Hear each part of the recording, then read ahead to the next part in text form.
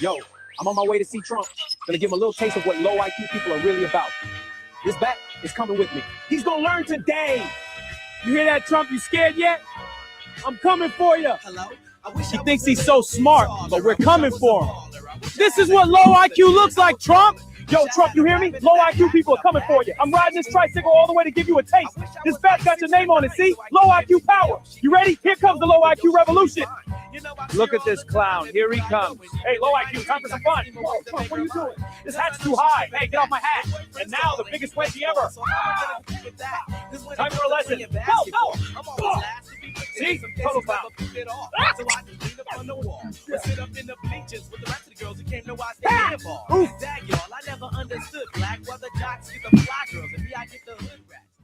Yo, I'm on my way to see Trump. What's up? He's going to see Trump. That was pretty good. What's up, everybody? How you doing tonight? Happy Saturday night. So glad everybody's here tonight. We're going to talk about some news. We got some good stories to talk about. I feel much, much better than I did last night. I'll say that right now. I don't know. I'm not. Had a rough night sleeping last night, but I woke up feeling pretty good. So we'll see how it goes. All right. Okay. My chair. I feel weird. I'm off center for some reason. What is going on here? All righty. Don't know why that is, why I'm off center, but I am. So I need to fix it. There I go. It's fixed. So how's everybody doing? Hey, what's up over there on Rumble? XI, how you doing? Great to see you.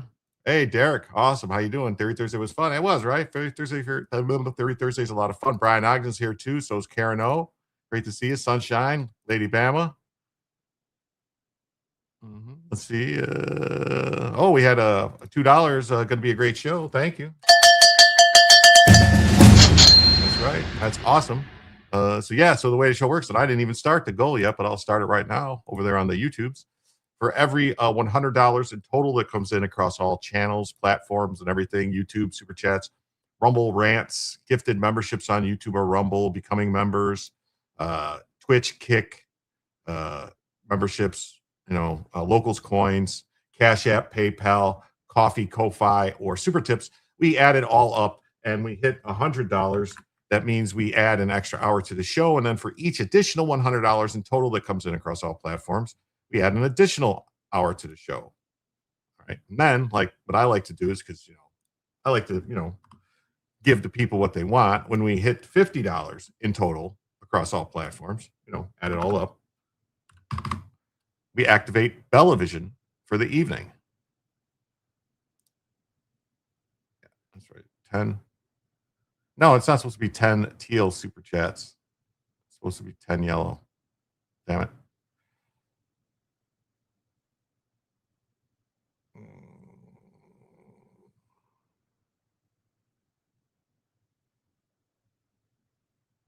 I'm going to have to fix that.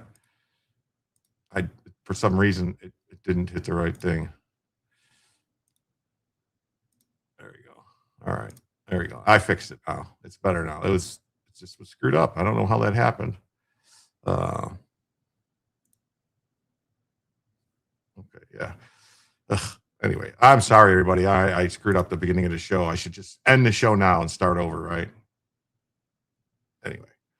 Well, some other funny videos I was going to play at the beginning of the show. We got a great show tonight. Oh, yeah, here's Bella. There's Bella.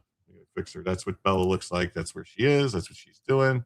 She's just hanging out like dirty laundry there. But yeah, so when we hit 50, we activate Bella Vision. Otherwise, if an individual donation of $25 or greater comes in, then we automatically activate Bella Vision for the evening. All right. Got some big stories to talk about. Spirit Airlines is done. All right. And I'm going to show you why the Democrats are to blame. The Fifth Circuit Court of Appeals has decided, all right, that you can't send abortion pills through the mail anymore. So they basically said that the rule that the FDA put in to allow it to happen, it's not legal and it can't happen. So no longer can they do that. And the abortion maker, abortion drug maker, has run to the Supreme Court asking for a stay on the ruling. We'll have to see what happens. Hey, Grizzly, how you doing? Grizzle McThornbody, how you doing? Great to see you. What a face. My face or that face? Ads. Oh, yes, there's ads. What do you know? I forgot to shut those off. Well, as they say, you know what else I didn't do? I didn't ever put this on. So I'm going to have to put ads on, shut the ads off. Sorry, folks. I'll do that right now. Okay. And then I have to do this. I never did this. I didn't go in here and turn on for subscribers only. Have to do that. All right. That's done. That's off. That's off. All right. And this is there. All right. All right. Well, that's fixed now. Sorry about that. Hey, Kimberly, how you doing? Great to see you. So yeah, and we also have a channel member, a chat member, a channel whatever. I don't know what to call you. One of our community here sent me some information about Grant Platner. I think that's his name. Whatever, Platner is his last name in Maine. And I saw it. I tried to get into it, and then I had to get some AI to help me figure out what it was saying. And so we're going to talk about it. I have some original stuff created by me to talk about with it. And yeah, it turns out the guy might be a fraud and a liar. What do you know? Maybe that's why he's a demon rat. And, since we've been talking about the Pope a lot lately, I thought it would be good to bring up that just breaking news in the last day or so that the New York Archdiocese, or the Archdiocese of New York, however you want to say it, has offered to pay out $800 million to settle sex abuse cases, when the priests like to diddle the,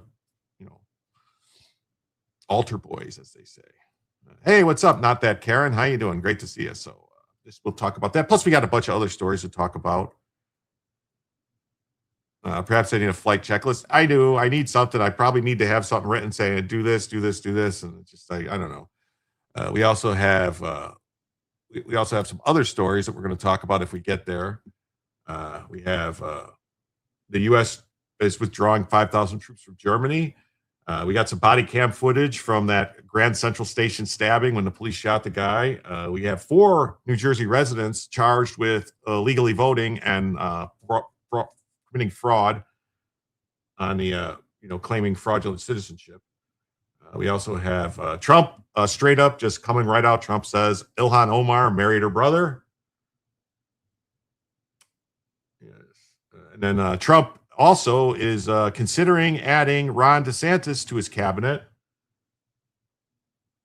And a California woman was charged with manslaughter because her 14-year-old son hit a guy on one of those e-bikes. This I think is a direct result of what happened with that Crumbly case and other parents getting charged for the criminal acts of their kids. Like this, it to me seems like this is going too far. You can't keep charging parents for crimes of children. We also have the Fat slob JB Pritzker has gone in for some kind of medical treatments, and they have canceled all his engagements for the next week. So we'll keep an eye on that and talk about it. The Motion Picture Academy has decided that anything using AI in movies is not going to be eligible for awards. Talk about that. And we also have Trump telling the press that the U.S. is just like pirates. We're out here barricading and blockading ships going into Iran. And that is, and that's fine. Mm-hmm. Oh, a MAGA influencer got caught with a hooker in Tampa. And that's news. Why?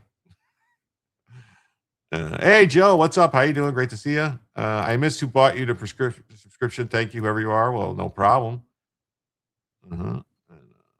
Ron doing what? Well, supposedly Ron DeSantis is going to have a spot on Trump's cabinet. Hey, NASCAR Mo, how you doing?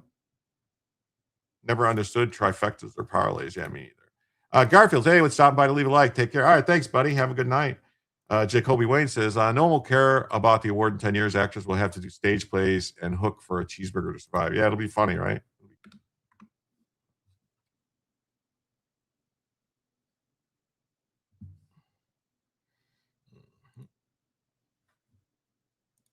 Here it is real quick. JPMorgan executive hit by a fabricated lawsuit claiming she subjected colleague to humiliating sex acts. Yeah, Bad Boss did it better. He wishes that was true. Yeah, I do. Yeah. Well, rope my feet and comb and dog it. Yeah. So this is her. You can see she's a cutie patootie. I don't know. I mean, yeah. I don't know. So a former employee has been accused of fabricating sexual harassment claims against a top female executive at the bank after an internal investigation concluded there was no evidence of wrongdoing. The employee, who said to have since moved to a different firm, brought the lawsuit with the bombshell allegations against Lorna Hodgdiner earlier in the week. Well, that's a Hodgdiner? I don't know. Using the pseudonym John Doe, accusing the 37-year-old turning him into her sex slave. AI, maybe. You can't be an Indian making a claim because lack of bobs and vagine. Well, that's the thing. Yeah. In his dreams, that loser lose a dream job many would kill for. Yeah, loser. Yep. AI. Well, that video was AI, but this is not. So this is the real person. In now removed court papers, Doe claimed Hajdini arrived unannounced at his flat and forced him to have sex with her. She slammed the claims, and in a statement shared with New York Post, her lawyer said Lorna categorically denies the allegations. She never engaged in any inappropriate conduct with the individual of any kind and has never even been to the location where the alleged assault took place. Doe claimed the alleged coercion started shortly after he joined JPMorgan's leveraged finance team in 2024. So he only worked there for a short time. They probably figured out he really didn't know what he was doing and got rid of him. So maybe that's why he sued. There's been a lot of that going on. He later filed an internal complaint the following year where he alleged race as well as gender-based harassment. Goes to say not real story. Silly story. Yeah, well, Doe's lawsuit also claimed JPMorgan as a defendant with their former employee and accused the bank of being involved in a retaliation against them. So, a spokesman said, following the investigation, we don't believe there's any merit to these claims. While numerous employees cooperated, the complainant refused to participate and has declined to provide facts that would be central to support his claims. Yeah, it is understood Doe did not report to this person and that the pair were colleagues. Hodgdini's friends said she is viewed as a top performer at the company. He has tarnished her with complete fabrication. No trial date has been set for the lawsuit. So, I mean, I think she might have it's heard he had lost 8 jobs prior to this. Yeah, he probably was just somebody that was like, here's the thing. All right. There is what's known as diploma mills that just give people diplomas. The same thing happened there was a guy that was on the Young Turks that had a bunch of diplomas. It's like, wait, how did you get all these diplomas at the same time? You couldn't have been going to 8 different schools at the same time. So it doesn't make sense. He probably this is my opinion now. This is my opinion. He probably had like some fake diploma or if he did have a real diploma, he just didn't know what he was doing and kept getting fired. And so he was trying to figure out a way. He's like, oh, well, I'm going to have to come up with something because they're just pretty soon I've worked everywhere. That's what I think. But anyway, so I just wanted to explain because we watched that little video so that people understood what that video was in reference to. That's all. That's all. That's all I got to say about that. But anyway, I forgot to update the goal. Anyway, so we did get a donation of. Why is it not showing up there? Oh, there it is. Yeah, so we did get a $2 donation from Brian Ogden. I did salute it, but I didn't fix the goal. So I'll do that now. That means we're $98 away from additional hour and $48 away from Bellavision. And we did have earlier tonight, I did have a donation earlier on PayPal before the show started. So I want to credit that. I want to get it correctly. Yes, a $10 donation from Brian Ogden also. So thank you. On PayPal, that means we are now $88 away from adding a first additional hour to the show and $38 away from Bellavision. Thank you so much.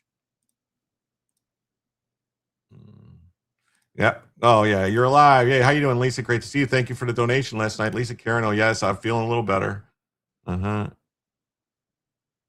Oh, yeah. Both teams are no longer playing hockey, so your attention can be diverted. Well, that's awesome. Thank you. Oh, wait. How did I get all the way up there? Daily Wire cut a bunch of jobs. Jim tells us fake news and then true news. I don't know that that's fake news. That was a real story about the guy suing. I mean, it was a fake story, but it's, Bazooka Bubblegum. Yeah. Oh, your PayPal was from before the show for other. Oh, okay. I counted it. So sorry. I guess I should have asked, but that's okay. That's okay.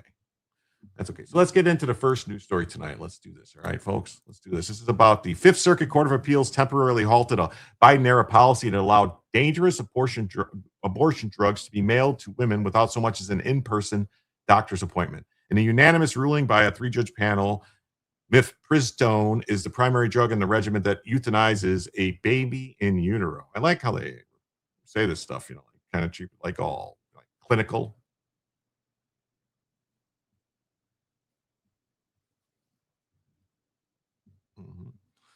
After it was first approved by the U.S. FDA in 2000, federal safety guardrails require a doctor to examine a woman in person before prescribing it. Such regulations helped protect women with ectopic pregnancies for whom the drug could be deadly and women at risk of being given the drug against their will. But in 2023, at the direction of the Joe Biden administration and his AutoPen and the communists that were behind him, the FDA removed these protections, allowing abortion pills to be trafficked through the mail without any in-person safeguards. In 2025, the state of Louisiana sued the FDA, pointing to problems with data the FDA used to justify such a drastic rollback of safeguards.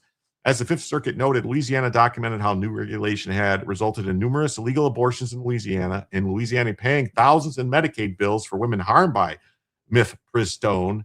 Later in the decision, the court added that almost 1,000 illegal abortions occurred in Louisiana every month due to the FDA policy. The state asked for a pause on mail-order abortion drugs until the case was decided. On Friday, the Fifth Circuit granted Louisiana's request. This should have been big news yesterday. Like, I didn't see this anywhere till today. This is what's weird. Like, Judge Cal Duncan, writing for the unanimous panel, observed the lower district court had agreed Louisiana had standing, was likely to succeed on the merits, and was suffering irreparable harm. Nevertheless, the district court refused to pause it. Louisiana appealed the district court's decision, arguing the harms caused by the policy were severe enough to merit the stay. The Fifth Circuit agreed. Now we have 3 times found that the agency's progressive relaxation of the guardrails likely lacked a basis in data and scientific literature.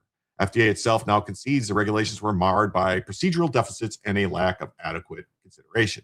What they're saying is that because of Planned Parenthood and other, abortion activists, they pressured, or they probably didn't have to pressure even.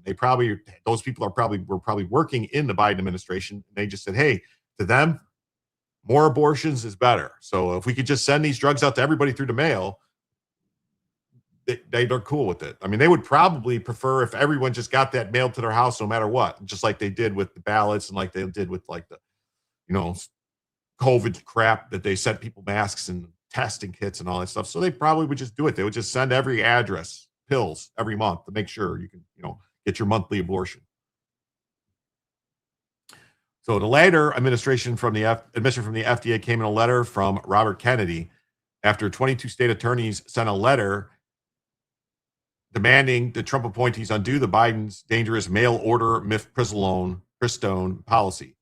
The health officials admitted to receiving reports of serious adverse effects in patients who took the drug. And they acknowledge a lack of adequate consideration of the underlying prior approval. So basically, I mean, that's the thing. The government, if people are paying the right people money or politically agree with something, they'll just approve stuff. They don't care. They don't care about your health or safety at all.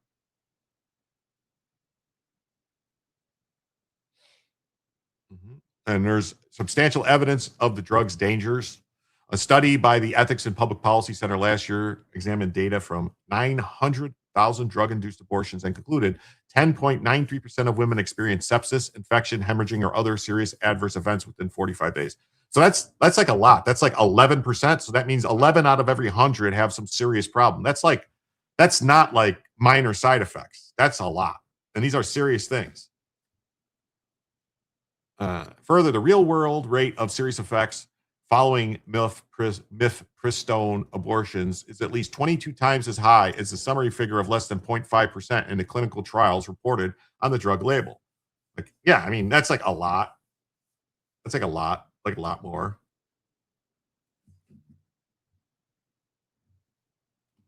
Shortly after the study, more than 100 organizations urged the Trump FDA to repeal the Biden-era relaxation of the safety protocols. What did I just hear?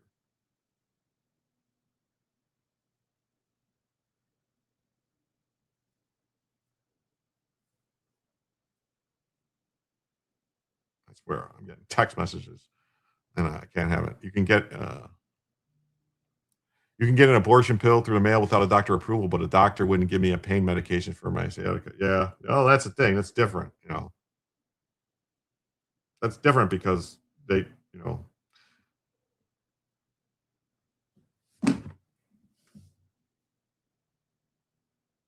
Hold on one second.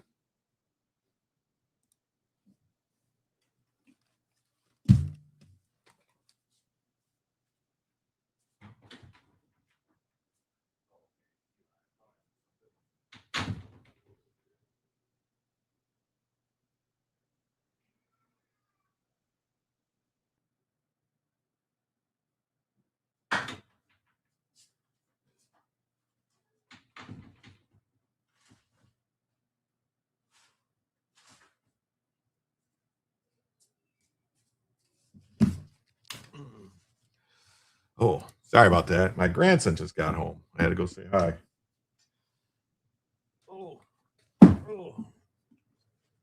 Oh, hey.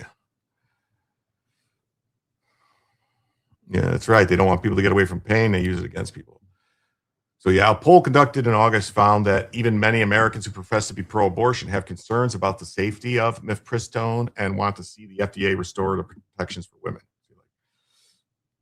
Yet the Trump administration has moved slowly to respond in the eyes of many pro-life advocates. Well, I mean, they can't if the Trump administration would have immediately tried to do something on their own, they would have got blocked by the courts, like immediately. Look at what's happened. So maybe they did what the fastest way to get something to happen was maybe this itself, have the court stop it. So the FDA appears to be waiting until its internal review of the drug promised last year is complete before they will consider undoing. Well, because that's what they have to. They can't just immediately undo it. They have to do something. They have to have proof. They would go after them for the APA violations if they tried to do it any other way. So they had to do it, you know, by the book, you know, because it even doesn't matter if the demon rats don't do by the book. They can do what they want. We've seen that, like with the whole parole things. You know, Biden mass paroled people, even though the law said you had to do an individual basis. And then they tried to stop Trump from undoing the paroles on a mass basis. So, I mean, it doesn't really, it is what it is. You know, it's going to be what it's going to be.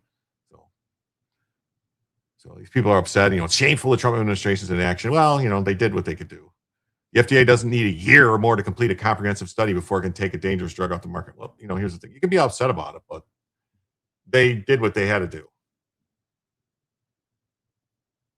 They're talking about a spine stimulator implant. Any knowledge of those? Yes, I have one.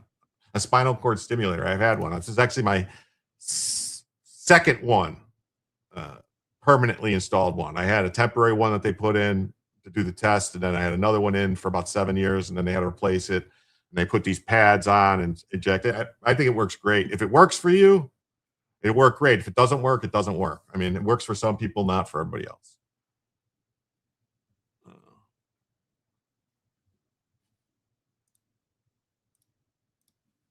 So federal court blocks abortion drug from being sent via mail. So the FDA conceded it failed to do an adequate study. And it's often called the abortion pill as part of a 2-drug regimen which allows women to end a pregnancy up to 70 days into gestation. They first approved it in 2000, but doctors were only allowed to prescribe it after 3 in-person visits. The procedure changed in 2023 after the Biden administration expanded access to the drug. So they used to have to go to the doctor 3 times so the doctor could make sure everything, that they're all right and it's not going to hurt them to get it taken to them. Yeah. Biden defied SCOTUS over school loans, so our tax dollars paid off loans. Yeah, Biden did, but see, it's always different with the capital D for Demon Rat because they can do what they want. So the state of Louisiana has done some good work lately. You got to think about it. The whole thing that just happened with the overturning of race-based districting, that was Louisiana. Louisiana. I mean, I think at a minimum, you should have to at least go to the doctor to get the prescription. You know what I mean? Like, you should have to see a doctor. You shouldn't be able to just get it shipped to your house. But then again, what am I? Especially because you got states that are purposely letting doctors ship the stuff into other people in other states. Like, I don't know. The Biden abortion cartel facilitated the death of thousands of Louisiana babies and millions in other states through their illegal mail-order abortion pills. Today, that nightmare is over, thanks to the hard work of my office and our friends at the Alliance Defending Freedom, Merle wrote. That was the Attorney General, Liz Merle. I look forward to continuing to defend women and babies as this case continues. RU-486. I don't know what that is. Is that like a drug? RU-486. Isn't that a drug? Isn't that the drug from that movie? Is that the drug from the movie with the one-armed man? The guy's like, I didn't do it. Nate's video, the New Orleans sheriff indicted. Yeah, I didn't.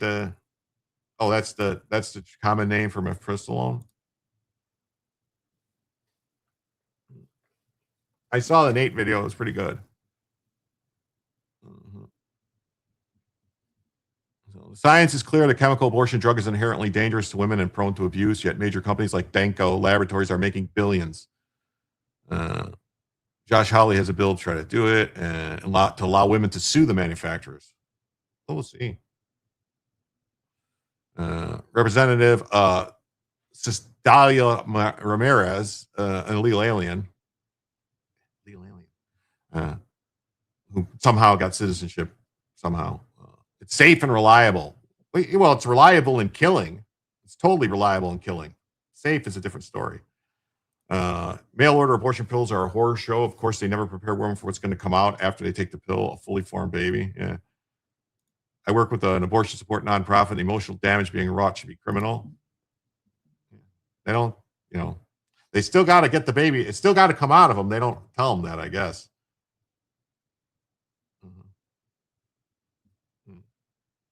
Just like the beach shells, we all know what 86 means.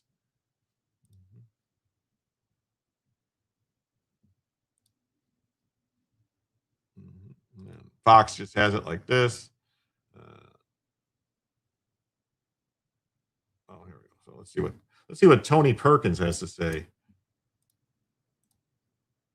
Don't be a commercial.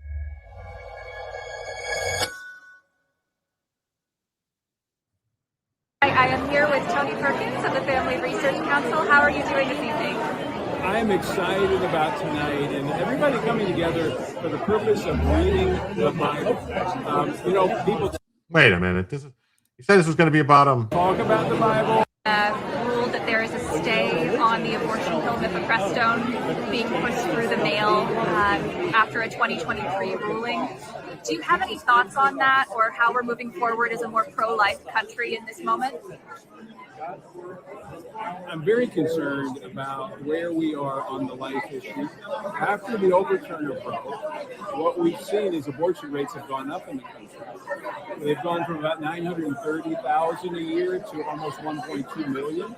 And the reason is because of the abortion pill mifepristone that's being mailed into states like my home state of Louisiana. That is, I helped pass some of those original laws that protect the unborn. That's being totally undermined by the FDA's policy on mifepristone and the abortion drug. That really has to change, and quite frankly, the president could change it overnight if he wanted to. He really needs to, because it's not of the abortion pill. Oh, sorry. That was basically like, it's not smart for especially guys like that. Like, they're just going to start attacking the president. Like, the president could do something about this. He could stop it overnight. Blah, blah, blah. Like, this president has done more for pro-life people than any other president ever in the history of the fucking world. And if you can't understand that and don't accept that and don't see that, then you're a fucking nut job. I mean, that's it. That's it. Because, hello, where are we at? So yeah, the decision means women will not have to seek a medical professional to obtain the prescription, restoring a requirement that has been lifted during the COVID-19 pandemic under President Joe Biden. Oh yes, because of COVID. Because of COVID, they said you can kill babies with no doctor. Ah yes. COVID, that thing that just keeps coming back and fucking with us. Yeah, so mifepristone is one of two drugs commonly used in medical abortions and accounts for a majority of the abortions. What's the other one? Maybe they should stop that drug from being mail ordered. The court's order blocks mail order distribution of the drug and effectively halts pharmacy-based dispensing allowed under recent FDA rule changes. It requires it to be dispensed in person under earlier safety protocols. If this is true, as the district court noted, that the stay would, as a practical matter, have a nationwide effect, the court wrote, putting in plain terms the sweeping implication of the decision. Well, yeah, I mean, 2020, that gift that keeps on giving. You ain't kidding. The ruling also sided with the arguments of pro-life states, including Louisiana, which said federal policy undermined their abortion laws. Now, yeah, because, here's the thing. Supreme Court said it's up to the states. Remember? Supreme Court said it's up to the states. That doesn't mean the FDA can override that, because the FDA is just a fucking agency. That's it. Yeah. Every abortion facilitated by the FDA's action cancels Louisiana's ban, adding that the state's policy recognizes every unborn child as a human being from the moment of conception. I mean, the ruling makes a major escalation in the legal fight over abortion drugs, pitting federal regulators against states seeking to enforce stricter abortion laws. Well, that's the thing is, Supreme Court said it's up to the states. FDA, are you a state? No. Here is one of the things, because a New York doctor was indicted for prescribing abortion pill to patient via telemedicine in Louisiana. Yeah, doctor was. And New York is refusing to extradite the doctor. So we're at this. I mean, this would be one thing. Maybe the DOJ should step in and be like, hey, New York, you have to surrender the person to the other state. You don't get to do this, New York. You don't get to pick and choose what laws of another state in the union. Because the last time this happened, folks, just to point it out, the last time in history when states were refusing to extradite people for breaking laws of other states happened. That was right around the 1860s, 1865, if you know what I'm saying. I mean, the demon rats are pushing us, basically. Pushing, pulling, kicking, screaming, doing everything they can to get us into another civil war. They really are.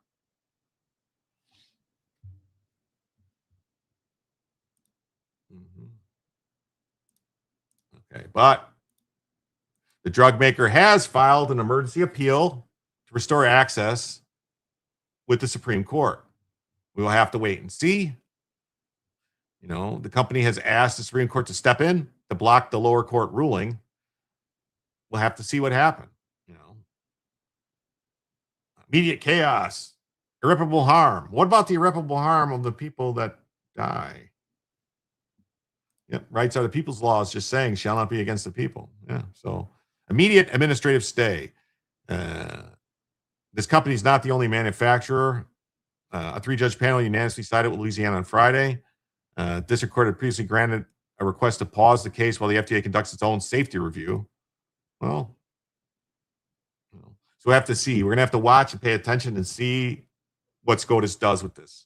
I believe, if I'm not mistaken, that the Fifth Circuit falls under a guy by the name of Clarence Thomas' jurisdiction. So I have a feeling he's going to tell them to go. So unless the entire court weighs in and says, yeah, we want to hear this, or we're going to put a stay on it, which I don't see a majority of the court doing, honestly. I don't. Not after the Dobbs case. I really don't. I don't think this is going anywhere. I'm sure we'll have a strongly worded letter from, Justice Ketanji. I don't know what a woman is, Brown Jackson, and the wise Latina, Sotomayor, and the I've never been married, I don't have any children, Kagan. But we'll have to wait and see. Hey, what's up, Lurchlinger? How you doing? Great to see you. That's right, tap the like button. Catherine's here. What's up? How you doing? Great to see you. Clarence Thomas. Oh shit, you ain't kidding. They're not gonna get any sway with old Clarence. They're not gonna get any Clarence. Mm-hmm. They might have one. You're right. There might be one vote. There might be one vote to go with the liberals to give them the stay. But I don't. And that one vote would be Justice John Roberts, because I'll tell you right now, Amy Coney Barrett is not gonna go for a stay. Alito isn't going to go for a stay.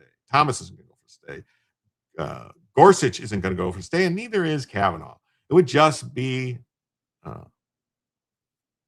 Justice Roberts, who allegedly took many flights on Epstein's Lolita Express. Just saying. What's up? It says, I read comment like Jim did. Okay. Mm-hmm. No way, 6'3". I'm thinking 6'3", but it might be 5'4". We'll see. It might be. So we'll see. All right. That's it. Same thing. Supreme Court asked to halt it, but there hasn't been any response yet. So we'll see.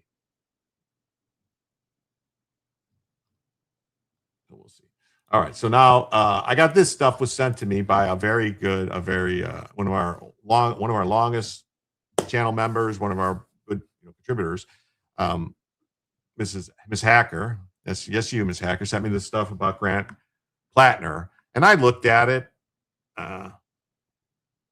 Your way was funny. Oh, okay. All right, I get it. About his financial disclosures and everything that he sent to the Senate. And I looked at these and I said, well, these seem very odd to me. Maybe I'm not understanding them correctly, because I looked at this and I said, this looks like this guy is a scammer, a fraud. Like this guy is basically living on the government, 100% disability. And at the same time, he's running around and he's a harbor master getting a stipend, and he's runs a business, this oyster business that he supposedly started. He's a self-made guy, which he didn't. It's all a lie. And his only customer is his mother's restaurant, because his family's got money, that he bought his house, but his house was actually bought for him by his parents. So I'm like, wait, maybe I'm reading this wrong, because that's what I'm seeing. Not to mention all the other crap that he was doing, the stuff he said about women, the stuff he said about the gay community, the stuff he said, his Nazi tattoo. So I did what any person in my position would do.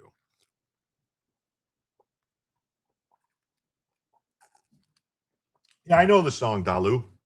He's stroking to the left, stroking to the right. He is stroking. I know the song.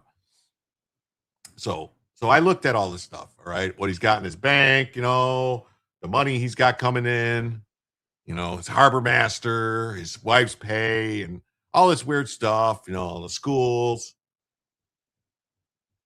his investments. different things. And I said, man, I gotta, I can't understand this, but I'm like, and I don't know. Like I thought if you could work a job and you own a business that you're running, that you weren't entitled to 100% disability from anything. That doesn't make sense to me. How could you be 100% disabled and still work? Like, does that make sense to anyone?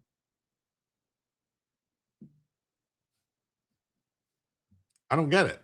I don't know. So I did what most people would say was cheating.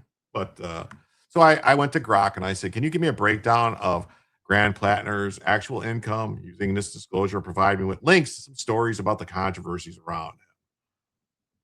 You mean to tell me the guy with the Nazi, who was a Nazi, is also a complete fraud? I'm shocked to find gambling going on in here. Yes. Well, I'm 100% and still work. Well, okay. Now you're ruining my whole bit here. I didn't know that. I thought that was not allowable, Joe. Profit and loss. Yeah. So he said, Grant Platner's financials disclosures filed around November 2025 provides only a limited details on his finances, and they use broad value ranges. It covers reporting period between, ending in 2025. The form itself is sparse and does not paint a picture of his actual income. New reporting on filing, including from the Press and Herald, which analyzes the same PDF, fills in some of the context. So he is a harbor master for the town of Sullivan, Maine, a position he's held since January 2024. He gets a $3,000 annual stipend. Well, Monica says, wait, we can be disabled and still collect money from the government? No. I don't know. I mean, how does that work? So he could be elected, if he's elected to the Senate, then he could collect a VA, a disability pension from the VA, and be a senator collecting. Something don't sound right there. You can be disabled and still work, but don't they reduce what you get by what you earn? Don't they offset the two?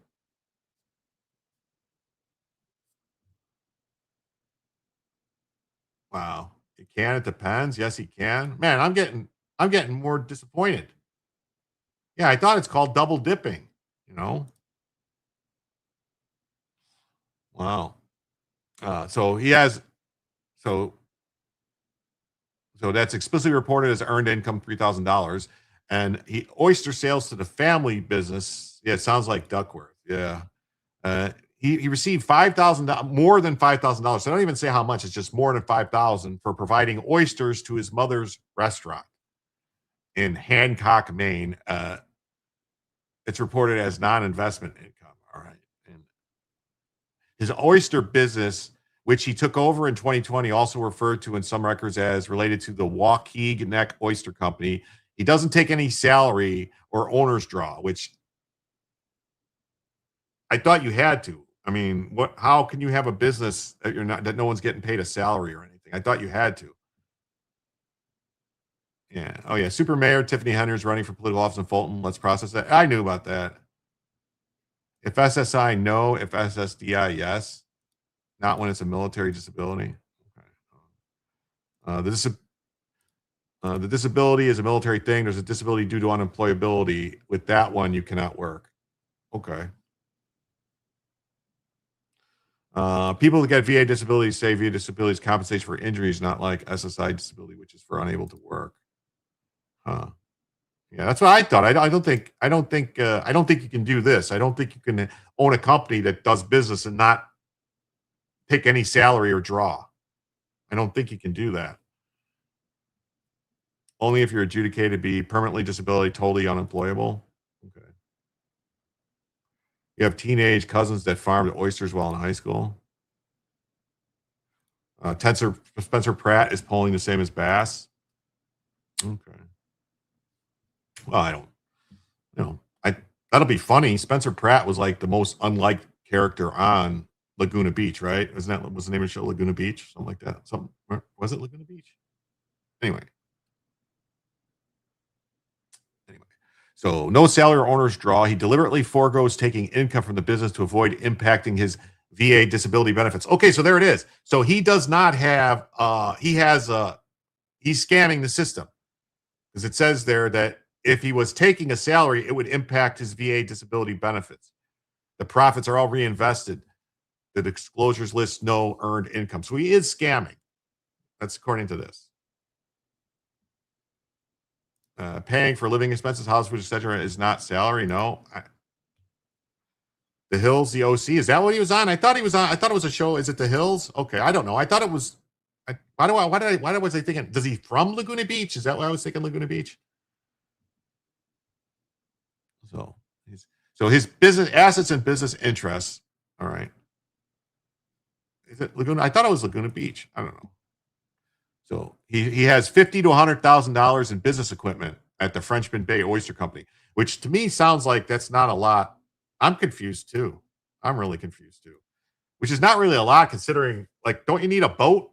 Do you need a boat to harvest oysters, or do you just do that by yourself? Do you just swim and get them? I don't know.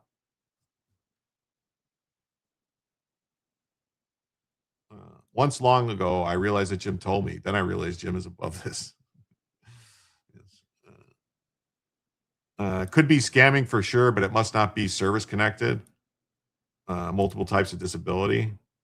Dude had a Nazi tattoo, just like the Demon Rats liked them. Yeah. He was on both shows. Okay, he was on both shows. You're confused about the Kentucky Derby? Well, you only know how to get crabs? Those you can get just going to the bathroom. I need boat. I not dig for oysters. A small runabout is all you need. Well, it's still got to be a couple 10, 20 grand, right? I don't know. Plus you need a warehouse and stuff. Anyway, so he's got other assets, bank accounts. Most are low value, between 1,000 and 50,000, with little to no reported income generation. He has a business loan for the oyster company between 15 and 50,000. Yeah, or the strip club. Yeah, you get the crabs at the strip club, definitely. He's a Harvard master, paid for 3,000. He's on the Sullivan Planning Board member, but that's unpaid. His income, his wife, Amy Gertner. Gertner, that sounds like a German name, doesn't it? I wonder if there's any connection there. Receives an undisclosed amount from Beach Hill School. Oh, go figure. His wife is an actual school teacher. Get a good lawyer and scam the system. Well, that's what it sounds like. That's what it sounds like. Yes. You use a kayak or a rowboat to get crabs from traps. Well, I would say a lot of those strip clubs are traps. They trap you to get your money, your wallet, and everything. Yeah.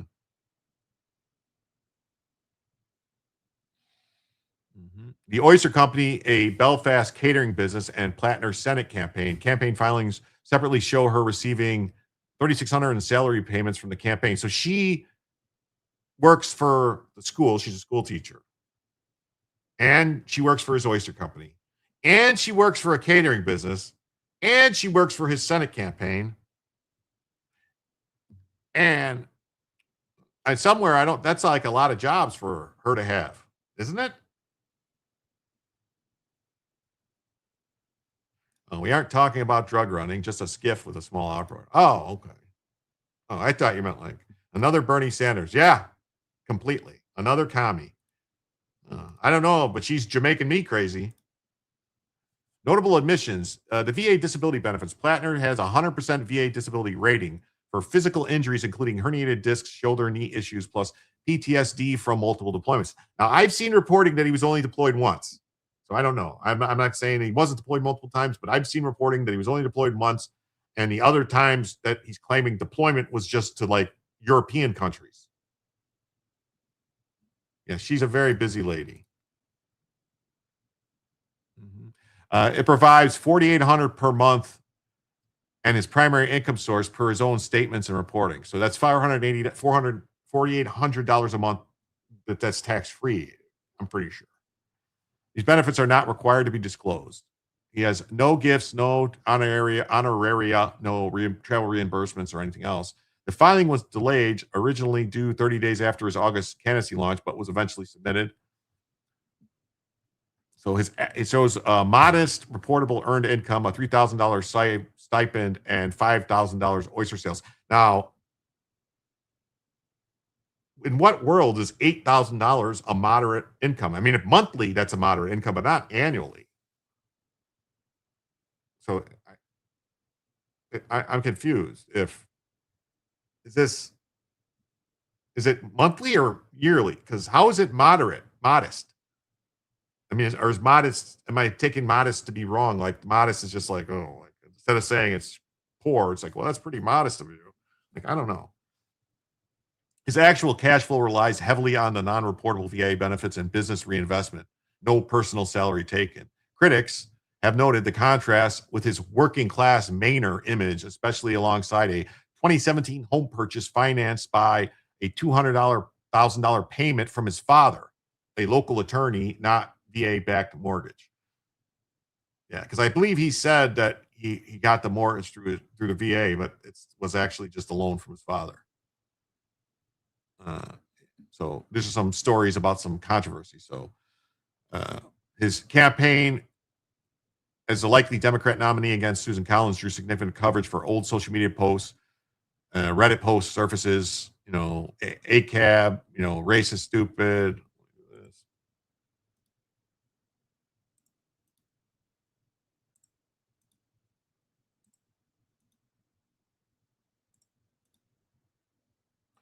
So it's off. Then Platner has repeatedly apologized for the old post. So let's do this.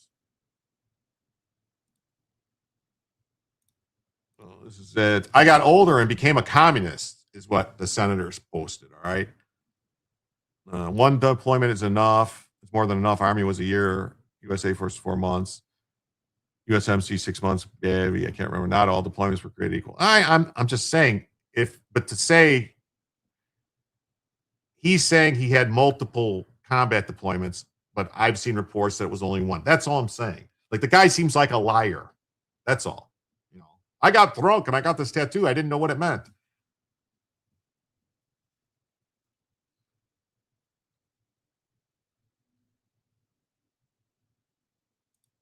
Yep, I don't want to hire any more commies either. This clown.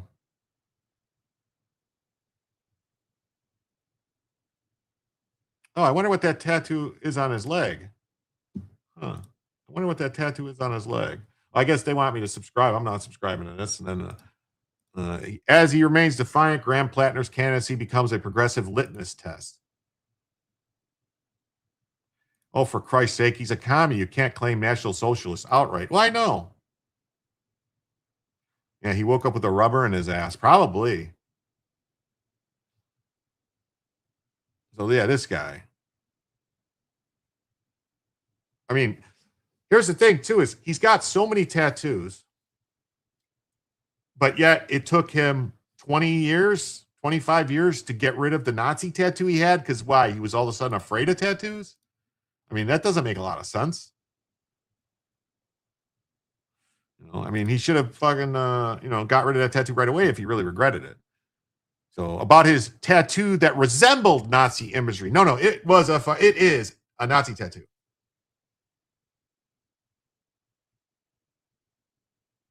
No, Brian, Joe, I understand what you're saying. You're talking about the actual legal stuff with disability, not this person in particular, which I totally appreciate.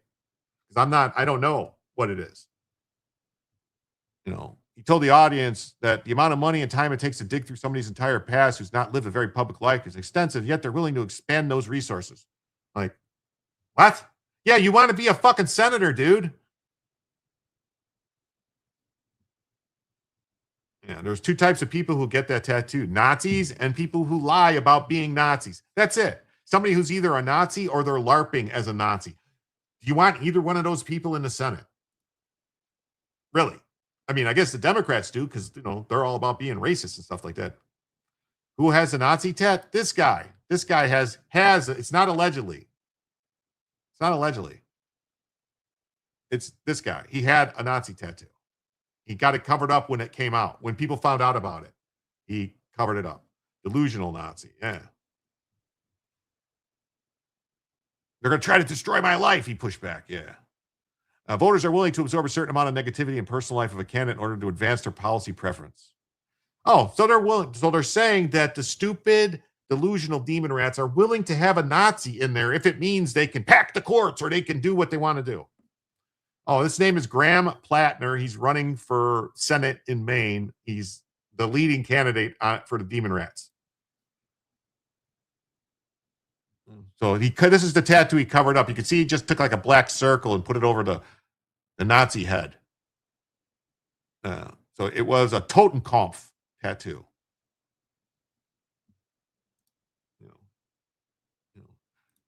So there's the Totenkopf tattoo. The candidate has also promoted violent political action. Yeah, he only had it covered up, not removed. That's right. He didn't have it removed. He had it covered up. It's still there. He still has the Nazi tattoo. He still has it. He didn't have it removed. Platner, who's running as an insurgent Dem campaign, a former Marine and combat veteran who now raises oysters. Oh, so he has an oyster farm. He does, okay. If people expect to fight fascism without a good semi-automatic rifle, they ought to do some reading of history, he wrote. Well, he's the one with the fascist tattoo. What the fuck is he talking about? And he also had Reddit posts where he called himself a communist and said that all police are police are bastards. Yes. It's patently these only care about power. Yeah. Blatantly. So blatant. Yeah. 1933, Germany's the New Deal. Demon Rats ran as Republicans, took over parliament or whatever it's called. Yeah. It's because of people like that dishing that VA is changing the disability qualification. Meanwhile, a former trooper of mine gets denied. Just wrote him a new letter for 2 weeks ago. F that guy. Yeah. Blatant. Watch him beat Collins. He might. Does he raise communist oysters? Well, he charges money for the oysters. He just doesn't give them away, even to his mother. He makes his mother pay. That's a shitty communist. He could beat Collins, but I don't know. That's what I'm saying. We have to watch, Joe. We're going to have to watch and see how much money the Democrats pump into it, because the establishment candidate that was supposedly getting all the money was Mills. But Mills dropped out claiming that she didn't have the money to run. So how does this fucking guy that doesn't have any money, how is he running? Who's backing him? Soros? The Code Pink guy? Who is backing him that Mills, the governor of Maine, didn't have funds to run for the Senate? That's something that's crazy.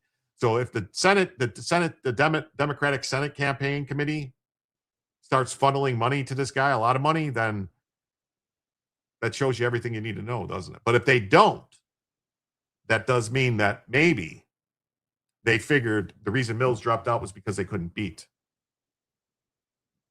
Collins.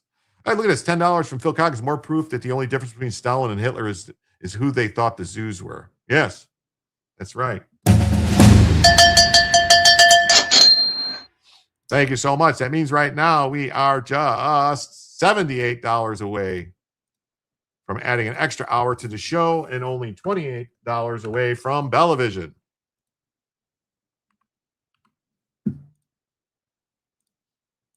Thank you so much. Soros, you know that, Jim. Dems are dirty. Oh, I know. Probably Soros. The oyster thing was never real. I never wanted any design on my skin until I die. Isn't Collins the one with shakes and dementia?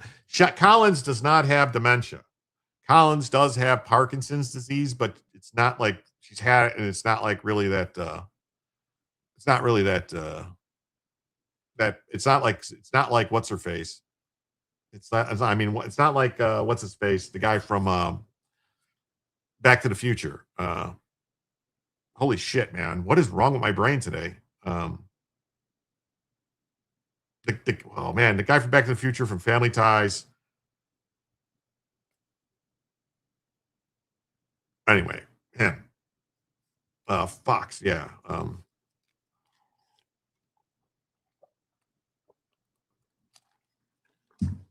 Michael Fox, something Michael Fox. J. Michael Fox. Collins, Michael J. Fox. I knew it was something like that. And so Collins has rhinoitis. Yes. So the posts, which were removed 3 months ago, shortly before Platner launched his Senate bid. So wow, he decided to erase Michael J. Fox, as Michael J. Fox says. Collins doesn't have it bad like that. It's Saturday night, Jim. Have a nip of something to get the brain lubricated. Thank you, Duck Fat.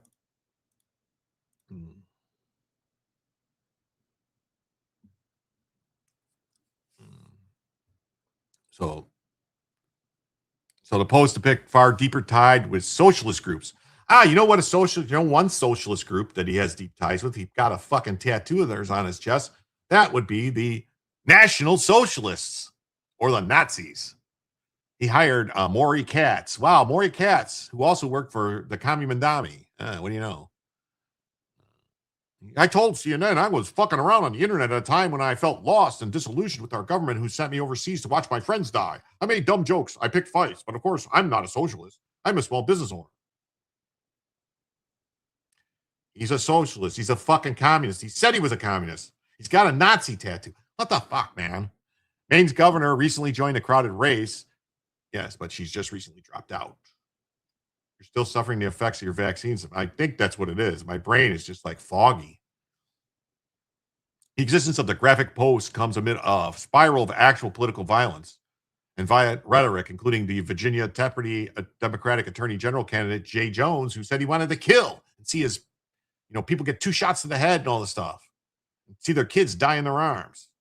It's crazy. It's crazy.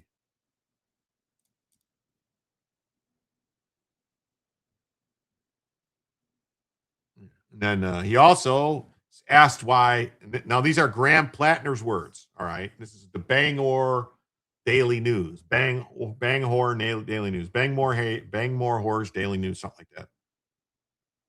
Wasn't one of his deployments to Italy? Did I read that wrong? No. One of his deployments was to Italy. One of his deployments was to like Croatia or something like that. That's where he got the tattoo. I think was Croatia or Slovakia or something like that. Like he only had one tour in theater. So Graham Platner, these are Graham Platner's words, not mine, asked why black people don't tip. And he referenced rape in old Reddit posts. See how they say he referenced rape? Yeah. Look at him. He looks just like a Nazi, doesn't he? That's him. Can you see it?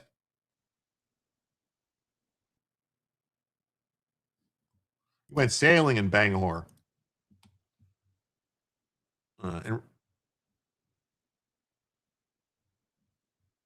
You bastards. They're not going to let me. I'm not fucking paying. So in Reddit posts, he asked why black people don't tip and suggested people concerned about being raped shouldn't be inebriated around other people. Oh my God. Can you believe he said that? That's crazy. That's crazy. Let me see if this is available at the old, oh, there it is. Yes, it is. I can get this here. Alrighty.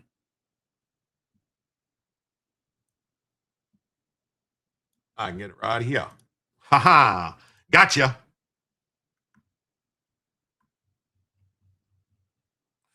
Mm-hmm. Yeah. Those posts first reported by the Bangor Daily News add to previous coverage from the K-File over there on CNN. Croats were pretty big supporters of the Austrian mustache man. That's right. I think it was in Croatia. Yeah, like Joe says, Croatia and Italy, I'd take that anytime. Yeah. Mm-hmm. Maine used to be a nice place. It did. So first reported that he used to go by the name P. Hustle through an online database. He posted on social media site more than 1,800 times. His past comments came to light the same week that Mills joined the primary race. The post threatened to upend out of nowhere the campaign that's generated a grassroots movement with roughly 5 million. Oh, so he got 5 million. I wonder where the 5 million came from. They always like to say it's grassroots because they get like 20 people to give them $1 and then they get one billionaire to give them 5 million. So look, we had 20 donations from people for $1. His post, what is the question you've always wanted to ask someone of another race? And he writes, why don't black people tip? He worked as a bartender at the Toon Hill on Capitol Hill, where he was a guest bartender last month. I was working as a bartender. Man, he sure had a lot of jobs, working places while being totally disabled, unable to do anything. I'm just saying, I don't know. I'm starting to see a pattern here. He worked at a place where he got paid tips, so he didn't have to claim the tips as income. Every now and again, a black patron will leave a 15 to 20% tip, but usually it's between 0 to 5%. There's got to be a reason behind it. What is it? The same year, he also responded to a post about underwear designed to prevent sexual assault by saying, shouldn't people take some responsibility for themselves and not get so effed up that they wind up having sex with someone they don't mean to?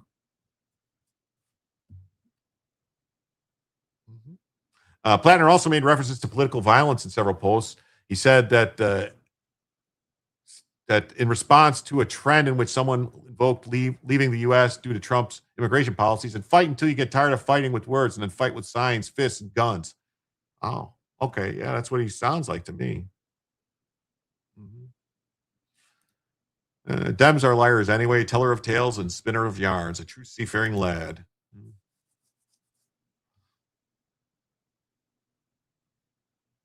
Oh, I figured hosting was hosing because of the mess. I don't know. I don't know what's going on. In 2018, post first reported by Politico, who expects to fight fascism without a good semi-automatic rifle? He said, an armed working class is required for economic justice. This guy sure wants to get it on. Then you should get drunk and get a Nazi tattoo. There you go. That's what you should do. Karen, we want to move to Maine when we retired from the Navy, but my dad wanted to be close to his parents, so we moved to the North Valley.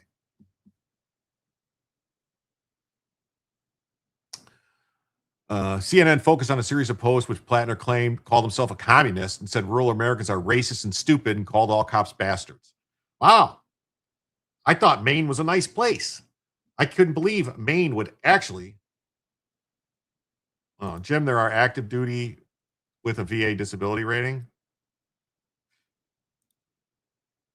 But okay.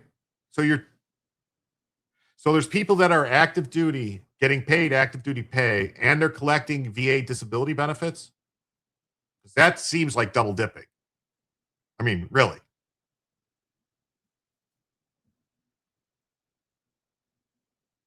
I don't know. Is that wrong to say? Am I being a dick by saying that? I mean, it seems like if you're disabled, I mean, I understand you still want to serve, but if you're disabled, I don't know, man. I got to think about this.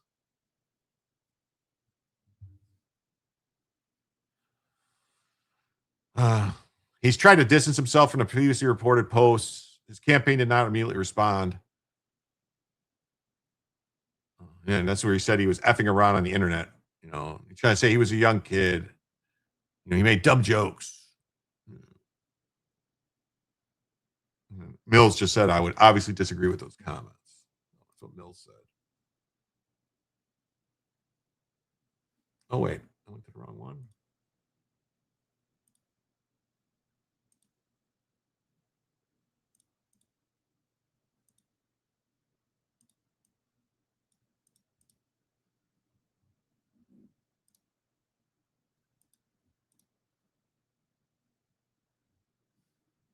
Really? You're going to do that to me? You're going to make me do this?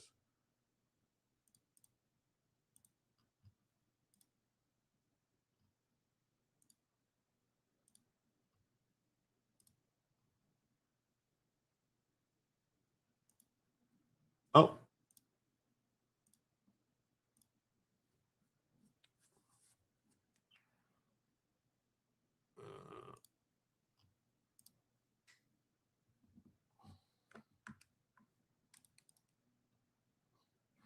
All right. We did get, it looks like, we did get another donation from Cash App from Lurch, in the Lurch, $5. Thank you so much, Lurch. That means that we are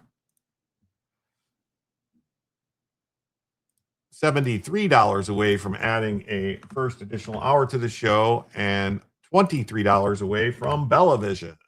What do you know, folks? Don't forget, Bella's there. She's just chilling out. See, she's just waiting to get the call up to the big leagues. That's what she's waiting on. Thank you so much, Lurch.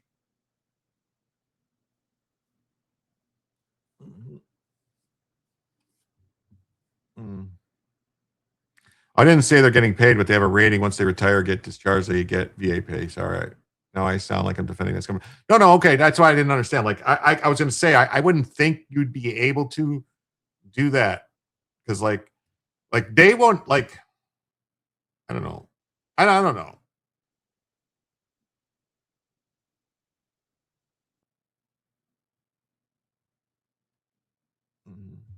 So here it is. Working class Maynard Graham Platner got $200,000 from his father to buy his house. Now he claims he relied on VA benefits.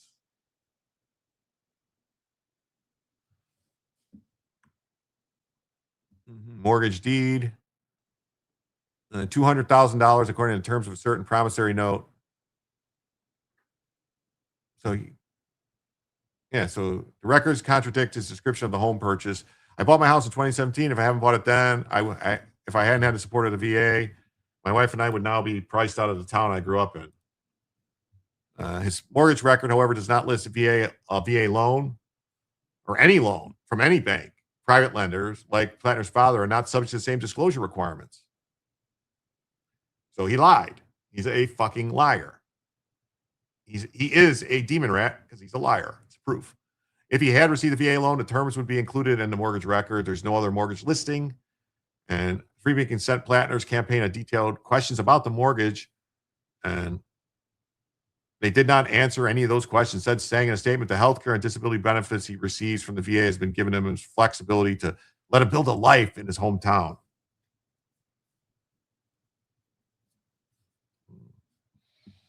So the assessed value of the home stayed stagnant for years before rising to $214 in 2024, meaning it's unlikely Platner would be priced out had he waited to purchase. VA home loans, which allow for 0% down, are attractive to working class members. The revelation from Platner's father loaned him $200,000 undercut the everyman image Platner was presented on the campaign trail. Yeah, he's not an everyman running for Senate. He's not. Yeah, tipping is for exceptional service. Yes. Yeah.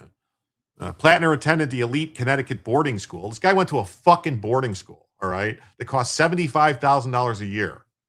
Its alumni includes Supreme Court Justice Potter Stewart, former CI Director Porter Goss. Last year, it was named America's #1 boarding school.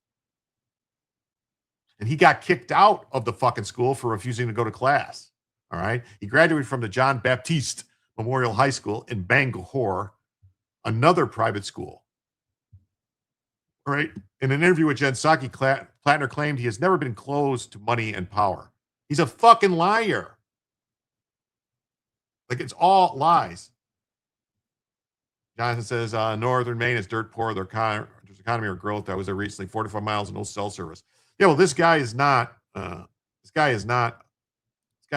fucking regular working class dude. His father's like some super powerful lawyer that's got big money.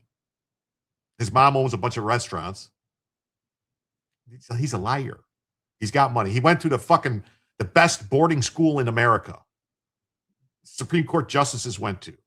Heads of CIA, other people went to. I mean, it's like, hey, Renee Collins, how you doing? Great to see you tonight. Did you get an alert tonight that the show was going to be live? Did you get a notification? Did anyone get a notification? I hope someone did.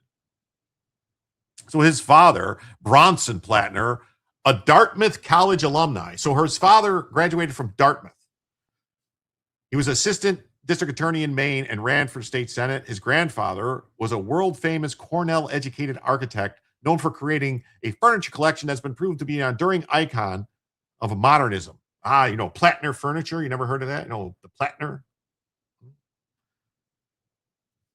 He designed prominent New York interiors, including offices for the Ford Foundation and the original Windows on the World restaurant. So,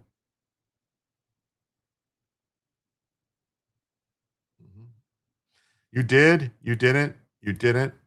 No? What the fuck? You got a notification about watching Noonie? You got notified? I don't know how YouTube just picks and chooses how they do it then, because it just doesn't make any sense to me. I don't know.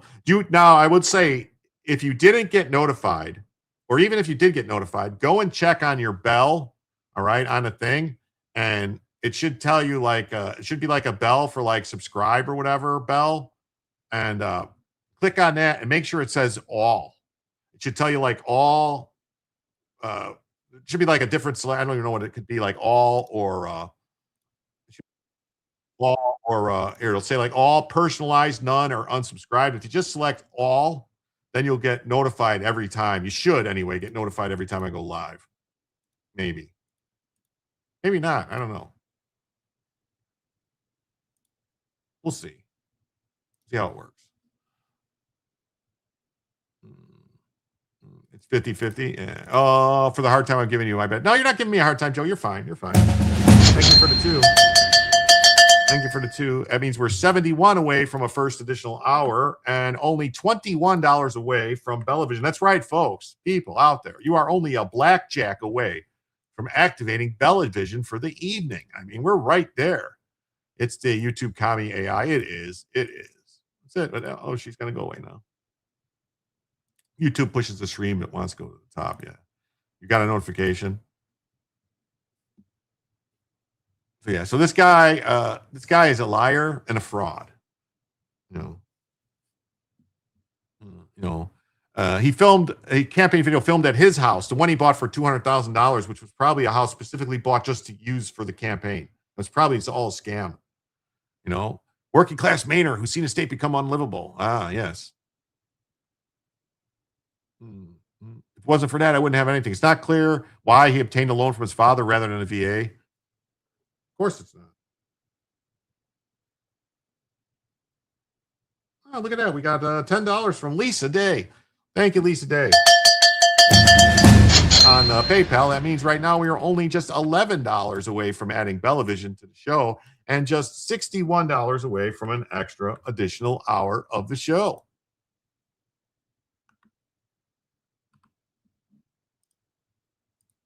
Thank you so much, everyone. So in 2018, the year after Platner bought the home, he worked for a private military contractor, Constellus, which includes a company formerly known as Blackwater. So this guy, where he padded his bank account, according to a comment he posted on Reddit. So this guy went and padded his bank account while he was on permanent disability with a private contractor. He said he receives about $4,800 a month in VA disability and roughly triple the 30-year the monthly payment for his mortgage. He does serve as president of a small business, though he did not found it. It was founded by a friend who made Platner an offer to take it over when he returned from overseas. It kills me because I'm a member too. I'm just glad I remembered you said you were going to be on later tonight.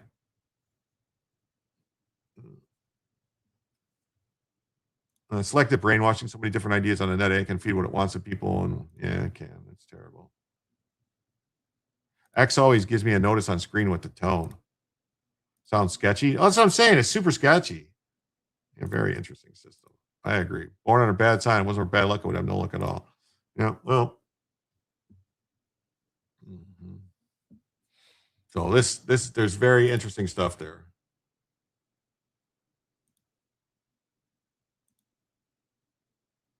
Oh, shit. Well, I guess we won't even. I'll just pass that. I missed that. So that's it. So, all right. And so let's jump to the next story here. We got. Hold on.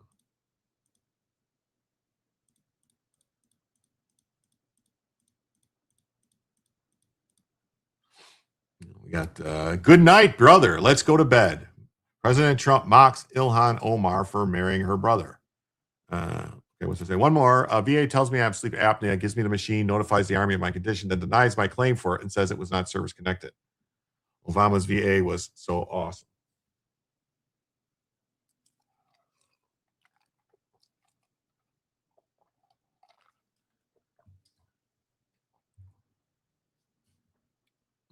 Martain says, I'm a heavily disabled vet, yet I only rated at 30% and getting $561 a month. I don't get it. I honestly don't. I don't understand how any of it works. It makes no sense to me.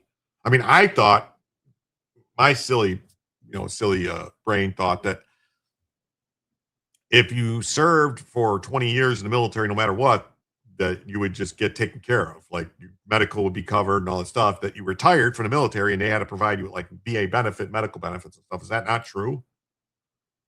If you're not disabled, they don't cover your medical anymore. You got to go get private insurance. Anyone that stops breathing for a few seconds has sleep apnea, according to the geniuses. So President Trump on Friday mocked, depends on the DD-214. President Trump on Friday mocked Ilhan Omar for marrying her brother. The president visited the villages to highlight how historic working family tax cuts delivered the largest tax break in American history. We'll watch this real quick. that should be the deal. I thought that was the deal. And I served in the military. So it tells you that nobody knows what the fuck's going on. His father's allowed to forgive the loan for the child to escape tax liability. Oh, yeah, go figure. But I don't even think, like, technically, because there was no mortgage, he just gave him the money. The government can't do shit.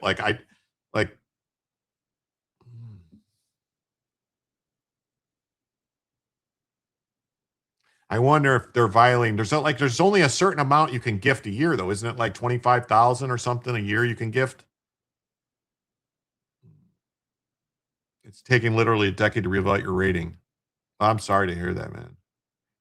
You can go to the VA, but you pay and have a means test on the ability to. What the fuck?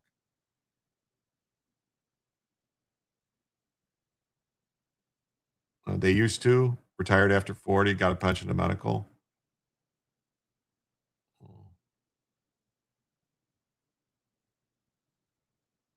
This person says attorney Katrina Eagle is a great attorney who handles claims denied by Veterans Administration. She's worked 2 times. She's A1. Well, I don't know if that I'm not I just put the information that's out there. I'm not making any endorsements.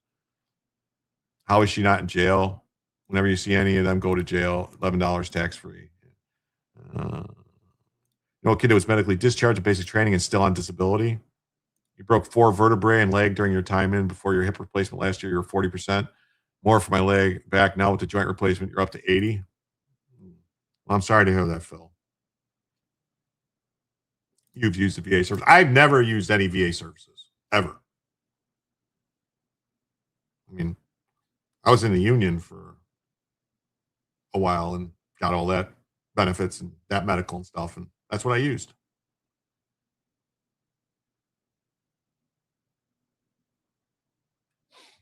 Let's see what Trump says.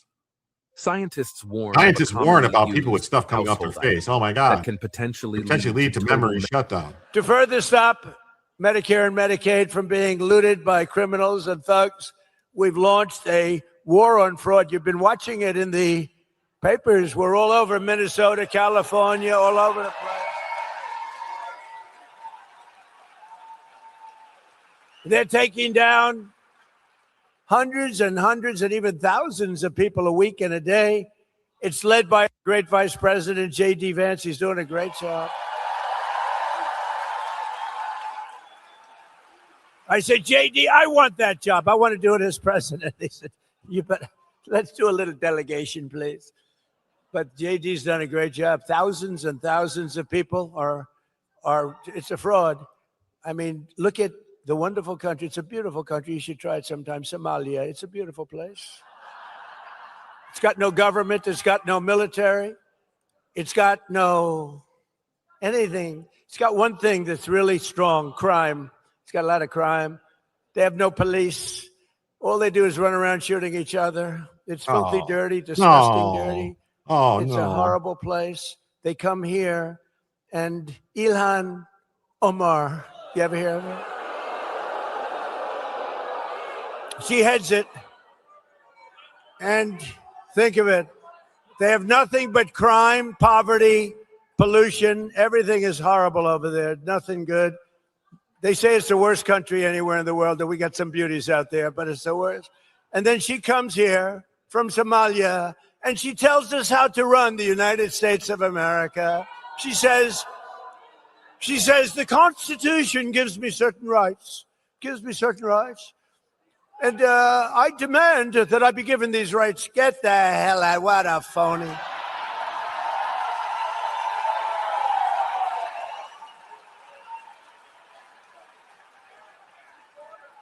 And then she married a brother to come in. I don't know, you're not. But I would imagine they're looking at her. I have nothing to do with it. I would imagine. Of course I have nothing to do. I have nothing, but I believe she married her brother, which is totally illegal. Although it's a lovely couple, actually, but it's a little bit on the illegal side. Darling, I love you very much. Good night, brother. Let's go to bed. Good night. Isn't she despicable? I can't stand watching her. I can't stand. Did you see last month, she accidentally checked the wrong box. It said she was worth $38 million. And law enforcement came after her for that. And then all of a sudden she was worth less than $80,000. And she said it was accounting. It was an accounting error. That was not a very good accountant, was it? Huh? No, their whole life is based on fraud and a scam. The whole thing is a scam. And we ought to get those people the hell out of our country.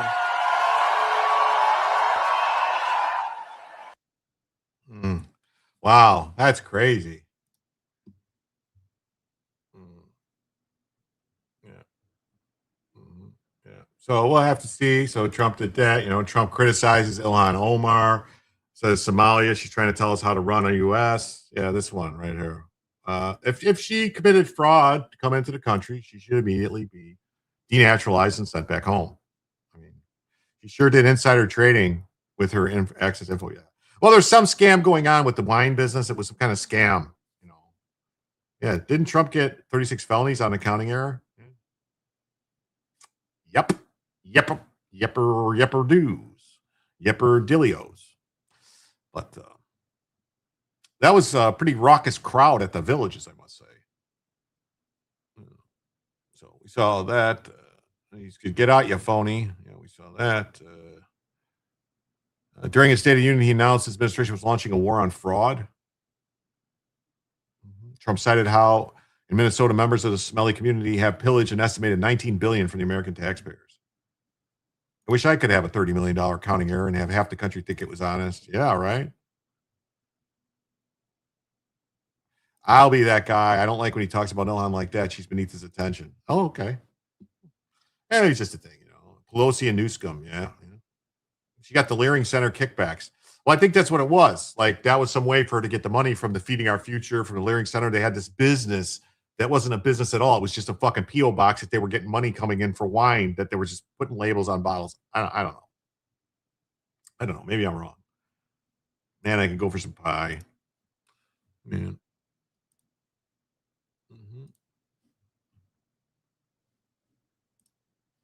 All right. And then we got this. Spirit Airline is shutting down after 34 years. One was dissolved in less than 24 hours. Yeah, from the time that came out, people started asking questions where the money came from. The Villages full of STDs. Village, yes. Ever have menudo? I've tried it, but I'm not a very good. I don't like. It's basically like intestines, right? Or stomach. Is it stomach or intestines? Ugh.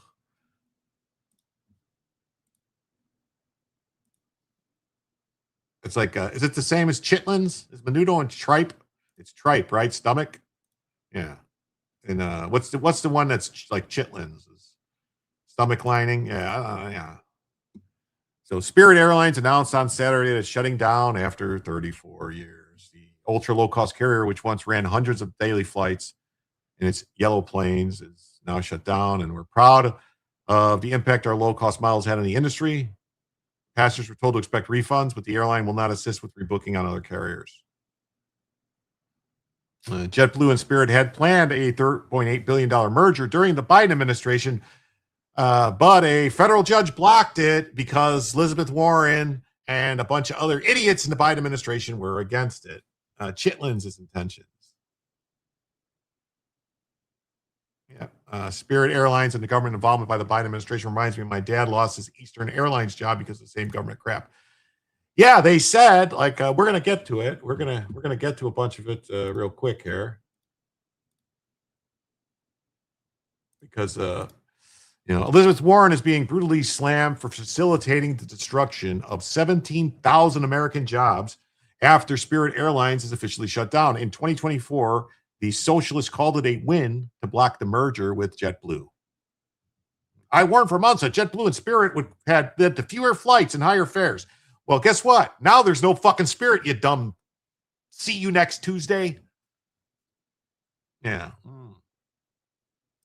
You're looking at a very empty Spirit check-in area at Charlotte Douglas International Airport after Spirit Airlines ceased operations overnight. after bailout talks with the White House broke down. Chanley Painter has the details now. Chanley. Hey, good morning. So earlier, the company announced it's going out of business, ending its operations immediately, telling passengers not to even go to the airport. That's why it's so empty there.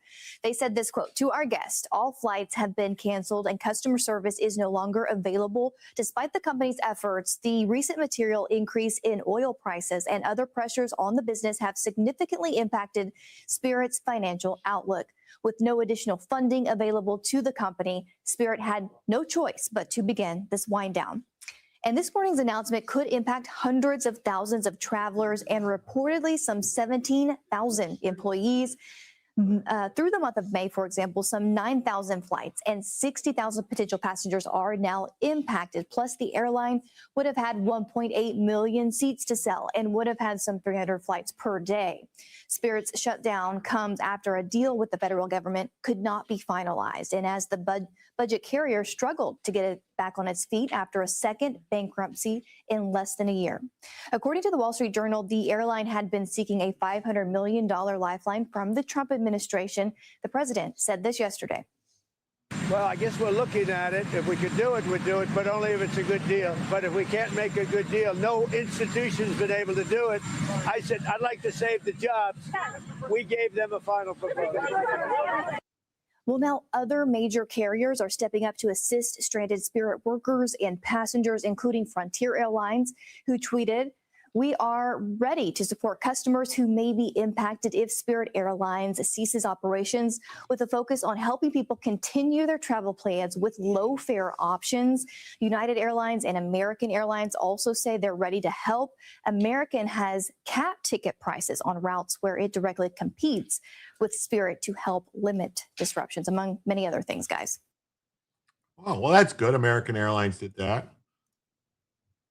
You can't make this up. She's complaining about fewer airlines now. Yeah. The big four airlines, American, Delta, Southwest, United, control 75% on the market. Fewer choices, higher prices. Yeah. Senator Warren previously helped block the merger of JetBlue and Spirit, which would have resulted in a fifth major airline and more competition against the major airlines. Well, I will rate that as completely helpful. Yeah. Yes, yes. Helpful. Yes.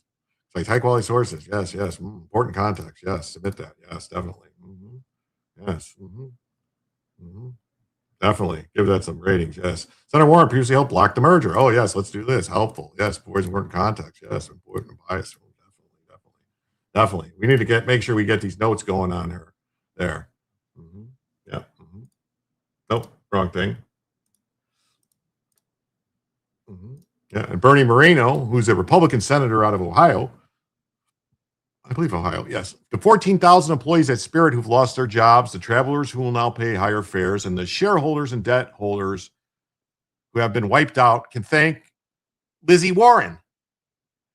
Electing left politicians who have zero business experience has consequences. Yes, it does.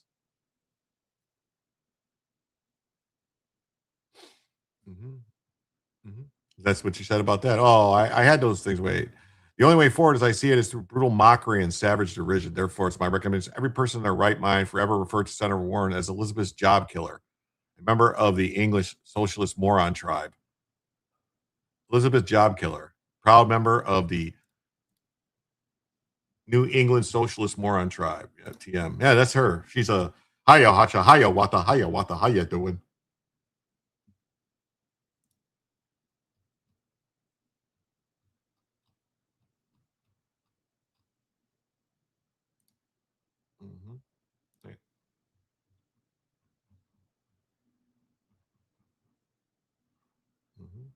And this one. And this one here. It's a good time to go. Was I a good airline? No. Lamau, no.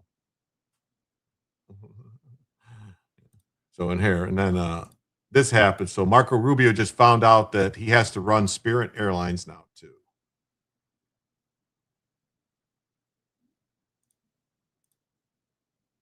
Take over Spirit too.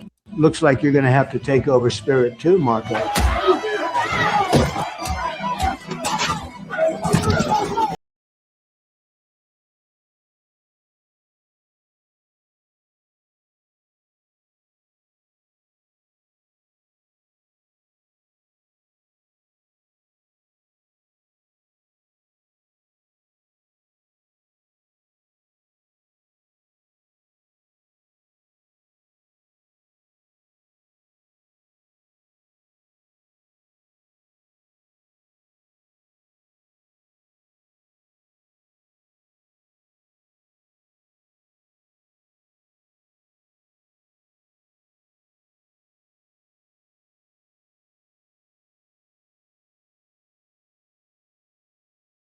Looks like you're going to have to take. Oh, I would have preferred a happy ending. No, uno more cervezas. Yes, no habla. Yeah. Yes, I've concluded Massachusetts is full, massive two shits, is full of retards. It's the only way I can explain Pocahontas. Guess what? The AP did not mention in their airline story about Spirit Airlines going out of business. No. La, la, la, la, we know nothing. Spirit Airlines has gone out of business, which means that somewhere in the neighborhood of 15,000 jobs will be lost, thanks to demon rats. Yes. There was another one, too, I had. Let me look real quick. I thought I had another one. Where'd it go?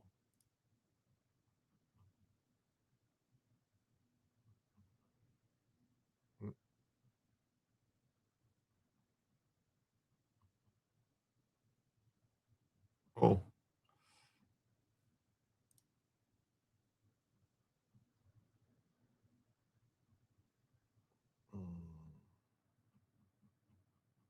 Damn it.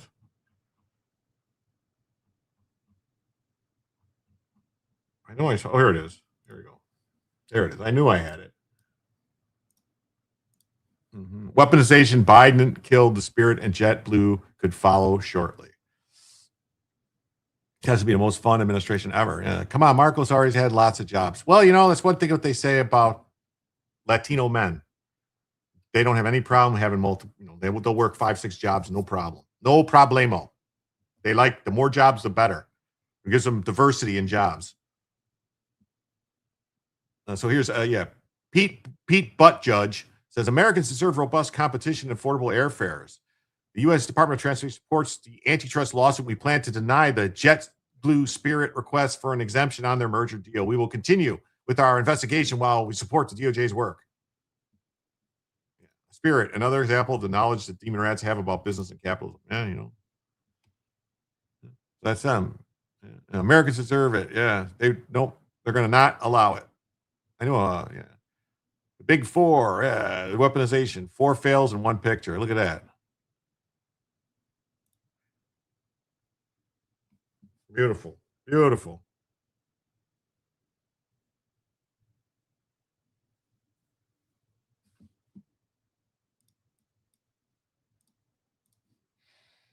Spirit Airlines, an impish upstart that shook the industry with its irreverent ads, deep fares, announced that it has gone out of business after 34 years.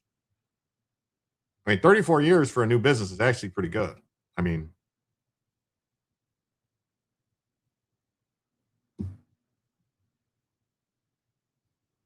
You got suspended for saying "cállate," or is it "cállate, pendejo"? And any other details about the situation worth mentioning? Yeah. What is it mentioned?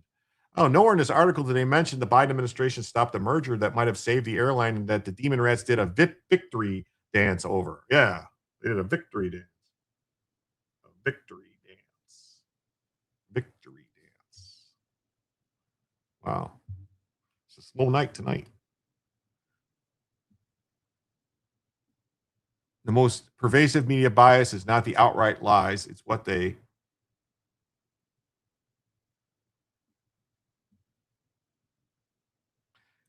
Oh, that's like, cállate is like being rude. Maybe that's why. Oh. The framing of impish. Yeah, right? Cute little airline that failed. Yeah. How the AP summed up the last few years while they skipped the details. Spirit has struggled financially since COVID, weighed down by rising costs and growing debt. Budget carriers sought protection in 2025 while it reported having $8 billion in debt and $8.6 billion in assets. Supporters of the rescue include labor unions representing Spirit's pilots, flight attendants, and ramp workers. And said the collapse will put thousands of Americans out of work. About 17,000 jobs could be impacted. Oh, yeah. Ken Delaney defends the SPLC. Doesn't know what a grand jury does. Yeah, it's crazy. No mention of the proposed merger that would have saved Spirit, but for the Biden administration.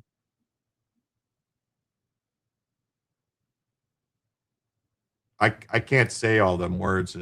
Chiara la bocca la pastella esa hirole de la gran puta. I wonder if there's any fraud. There could be some fraud. Diversity money dried up.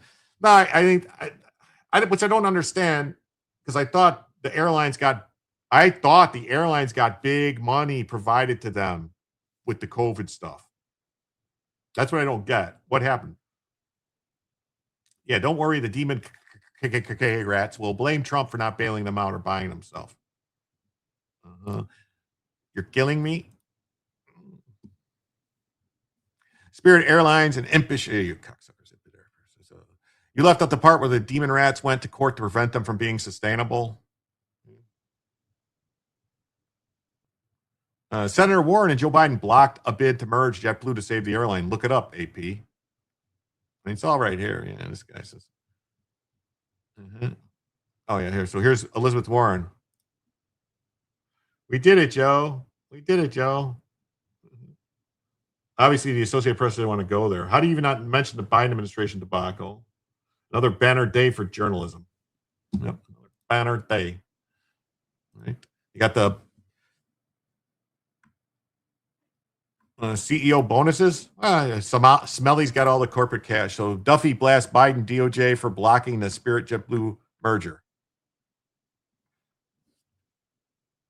¿Dónde está el baño? That's it.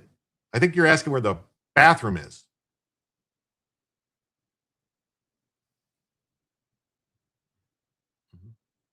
In Italian, you would say, the pizza tu.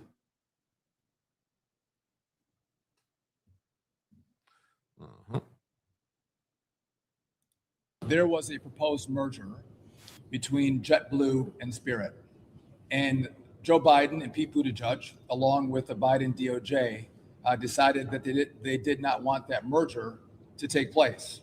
And at the time, the Biden and Buttigieg DOJ bragged and said, as they canceled the option for this merger, that this was a victory for U.S. travelers who deserve lower prices and better choices. And this today would indicate this is not better for travelers. This is not better for pricing. This is not better for competition. Actually, it's worse. We had an airline go down because the markets were trying to allow two airlines to merge, make them stronger, and offer more competition for the American consumer. I mean, that's the bottom line. You had two what's not considered major airlines that were going to merge to form one major airline. You love when Jim speaks Spanish. Reminds me of a friend of mine. Well, maybe I am that friend. ¿Dónde está la friendo? The proposed merger between JetBlue and Spirit, the Biden DOJ and Pete Buttigieg stopped it, and they bragged about it. They thought it was funny. Duffy also announced a series of emergency measures aimed at helping stranded Spirit Airlines passengers after the budget carrier abruptly shut down operations, leaving thousands scrambling to rebook flights. Passengers were advised not to go to airports as the company begins processing refunds. Could be. Spanglish. Well, that's what I speak. Chicago Spanglish.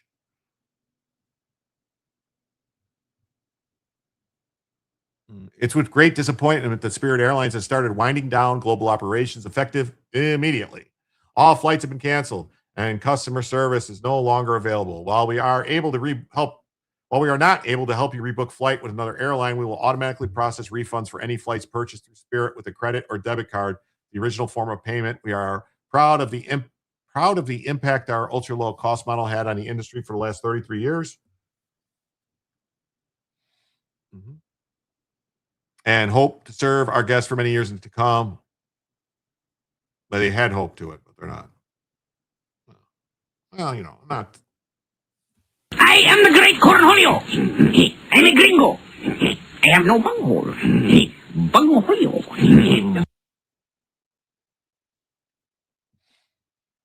Department of Transportation said it's working with major U.S. airlines to provide relief for affected travelers, including capped and reduced fares.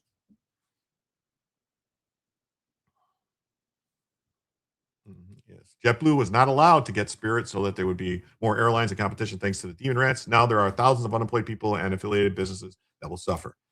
Yeah, because Spirit and JetBlue, I don't believe, had many overlapping routes. So, they would have just been a bigger airline with more funds. Wow, they will issue refunds. That's actually nice. Usually customers as well. I think because the money for that came in, they probably didn't really have a choice for people that had booked in advance, to give them back. They would have ended up getting clawed back by credit card companies anyway, so it's better to just try to reverse them. Wow. What's it say? Villa, welcome to the chat room, whatever that means. I don't know what that means. What does that mean? Oh, first time chat, maybe. Someone.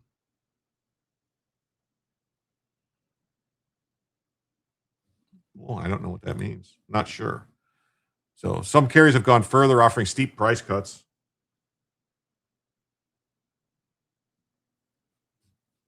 Contact your credit card company. Duffy, his name is not Duddy, his name is Duffy. Advise Spirit ticket holders to pursue refunds. Contact your credit card company if you purchase your ticket with a credit card. You may be protected under the Fair Credit Billing Act. Check with your travel insurance if you have travel insurance. File a bankruptcy claim. You may file a formal proof of claim with the bankruptcy court. Here's Elizabeth Warren. It's a Biden win for flyers. This is a great. Well, that's what you tell anybody when they talk about Spirit going under. Say, yeah, it's a great Biden win. Just remember those words right here. Elizabeth Warren says it right here. It's a Biden win for flyers. Duffy said the war didn't cause the shutdown. Spirit was in dire straits before the Iran war. In blocking the merger in 2024, they turned their backs on the American consumer and our great aviation workforce. Regardless of how we got here, the Trump administration is committed to taking care of you and your family when you fly. Did you see that Delta got accused of gouging for offering rescue flights? Oh, yeah, they blamed Trump. They said it was because of the Iran war. It's because of fuel prices. This wouldn't have happened without the fuel prices. No, I didn't see that. I know a bunch of them, like I know American and other ones said they were capping the rates, but like what is Delta trying to do? Are they charging higher prices?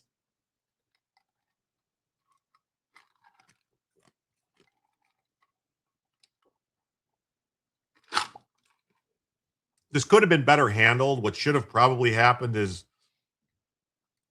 the Department of Transportation should have got with all the other airlines and said, hey, listen, we're going to need you to honor the tickets, the Spirit tickets. And just, you know what I mean? That's what should have happened. People are going to call you and they're going to give you a Spirit number. You're just going to use that ticket and then we're going to work it out. We'll fix it later. Just get these people to where they need to go. That's what should have happened. Probably. Maybe that's a communist way to look at it.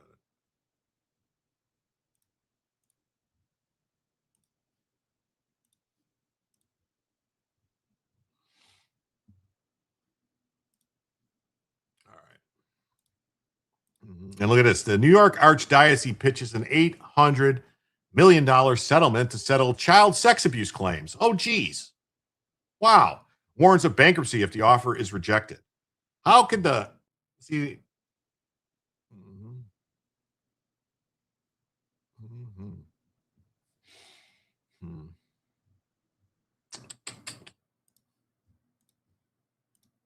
The Archdiocese of New York has offered $800 million to settle claims that priests and lay staff sexually abuse children. Yeah, altar boys and other choir members and students at the schools. It's a hope for future customers. Well, that's what I'm saying. Yeah. Go directly to jail. Don't collect $200. That's what I say. Go directly to the wood chipper, priest or no priest. They should have worked it out with Spirit. They should have said, "Hey, listen, just take the tickets, whatever, and if there's a difference, we'll work it out somehow." Like a offer of goodwill type of thing. It's happened in the past when something's gone wrong. Other flights they'll book you on a different flight. They always work this out, but who knows? Yeah. Catholic Church leaders warn of bankruptcy if the settlement isn't accepted. Okay, go bankrupt, Catholic Church. Go away. Start selling off all your properties.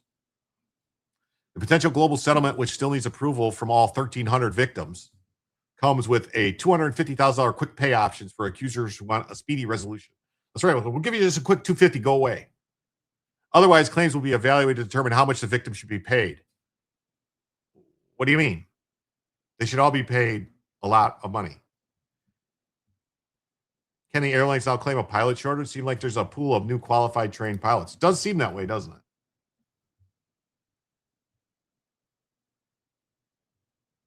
Yeah. Lawyer Jordan Merson confirmed the Archdiocese offered $800 million to victims of the child sex abuse by the priests. The proposed settlement is far better than the alternative of the New York Diocese likely filing for bankruptcy that would delay justice for the survivors for many years. So the church, the fucking church, is threatening to file for bankruptcy to avoid having to pay out what they fucking owe. Can you believe it?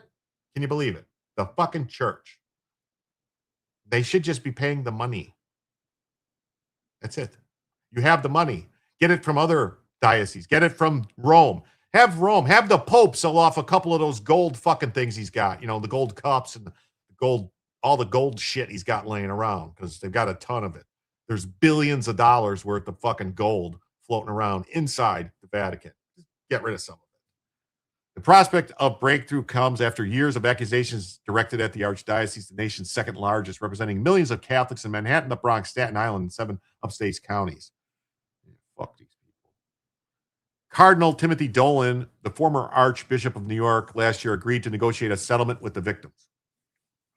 He's also began making financial painful moves such as laying off staff and selling the former archdiocesan headquarters in Manhattan to drum up $300 million to cover the likely astronomical cost.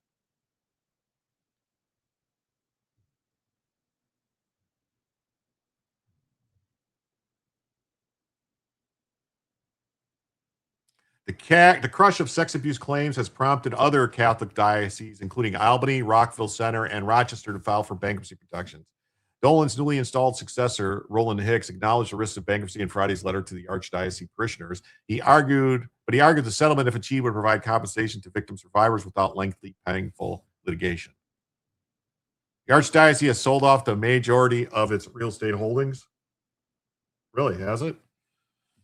And made significant cuts to our staff. These cuts have been painful, but they were necessary to measure to secure the resources needed to compensate victim survivors. He added, it cannot be denied that this has been a painful process, most significantly for the, for a second, I thought it said so-called victims, but it doesn't. Specifically so for the victims. At first I was like, what? And their families and loved ones who suffered. I pray for all of us as a family of God that we will come together and affirm these individuals and take these steps to bring about some healing and peace. You thought this was all settled years ago? No, it hasn't. It hasn't been settled. No. Attorney Mitchell Gabardian, who helped bring the clergy sex abuse scandal at the Archdiocese of Boston into national spotlight more than 2 decades ago, said survivors have been searching for validation. This person represents 23 of the victims against the New York Archdiocese. If the proposed settlement does occur, it will provide some, but not all survivors that validation. But none of the survivors will ever believe that the Catholic Church understands the evil of the clergy sex abuse, and rightfully so. Yeah, I mean, until they start, the Catholic Church needs to maybe, I don't know. Like, I don't want to say that the Spanish Inquisition is needed, but maybe they should start to police their own that are doing this evil shit the way they used to. If they did that, then I would say, you know what? I think they understand. I think they get it. That's, that would go a long way to proving to everyone that this PDF shit will not be tolerated. I don't know. And that's coming from someone who was christened as a Catholic, who did their first communion, who was confirmed Catholic in a church. Yeah. And I have disgust in my stomach, in my heart for all this. If they fail to pay, Trump will pull their tax-exempt status. Here's the thing: I don't think they should be allowed to.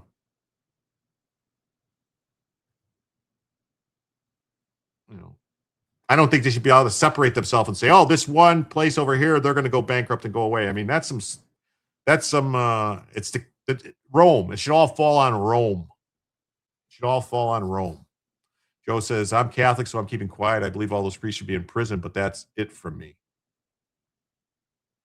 Yeah, all those, but anybody that, do you think, Joe, that any of the people that protected them, hit them, moved them around, sheltered them, aren't they just as guilty? A little bit. You know, all the cardinals and bishops who hit them.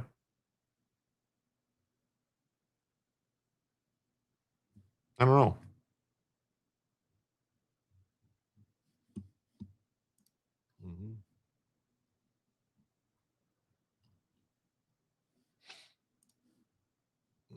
Same thing here. Just Archdiocese offered to pay $100 million for a settlement. The case stemmed from claims under the Child Victims Act, the legislation passed in 2019 and gave a 1-year window. Oh, so this was the act that gave a 1-year window for sexual abuse survivors to file civil claims barred by statutes. So this was the Trump, the law they passed to get Trump turned around and came around and got the Catholic Church. Joe says no religious organization should be tax exempt. They all lobby and get involved in politics. So, oh yeah, I got no problem with that. That should happen. So yeah, so they passed this law that gave them a 1-year thing to come, a 1-year window to file the suits, and then all these suits came pouring in. 800 to S. Shut the fuck up. I'll be right. Yeah, no, I don't. Yeah, I don't think they should ever have to shut up about it. Proposed settlement comes after months. I mean, the thing is, everybody, all the names of the priests who did this should be known to everyone. All right, all of them. Oh, what's this? We got this about Spirit Airlines. Major airlines will be stepping up to lessen the blow of the loss. So United, Delta, JetBlue, and Southwest are capping their ticket prices for Spirit customers. It's going to vary between the airlines. You have to go to their websites to take advantage of these special offers. Spirit's demise. Yeah. Oh, no. Joe, no, don't ever feel that way. There's nothing you can say that will make any of this better or worse, and I don't disrespect others' opinions. My opinions are just my opinions, though. I agree. There's people in my family that think I'm like extreme on this, that I should just, the Pope is the Pope, and what the Pope says is what the Pope says. And I go, well, we're just a dude, man, Hey, whatever. Since the church knew they had PDFs and sent them to other dioceses, all the churches are allowed. Well, that's what I'm saying. Like the people that were responsible for taking them, and they knew that they did something in point A, in parish A to harm kids, and then they sent them to parish D, and they did the same thing, and then they sent them to parish J, then they sent them to parish K or whatever. I mean, I know those are not the names of the parishes. I didn't want to start naming like different cities or different parishes. That's the problem, And the thing is, like, most people don't even know the priest's last name. They just know their first name. Like Father Danny or Father Joe, Father James, Father David. That's what they know. They don't know the priest's last name. It's just the father, That's it. And so how do you identify that person once they move to a different place? I'm just saying, the whole thing is really icky to me. I believe, it should be in the billions. It should be. Each one of anybody, I personally, minimum for getting touched one time. When any one of these victims got touched one time, all right? Any one of them, the minimum that should be acceptable would be $1 million. And it should be like for each and every time, another $1 million. That's where it should start. That should be the floor. Oh my God. Oh my Lord. 20.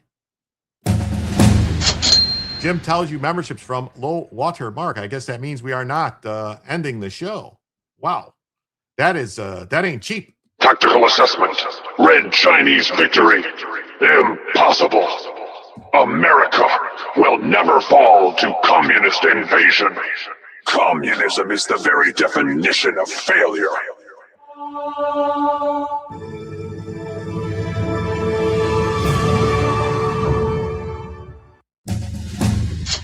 Wow, thanks to low watermark. That means we are extended for an additional hour right there. That is 20 memberships is $120. So that means right now we are, let me hide this. I'm going to activate Bellavision. Oh, add Bellavision to the stage. Sorry about that. There she is. And then 16, 120. So that means right now we are $41 away from adding a second additional hour to the show.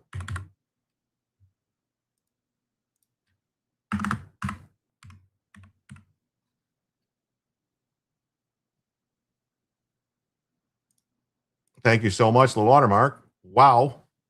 Let's see who got those. Man, it's going to take me a long time to read these people all off.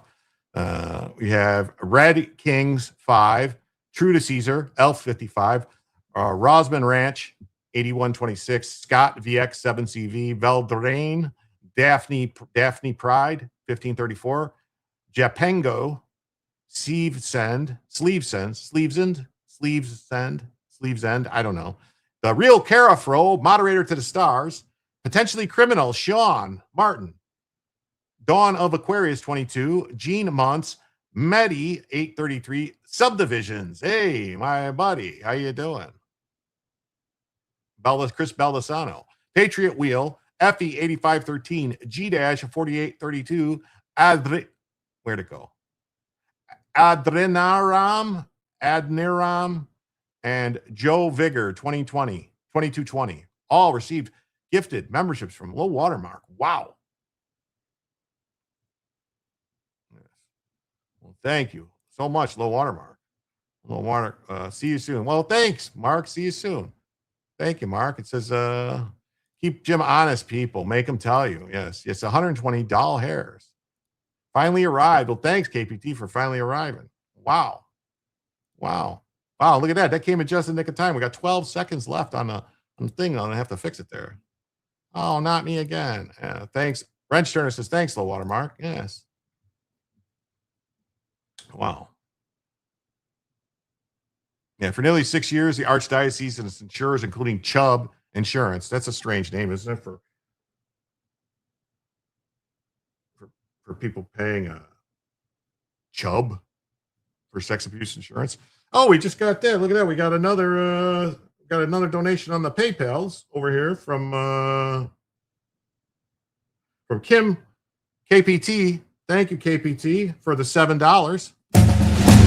That means we are now $34 away from adding a second additional hour to the show. And then I saw someone say we had a rant, which we did. We got, oh my God. Oh my Lord. Thank you so much. $50. Bless you, Jim. Thank you, Anne-Marie. Tactical assessment. Red Chinese victory. Impossible. America will never fall to communist invasion. Communism is the very definition of failure.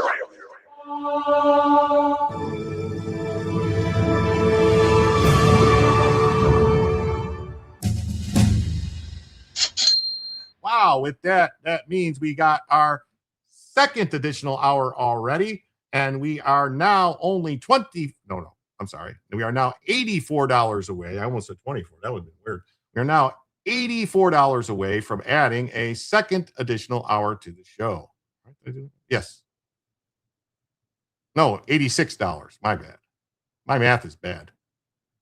Yes, $86 away. My math is horrible. From a third additional hour, $86 away from a third additional hour of the show. Wow, that is awesome. Fantastic, Lashes. Thank you so much, Anne-Marie, Low Watermark, all the people who did so much. But a calculator. No, I got one. It's right here. We are now 86 away from a third additional hour. Third additional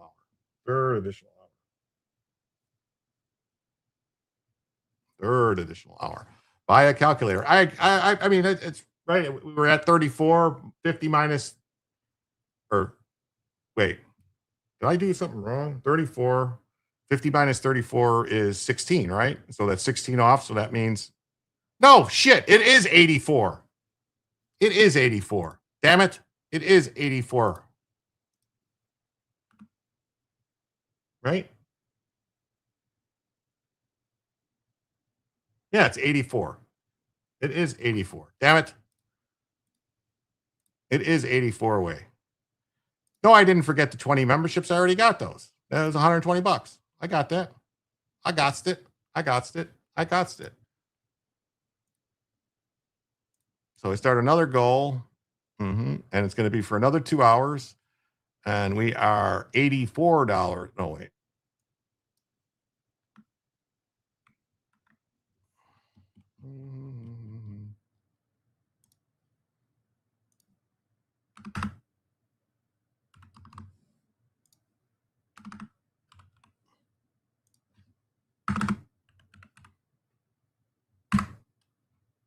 All right. We got 2 hours to go for $84 to add another hour after the 2.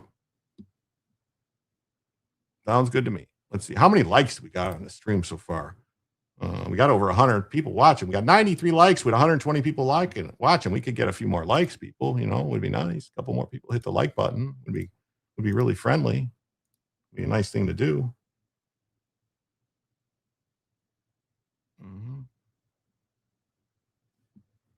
Yes, a rally. 84 was for the Challenger. Okay, I don't know. Now I'm getting really confused. So the proposed framework of the settlement is transcendent, triumphant, of courage by the survivors. It is. Additionally, the church will have to keep maintaining a list of accused clergy on its website. Oh, so they do have a list of the accused clergy on its website. They must update it with any new claims. Survivors, the credit is due. The Archbishop spoke out and said he's cautiously optimistic about the proposed settlement. If a truly global settlement can be achieved, compensation will be available to victims in the fastest, most comprehensive manner. So they previously negotiated a $300 million settlement. In December, the church was raising $300 million and named a mediator to help reach a settlement from the accusers. Cardinal Timothy Dolan previously said the church sold the headquarters and reduced the operating budget by 10%.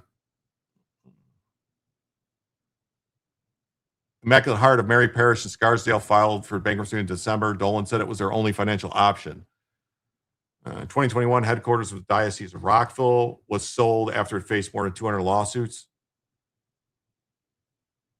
So Rockville was the largest Roman Catholic bankruptcy in the history. Wow.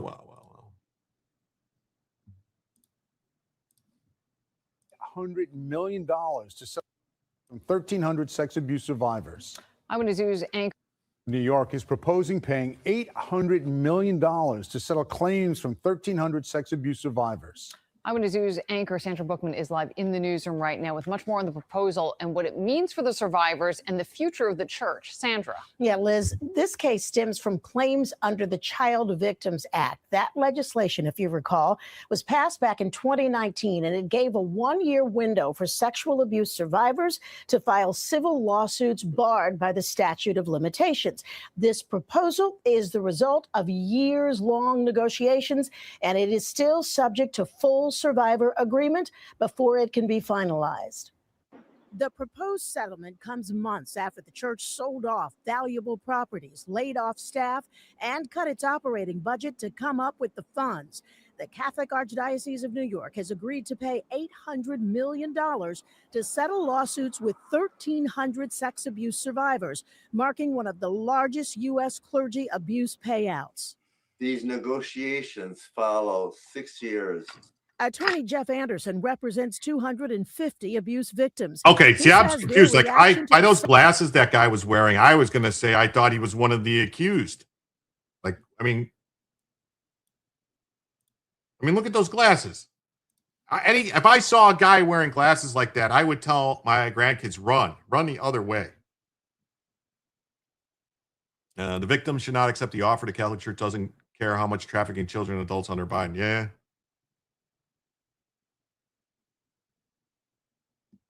You didn't watch for a few days some of the stuff Jim covers stress you out. Well, I don't mean, just think how I feel, Joe, that every day I have to keep looking at this stuff, and it's like nonstop with me. Like, the stuff that I see is nonstop. It just doesn't stop. It's every day. It's just more and more and more.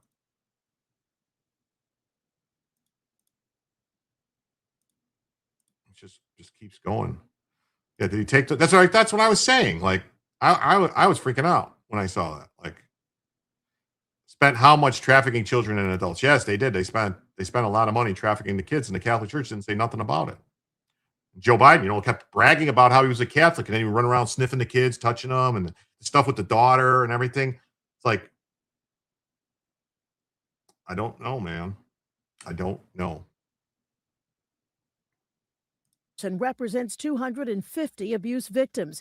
He says their reaction to the settlement proposal has been mixed. For some, it is a real relief to know that there is some reckoning and some responsibility being taken. For others, there's just anger because there is no way the pain can be alleviated. Under the proposed settlement, the $800 million will be paid into a trust for survivors over 15 months, with a $615 million initial payment. Accusers would have a $250,000 quick pay option. The church has also agreed to release documents regarding offenders and maintain a public list of accused clergy. Today, New York Archbishop Ronald Hicks issued a statement expressing cautious optimism, saying in part, quote, "The parties have been working to create the framework of a comprehensive arrangement that will deliver compensation to victims, survivors faster and more efficiently than the traditional legal process. I pray that all of us, as the family of God, will come together to support and affirm these individuals and take these next steps to bring about some healing and peace." Lawyers for some accusers have reportedly urged clients to accept the deal because of concerns the Archdiocese is in danger of filing for bankruptcy. Jeff Anderson would not comment on that. If there isn't a deal to be made, then the state, we go back to litigation and begin to start the trials that are scheduled in the weeks and months ahead.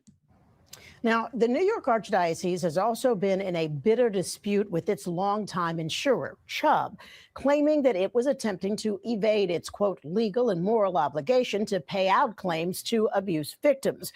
Attorneys for those victims say this proposed settlement allows accusers to pursue legal action against the Archdiocese of New York's insurance companies as well. Liz? Interesting. Oh, so I got two.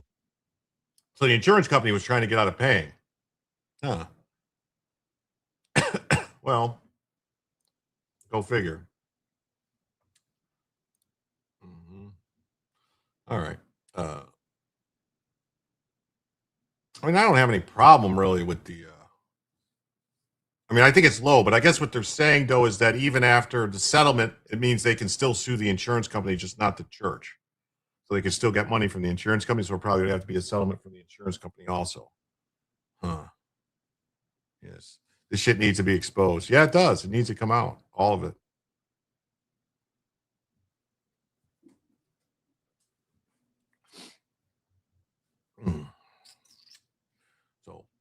So now we talked earlier another day on a show about the data centers and the issues with all the AI data centers and stuff like that. Well, it turns out Joe's going to run for Pope. You get my vote. You get my vote, Joe. You get my vote. But I don't know. They probably let non-Catholics vote. They probably let Muslims vote now because, diversity and all that. So it turns out that there's one group of people on the left, one way or the other, the lawyers are the real winners. More than likely, the lawyers get a big chunk, probably 30% at a minimum. There's one group of people that on the left, I don't know if you call them on the left. There's one group of people that the Democrats, the demon rats, consider a vital part of their alliance that is breaking with them because of the AI data centers. Now, I will point out before we get into this, well, diversity, Joe, diversity. Just saying, diversity. Or the new Pope's all about diversity. I will say I'm not so much surprised by this because this specific group of people is one that the Messiah for the demon rats, Barack Obama, shit all over. So did Joe Biden. And they didn't really support him for his run for Senate either. He did not have any backing for any of these people in the Democrat primary, I should say, for Senate for Illinois. There was another candidate that this group supported. And that group is called the Building Trades Union. So the unions, the workers' unions, the actual workers' unions. Actual workers' unions. Oh, you suck.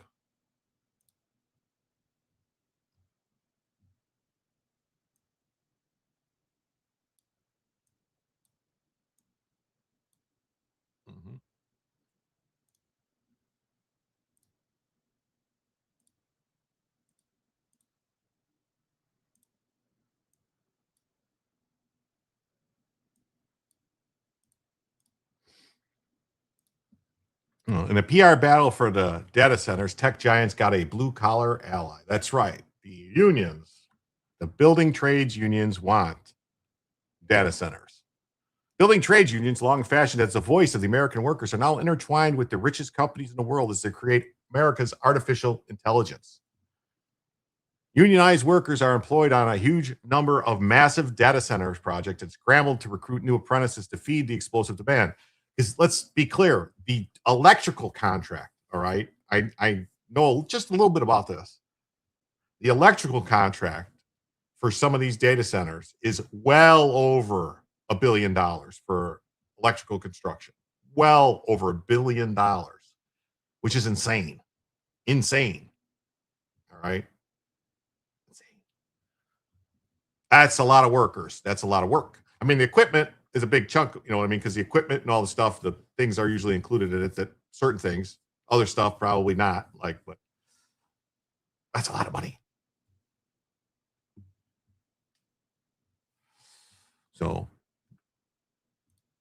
union workers are employed in a huge number of the massive data centers and also become an ally of the tech giants and tech-friendly government officials. Echoing the talking points that the United States is in a critical national security race with China for AI security. The nuclear plants being proposed are multiple billions. Well, I know, but I'm saying like those, yeah, but not like, I'm talking about just for the construction contracts for these data centers. I'm not talking about all the contracts. I'm talking about just the electrical contractor. That's all I'm talking about. Just the electrical contractor is over $1 billion. And in normal construction, hospitals, high rises, stuff like that, generally speaking, the electrical contract is only 20 to 40% of the budget. 20 to 40% is usually the electrical contract for construction. So $1 billion, well over $1 billion for these things. And there's hundreds of them being built right now around the country. That's hundreds of billions of dollars of benefits, pay, stuff for union workers. Yeah, all the centers guzzle water. Your father-in-law works at a data center for Ford, and there are only about a dozen people working there. No, I'm talking about to build it. To build it, Richard. To build it. The construction. To build them. They're big money. For the electrical side, big money. Dozens? There's like 2 or 3 being built in Illinois right now. There's like 3 or 4 in Indiana. There's 3 or 4 in Wisconsin. And those are just the ones I know about.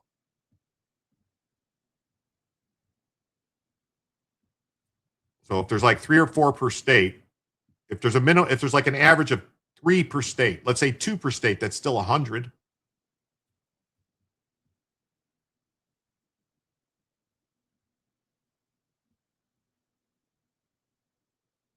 Yeah. You're saying proposed. Well, no, these are contracts that went out for bid. Those are contracts out for bid. Some of the contracts have been signed. Tons in Ohio. That's what I'm saying. There's sites, this construction getting ready to go, and whatever you want to call it, in every state. In every state, multiple sites.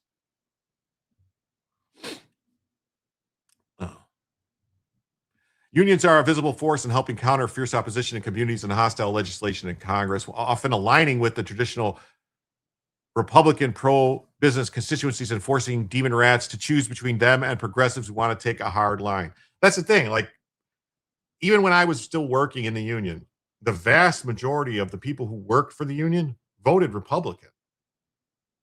It's just the union leadership that, because they got, favors from the Democrats that they wanted. They got cushy jobs whenever they got voted out. Because every time we voted out a president or a business manager, they all of a sudden ended up working for some Democrat think tank in Washington.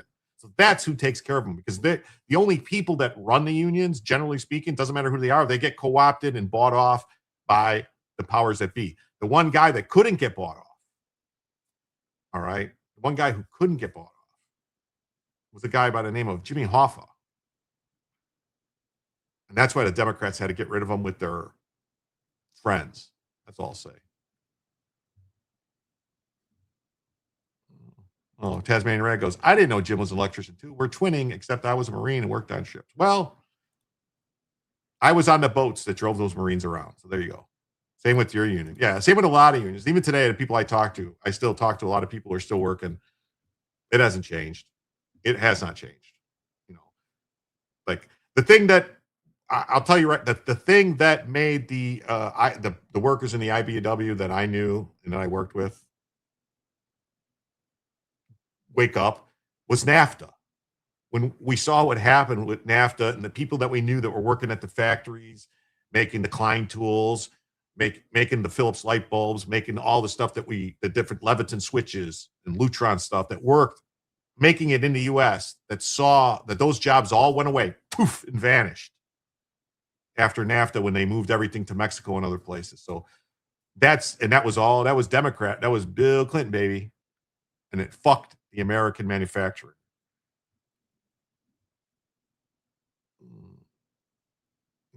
Union jobs are a great job. Their politics are raw. I know a few Republicans in the Iron Workers Union. Yeah, I mean, you'll get the people that are like you'll get the people that the union is their job and what they want more than the actual work and doing the job and making money and seeing the company you work for make money. There's people who work for a company and they do the best job they can for that. They're in the union because you have to be in the union to have the job, but you work for that company and you strive to make that company money and better, and you advance in the company and you rise up in the company. You become a foreman, a general foreman, a superintendent in the company, making more and more money. Or you could try to rise up in the union to get a job, going around and doing union stuff, union business, union politics. Or you just work and do your job and you're happy and you don't care. But, I chose to advance in the company, not advance in the union. And it worked out great for me. Just like Ross Perot said it would. Yeah, that's right. Ross Perot, just like he said it would. But I want to, the thing about Ross Perot is I don't know if Ross Perot was not just whatever deep state CIA, whatever powers that be, that he was not just there so that Clinton could win. Because that's all that him running did was Clinton won. Like,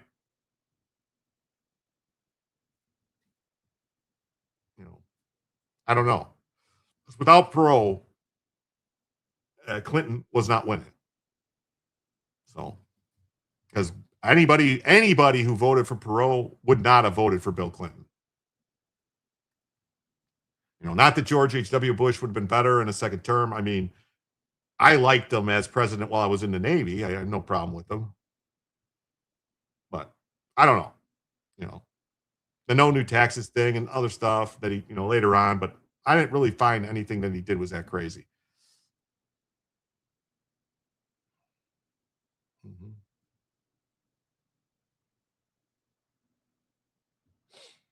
When people say, data centers are the root of all evil, we're just saying, like, look, they do create a hell of a lot of construction jobs, which we live and work in our communities. President of Pennsylvania Building and Construction Trades Council. Instead of being just a blunt no, he said communities should figure out what they need and ask the tech companies for it, such as improvements to their projects plans or millions of dollars for local schools. If you don't ask, you're never going to get it. Yes, Perot did. Perot gave us Clinton. He did. With data center construction accelerating, unions are expanding training centers and seeing their ranks grow faster than many union leaders have ever seen. Unions in a number of states reported skyrocketing man hours, apprenticeship classes doubling in size, and training centers undergoing expansions in anticipation of more work coming. Yeah. I was working in steel processing plant when NAFTA was passed. Luckily, we didn't have any layoffs until 2008 when about 50 people were laid off for about a month. Well, steel's not the same. Like, I'm talking about like the actual manufacturing, like not like I'm not sure if we're talking about the same thing. Like we're talking about making steel. Like there's still a lot of steel work in the U.S.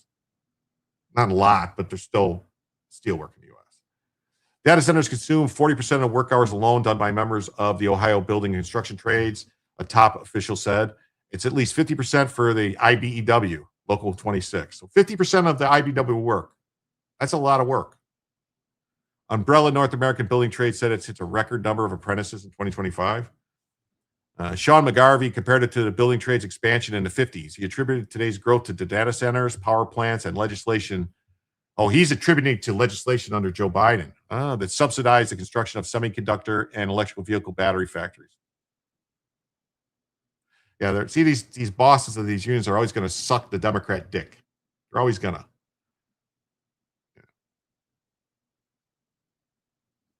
NAFTA was a big step towards American unemployment and lower wages. Yeah.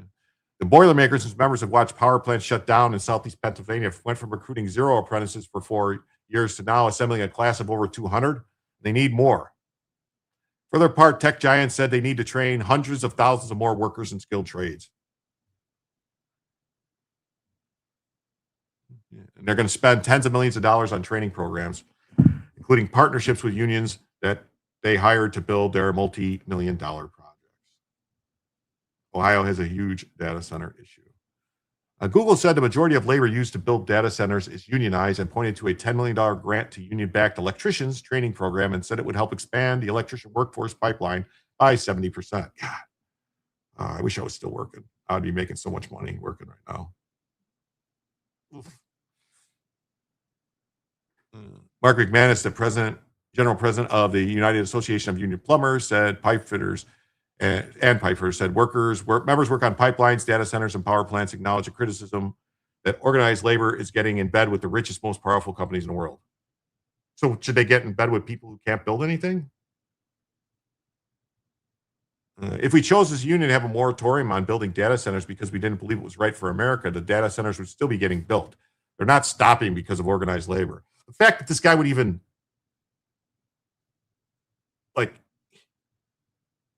take that comment and give it any thought, the fact that he would even entertain that thought, he's an idiot. His union has a strong relationship with tech companies. He says has members working on over 90% of the data centers. It's difficult to pin down exactly how many projects involve union labor. So if it's difficult to pin down exactly how many data center projects have union labor, how could it only be a couple dozen projects?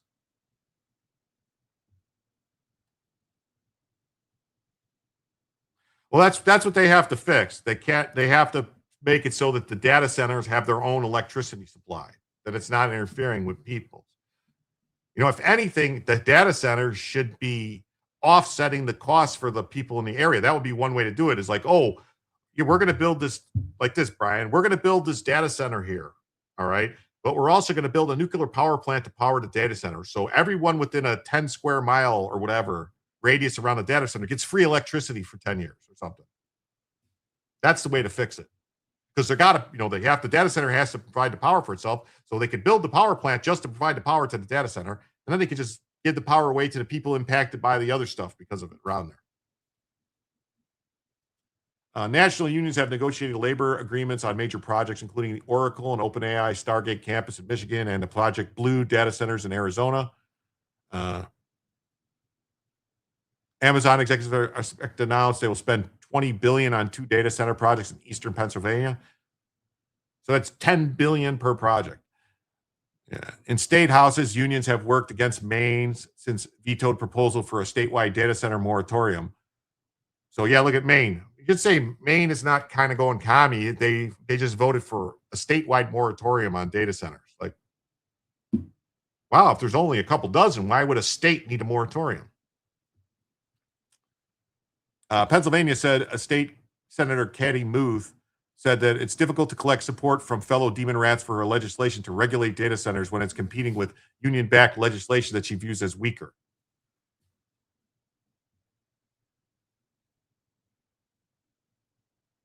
Grok says 2020 data site projections, cancellations, and failures quadrupled.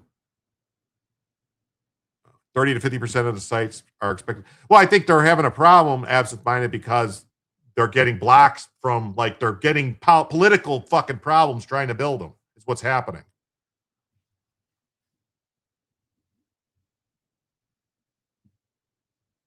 Speaking, I just want to commend you guys. Thank you for it. So that's what it is. So I think that's an issue. They're going to have a problem.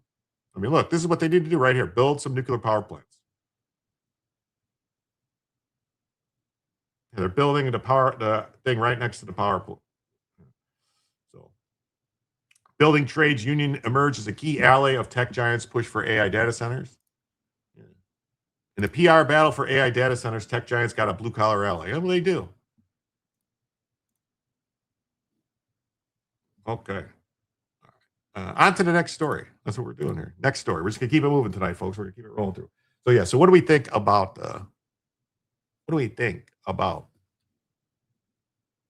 that story?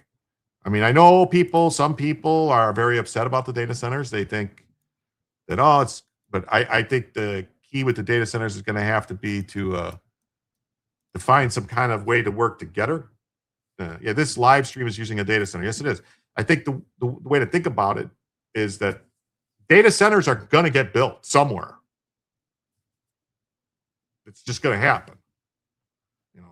I mean, we can let China advance farther than us with the AI and everything, and we'll see how that works out. Or we could just let it happen here. The key, though, is that we have to, like, anybody that's going to be impacted by the data center needs to be compensated. You know what I mean? Like, if a data center should never cause residents in surrounding areas to have their electric prices go up because they're consuming more. Like, that should be completely out of the equation. So, like, we either have the data centers build their own power plants for themselves and then give some, free energy to people around them. I mean, we honestly, folks, we wouldn't be in this mess at all if it wasn't for the demon rats, because they're the ones who have blocked nuclear power expansion since the 70s, late 80s, 70s, 80s. They used the one almost a disaster at 3 Mile Island to basically cause so many problems. It takes so long. It takes years and years and years to get approval and all this other stuff. And, I don't understand why nuclear power is not more prevalent everywhere. Tests are already planned for orbital data centers to get around the regulations. Yeah, couldn't they have orbital data centers that are all used off of solar power, and they would just basically, they wouldn't need batteries because the solar power is constant in space. Your sun's always there in space.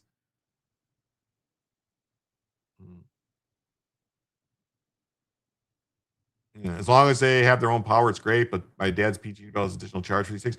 That's the thing. That should never happen. That should never happen. Like, there should be, the states need to pass laws that says that you can't charge customers more because of power being taken by a data center. Sorry. That can't happen. The data centers should be responsible for their own power. If not, they should be subsidizing the power for everyone else.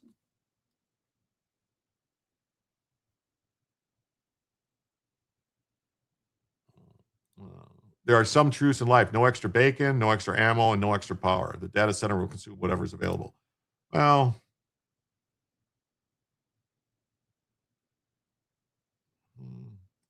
I mean, I don't know. I mean, I guess I would say, like, if they're building new nuclear power plants, they need to build more. And then there's the water issue afterwards. I've been hearing different things about the water issue. Like, I know that's cheaper. They're saying it's a lot cheaper to have the open systems, but they can make them have a closed loop system. They can use a system that is all this, like, gravity fed system using the using water that basically travels and goes down into the ground so that it cools off, gets down to 55 degrees, and then comes back up and then gets hot again and goes back down. You just have to have a big enough loop to get the heat out into the ground. Yeah, the main issue is cooling and getting them up with all the other demands for flights. Also, some plans and current panels to power are huge compared to the server module. Okay.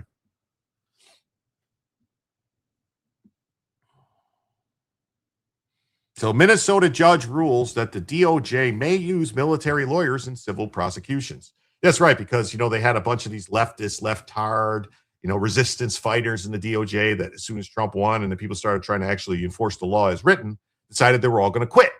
And so there was like, how can we get lawyers to actually do this work? And they said, well, hey, we got all these lawyers in the military. Normally we just call them JAG officers. Why don't we bring them over and have them do it? And then people said, oh, you can't have a military lawyer be a prosecutor. And people are like, well, why not? They're still lawyers. They have law degrees. It's not like they're like, Anyway, so the ruling stems from a case of Paul Johnson, a Minnesota resident charged with assaulting CBP officers. A Minnesota judge ruled on May 1st the government's use of a military lawyer to assist the Department of Justice in prosecuting civilians is lawful under federal law. The ruling by Magistrate Judge Shannon G. Elkins stemmed from the case of Paul Johnson, a Minnesota resident who was charged in January with assaulting CBP officers during immigration enforcement in the state.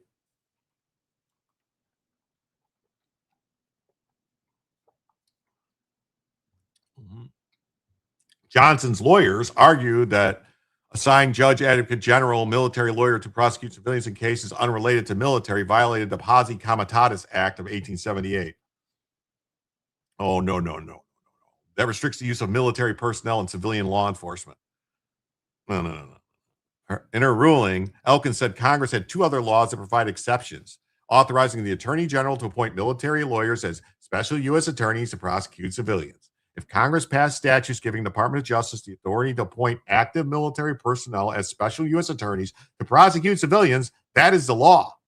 And even though the Department of Justice regulations recognize that having military lawyers prosecute civilians in cases with the lack of military nexus would be ill-advised, these regulations do not authorize this court to strike the appearance of a special U.S. attorney that the DOJ appointed. Like, they actually tried this, man. This is crazy. Tried to say that you can't do this. Posse Comitatus Act.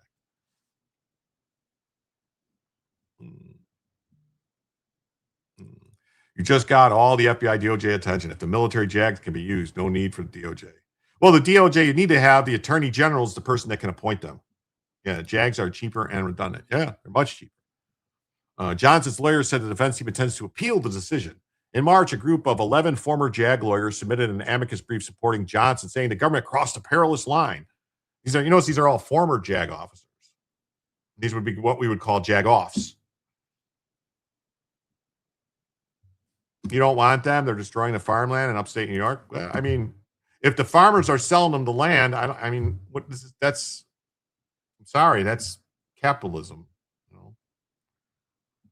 To the civilians, it may appear the government's deploying the military. Why? Were they wearing uniforms? Are they wearing uniforms in court? I don't think they're wearing uniforms in court. The appearance is harmful to our civil military relations because it suggests military-led law enforcement is the catch-all substitute for regular civilian constitutional process. Yes. The group also said that unlike DOJ attorneys who can resign, JAG lawyers are obligated to obey lawful orders from their military superiors. Oh, so they're mad because the lawyers can't tank the case because if they do, they could get prosecuted under the UCMJ. Oh, my God. Oh, my Lord. Hochul's destroying your state. Oh, she probably is. Yeah, when civilian prosecutors are instructed by their superiors to pursue legally flawed or ethically suspect cases, they can resign, as they have done in this district. But JAGs do not have this option. They must obey their military superiors' orders under the penalty of prosecution under the Uniform Code of Military Justice. Oh, well, ain't that too bad? Too sad. Epoch Times has reached out to DOJ for comment, but has not received one. So, these people will try just about anything to keep from being held accountable. Sometimes you got to wonder what the hell is going on. This is from the Salem News Network. Just says U.S. Department can use military lawyers to prosecute civilians. That's right, because there's a fucking statute that says so.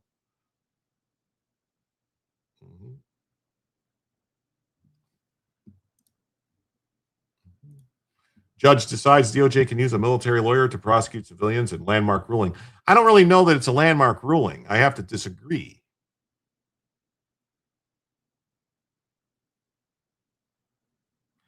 I'm saying, if somebody sells their property to a person they sell their property to someone, and you own the property, and the laws give you the right to build what you want on your property, and you build something, what is it anybody's business except for yours? It's your property.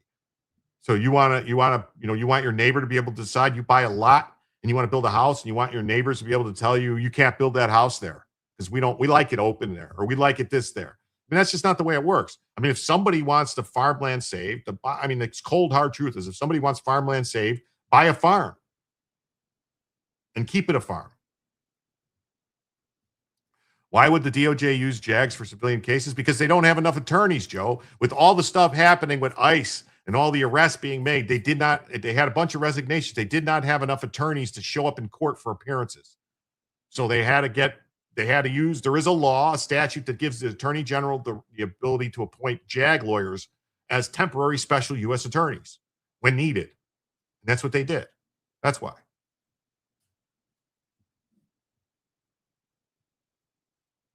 They're also using the JAG lawyers to act as immigration judges too. Yeah.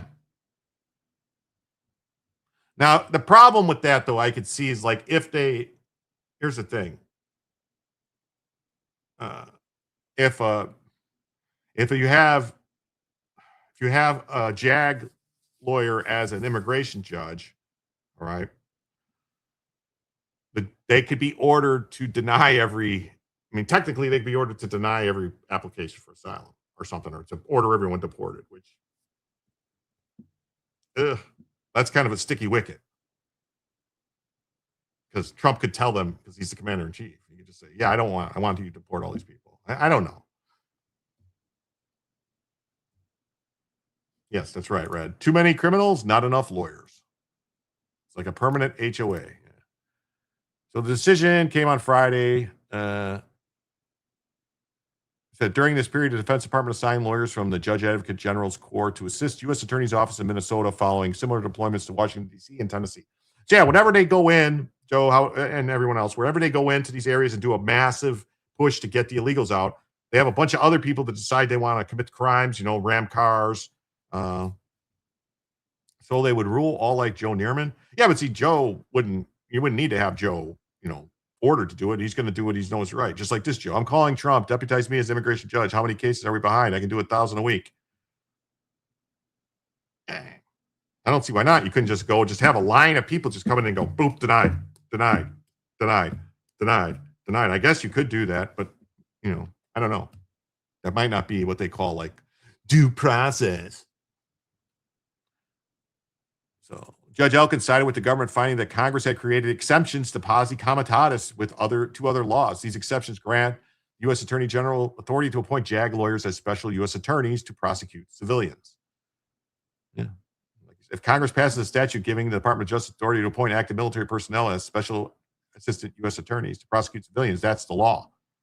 That's the law. That's the law. All right. Next story. Here we go. I mean, I'm not saying if it's a good thing or a bad thing that they're appointing JAGs to the U.S. attorneys, but it's what they considered necessary. It's, people that know. Give them the same amount of due process they used to get here for immigrants. Yes. Did you hear about Operation Gangster's Paradise? Yeah, I believe that's the one with we talked about it last week. I think that's with the Mexican mafia, all the people they got. Yeah. There's also, if you didn't know, there's arrest warrants out for the governor of Sinaloa, along with a bunch of other, 9 other Mexican government officials. We're asking for them to be extradited. So we're going to have to keep an eye on that too. That was a couple of days ago that came out. Mm-hmm.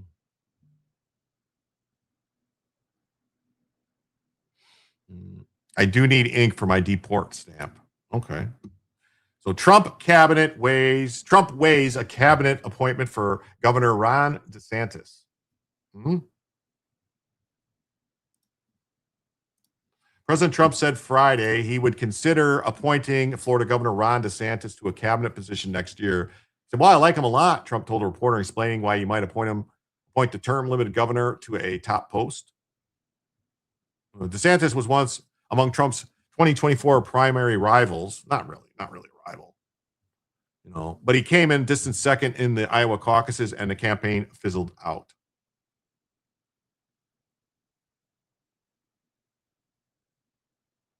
The Sunshine State governor eventually endorsed Trump, and DeSantis now works closely on Trump priorities, including his crackdown on illegal aliens. The ruthless personal attacks that Trump leveled against DeSantis during the primary, including referring to Florida governor as Ron DeSanctimonious, have since given way to kinder regards.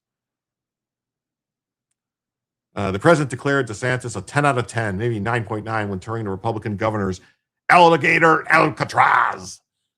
It's a detention facility for illegal aliens in the Everglades.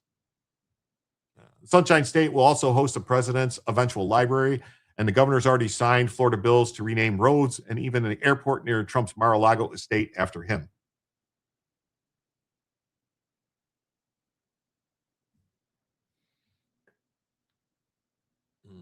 Most recently, DeSantis pushed new congressional maps in Florida that could net Republicans 4 more House seats in 2026.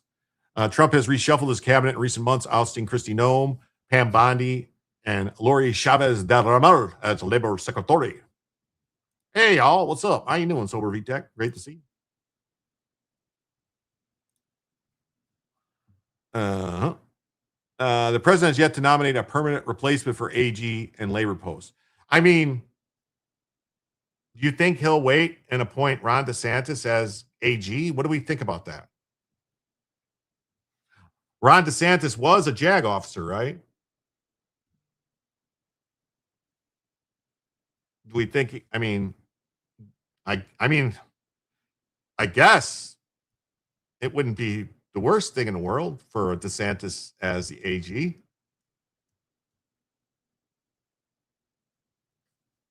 All right. Renee says he'd be good. But does Trump wait? Trump can wait, I think he can wait at least until he was a jag-off. Okay. Yeah. You're okay with it, but better keep the same energy he had as governor? Yes, DeSantis was a jag. Yeah. DeSantis' second term as governor ends January 2027. A rep for the governor did not respond to posts for comment.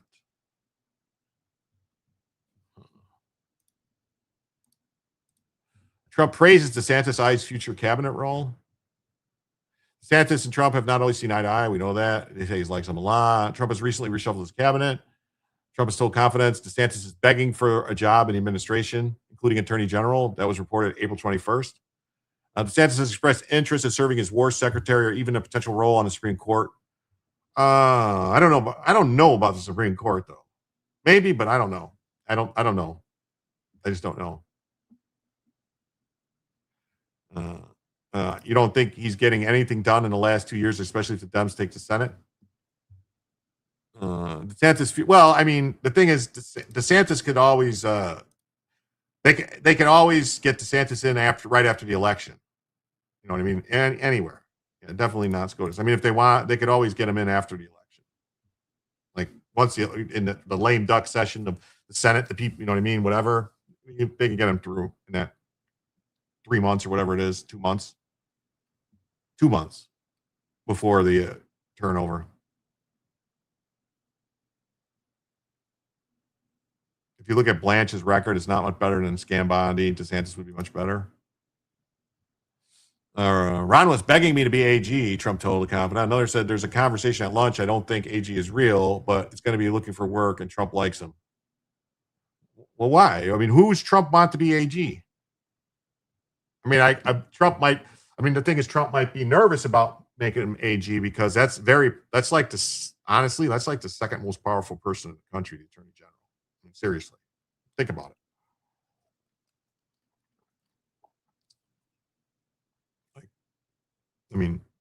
Even by power, obviously the Secretary of War could order people, stuff like this.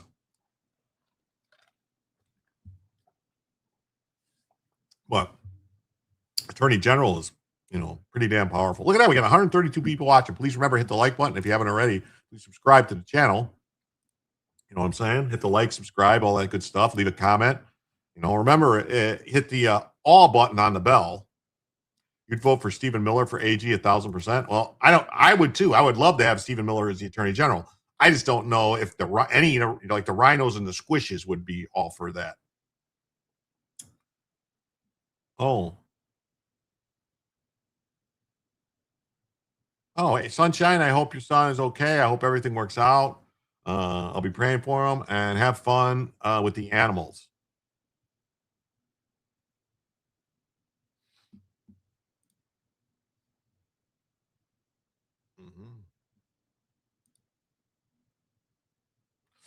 All right.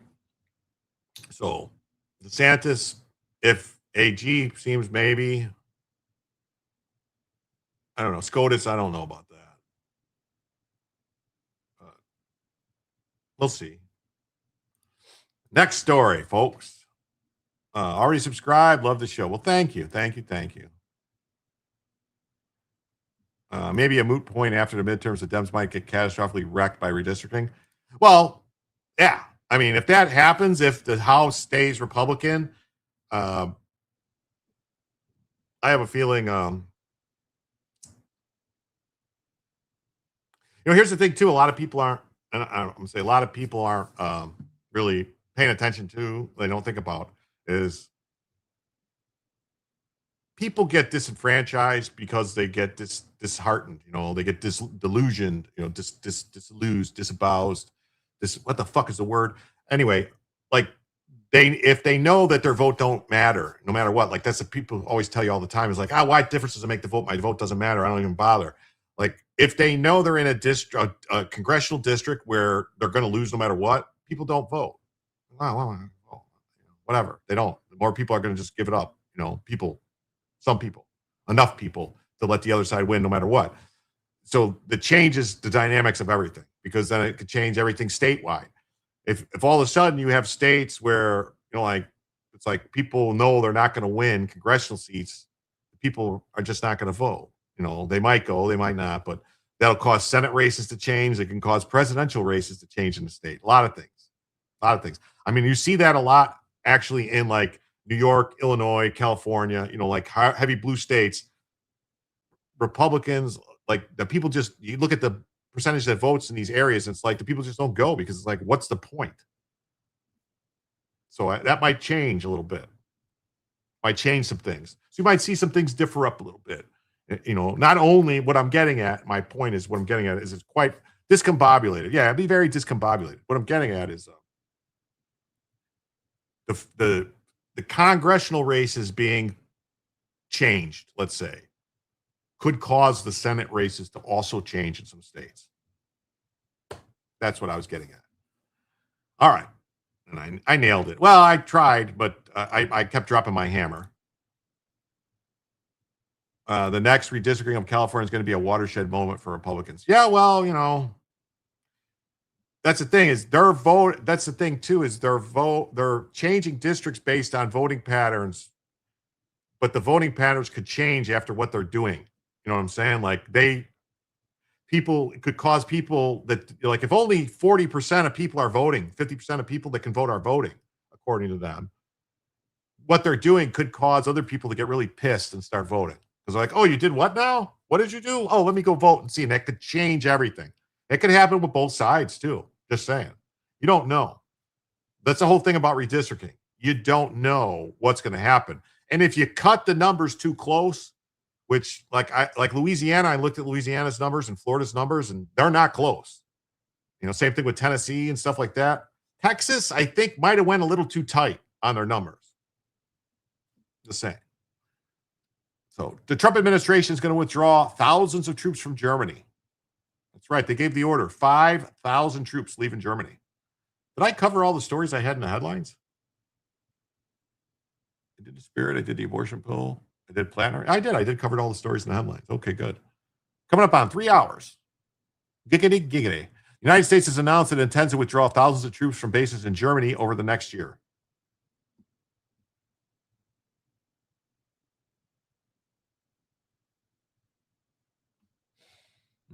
Trump administration looks to reshape its forward deployment posture following the conflict in Iran.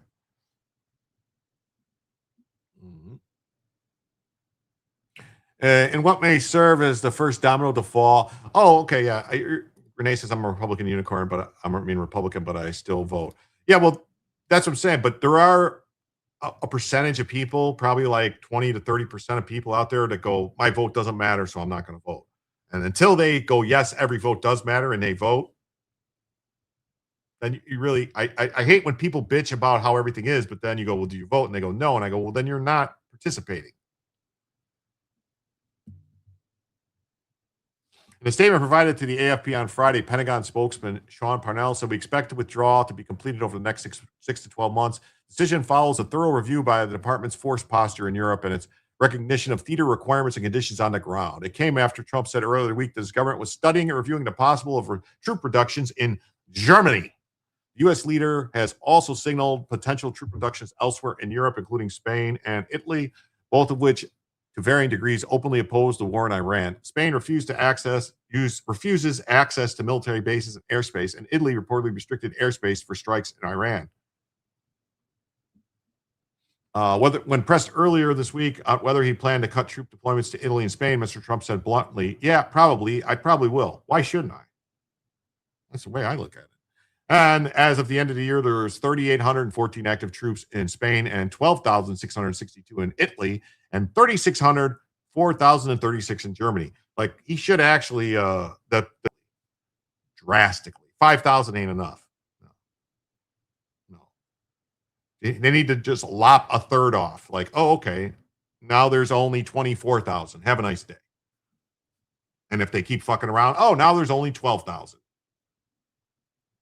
And people go, wow, why does it matter? Those 36,000 U.S. troops inside Germany are basically providing a huge boost to the economy of Germany, because not only is it just them, but there's other jobs related to them. There's bases, all the stuff. It'll hurt them. While Berlin did not balk at the U.S. use of its bases during the Iran conflict, like Madrid, German Chancellor Friedrich Merz has drawn the ire of President Trump for publicly criticizing the war, claiming that there was no strategy behind it. Katie Porter will be a disaster, worser than New Scum. Trump tells Merz, fix your broken country. Firing back, Trump said the chancellor should spend more time ending the war with Russia-Ukraine, where it's been totally ineffective.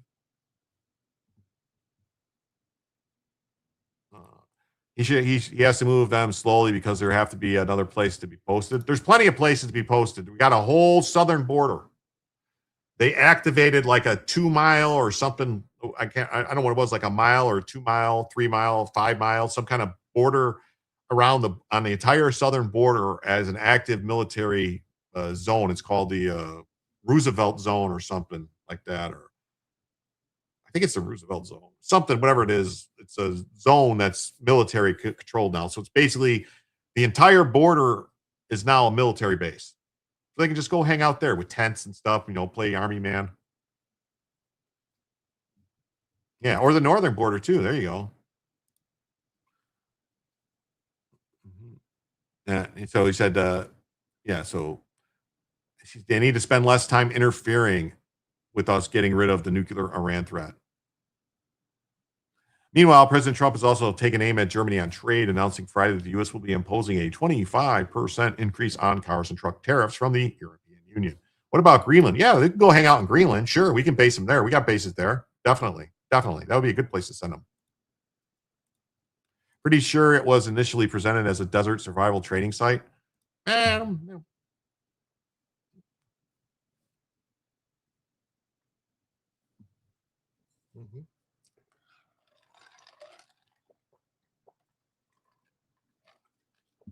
Alrighty.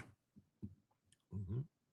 It's fully understood and agreed that they produce cars and trucks in USA plants, there will be no tariff. Many automobile and truck plants are currently under construction, with over $100 billion being invested, a record high in the car and truck manufacturing. These plants, staffed by American workers, will be opening soon. There's never been anything like what's happening in America today. The troop reduction in Germany also comes after a decade of criticism from President Trump, who had previously lambasted Berlin for becoming reliant on Russian energy. I think he was proven right there, while at the same time relying on the United States to provide for its defense against Moscow. While President Trump has successfully pressured NATO allies, including Germany, to finally increase their defense spending, and the lack of support during the Iran war has led them to renew his critiques, noting that the alliance was not there for America when it called for support. When Gondor calls for aid, will Rohan answer? And I know I mispronounced a bunch of words there. I did it on purpose. Responding to the announced move, a spokesman for NATO said this Saturday morning, we are working with the U.S. to understand the details of their decision on force posture in Germany. The adjustment underscores the need for Europe to continue to invest more in their defense and to take on a greater share of the responsibility for our shared security. We're already seeing progress with some NATO allies agreeing to invest 5% of GDP, but we remain confident in our ability to provide for our deterrence and defense as they shift towards a stronger Europe in a stronger NATO continues. That's not accurate. He got them to say they would, but as usual, most have not increased actual spending. I know, they're all liars. They agreed to do the 2% and then never did it. But all that does, in all honesty, is that gives Trump another excuse to give the notice to Congress that we have 12 months to be out of NATO. Because the treaty, the actual ratified treaty that put us in NATO, gives the president 12 months. It gives them to say we're out in 12 months. And the only way to stop it is for Congress to vote. And it has to be a 2/3 of the House and a 2/3 of the Senate needs to vote to say, no, we're staying in NATO.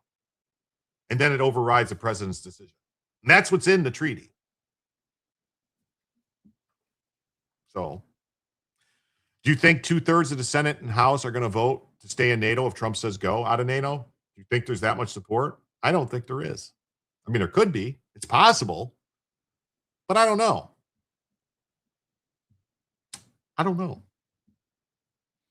NATO spending surge hits levels never seen in decades. Okay.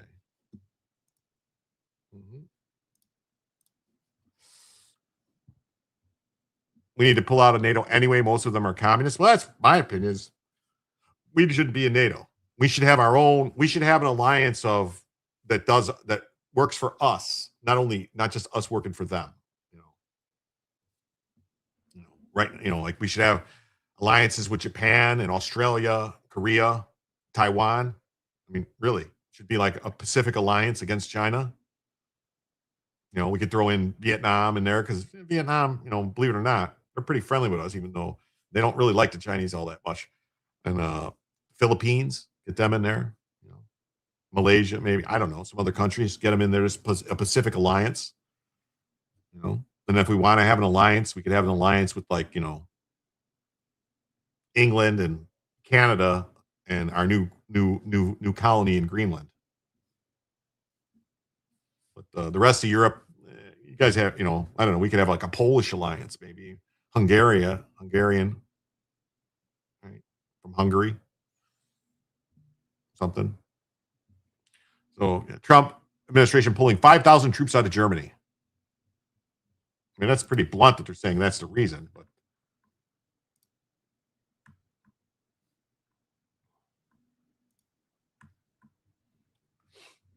decision follows a thorough review. The withdrawal is expected to be completed over the next 6 to 12 months. 35,000 active duty personnel stationed in Germany, which is home to Ramstein Air Force Base. Pentagon orders 5,000 troops withdrawn as Trump fights with Merz.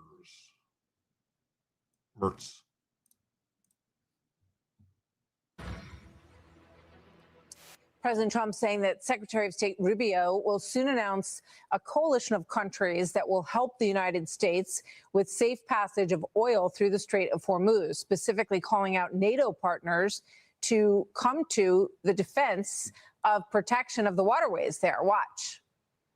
They should be jumping to help us because we've helped them for years stay out of wars. We're the strongest nation in the world. We have the strongest military by far in the world. We don't need them. But it's interesting. I'm almost doing it in some cases, not because we need them, but because I want to find out how they react. So testing the partnership to some extent here. Good to have you with us. Joining me now exclusively, U.S. Ambassador to NATO, Matt. Well, you know what, Joe? That's a good question. Where is Trump housing all those people from Germany? We used to have places for all these guys, but that's part of the problem is we closed down so many U.S. bases by keeping bases overseas, opening new bases overseas and all this stuff. Like many bases, like in Illinois, I know of Glenview closed down. What else? There's one down south that closed down.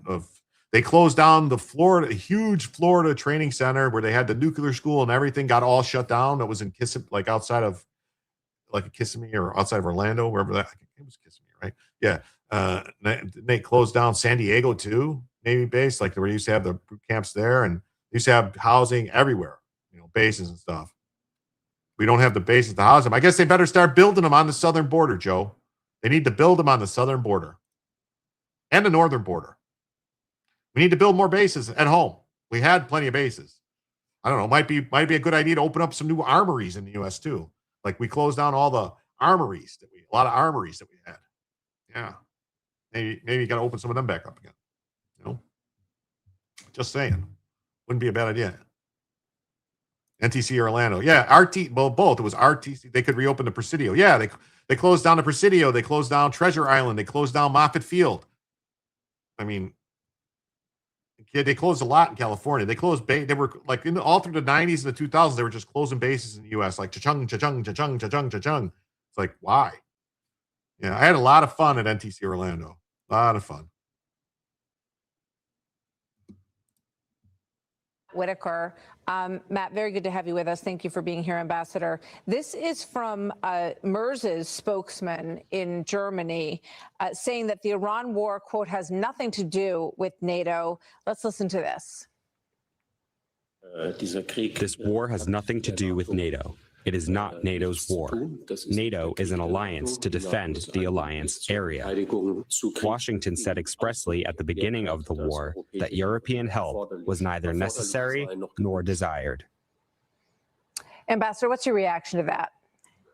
Oh, you see Bella going diplomatic speak. At the end of the day, the United States of America needs strong and capable allies, and whether that's inside the NATO alliance, which its purpose is to defend every inch of NATO territory, and we've done that by knocking ballistic missiles out of the air in Turkey.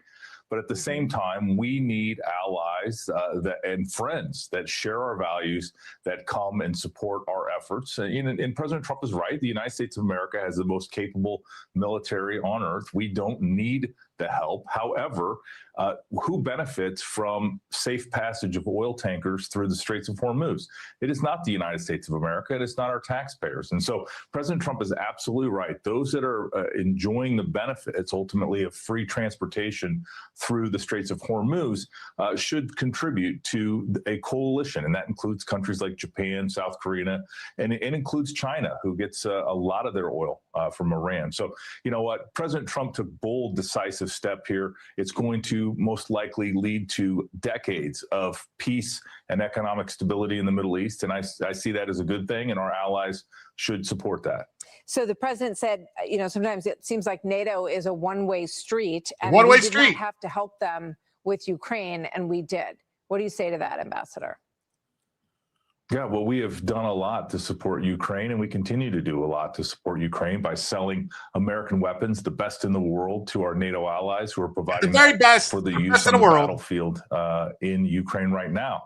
And the United States, for 76 years of NATO, has been willing to step up and not only have troops here in Europe, but defend Europe with everything we have. And I think it sometimes from that perspective does look like a one-way street, but we are in the middle of a massive transformation where Europe is taking over the conventional defense of the continent, and they've agreed to spend 5%, and we're in year one of that project. But the capabilities have deteriorated significantly, and it's going to take some time for them to generate things like warships that they can provide to ensure sea passage. Well, let me ask you, one of the outcomes of this is that Russia is getting more per barrel as the prices go up than they did before. And some of the sanctions have been lifted to keep oil moving, even Russian oil moving, to get those prices to go a little lower. That's got to be heartbreaking for Ukraine as they look at their situation in this war and they see their enemy being emboldened by a rising price of oil because of this.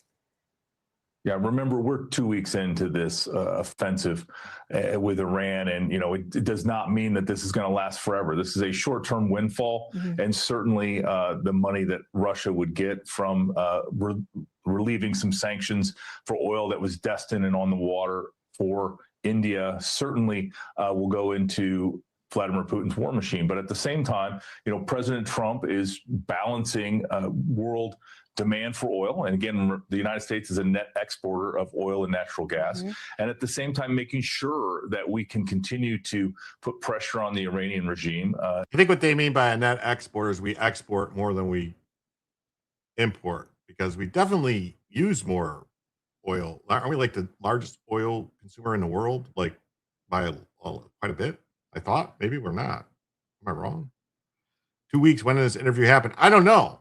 I just heard that too. I think he misspoke. I think he meant 2 months. That's the only thing I can think is that he misspoke. He said 2 weeks. And it was 2 months. And continue to punish them dramatically from the. Because this story is from today. There's a date, May 1st, or yesterday, May 1st. So I think he misspoke and said 2 weeks instead of 2 months. The Pentagon will now withdraw 5,000 troops from Germany. The redeployment comes amid President Trump's escalating feud with the chancellor. What's that? And then also, U.S. troops in Italy and Spain hang in the balance as troops reductions in Germany is announced.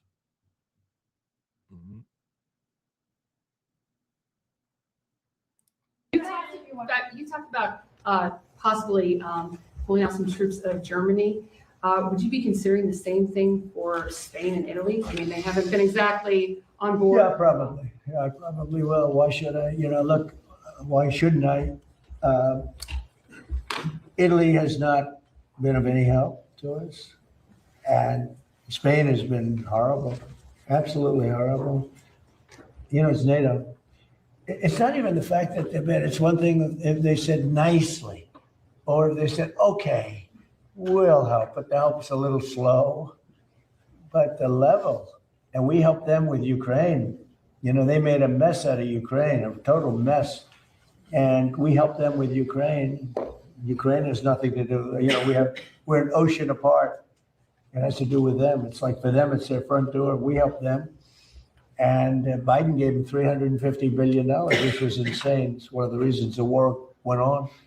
But when we needed them, they were not there. We have to remember that. And so if we ever have a big one, because we didn't need any help with Iran. We had Iran right from the first day it was over. It was over. And now it's even more so. We're so locked and loaded if we want to do. But we didn't need the help.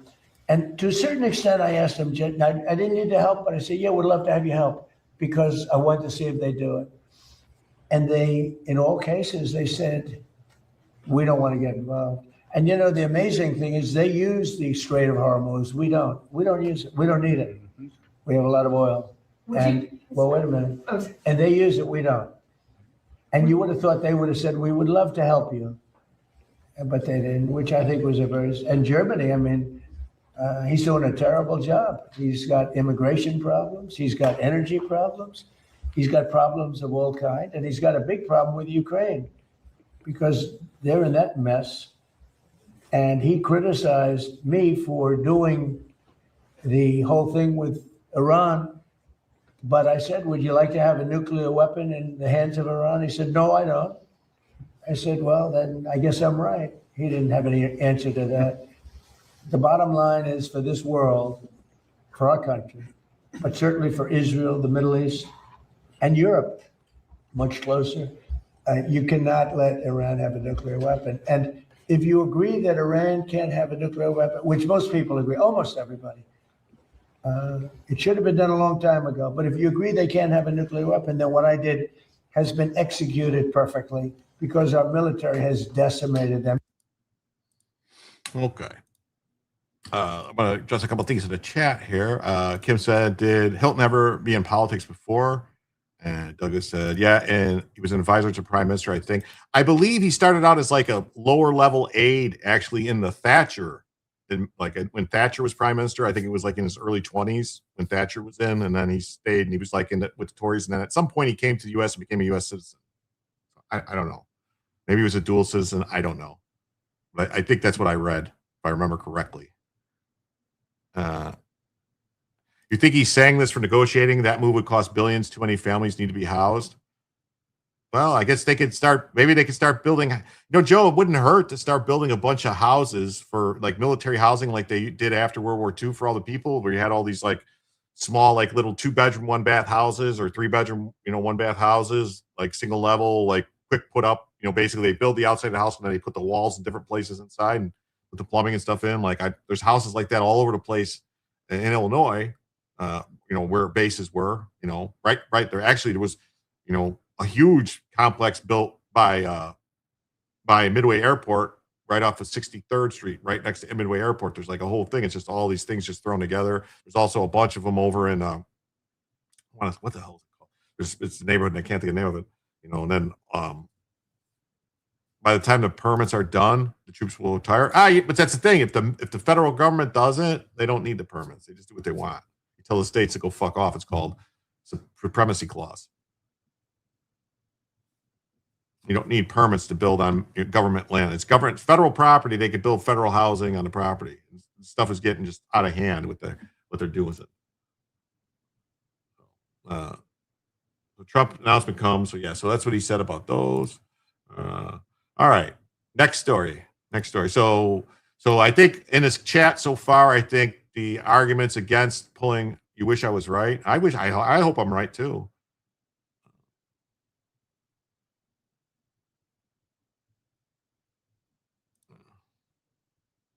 That would generate a lot of jobs in the USA too. Yeah, it would. You'd have a lot more construction jobs. Competing with the jobs for the, Oh, and I almost forgot. We did have $25 come in on Cash App from Thank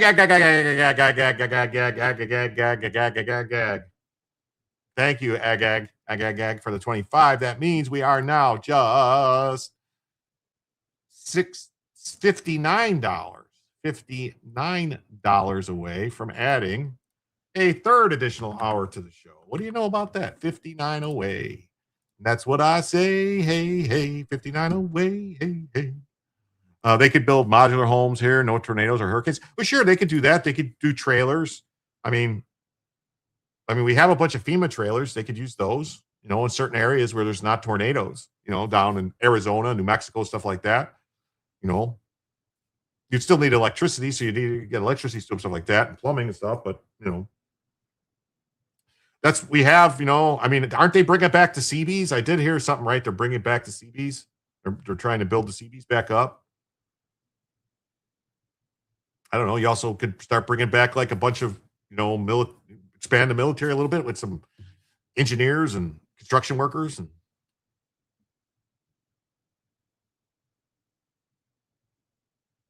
Not FEMA. Well, you know what I mean. The trailers. They have the trailers. I'm just saying. No. All right. Ready? Next story. Here we go. The FBI charges 4 people with illegally voting in federal elections and lying on citizenship applications. Bum, bum, bum. The FBI has charged 4 individuals with illegally voting in federal elections and making false statements applying for U.S. citizenship. The individuals, all non-citizens, voted in elections, including the 2020 presidential election, the 2020 2022 midterms and the 2024 presidential election cycles. Huh. Yes. We could use all the money we've saved from the fraud cases to build a new base housing. Yes. We could also just deport a bunch of people, and then we'd have a bunch more housing too. You know,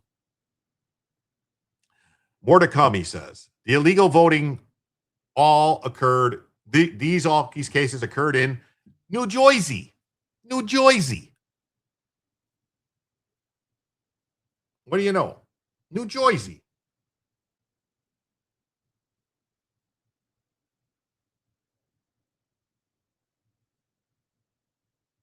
New Jersey. Yes. Millions must go.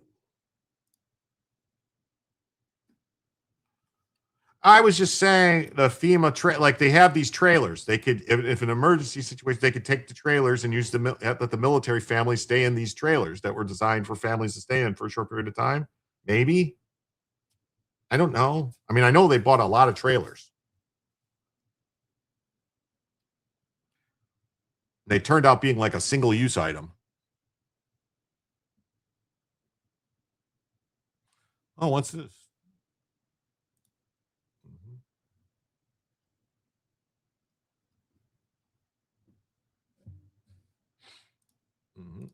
That was just the initial thing from Just the News. Just the News just gives you just the bare bones facts. So 4 foreign nationals in New Jersey charged in connection with illegally voting in federal elections. The Justice Department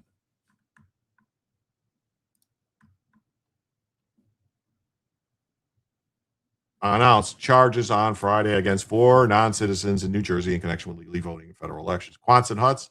Yeah. No, you're fine. It's not. You're not derailing. It's fine. It was a good conversation we're having. Quonset huts. Yeah. I mean, there's all types of things they could do. Just saying.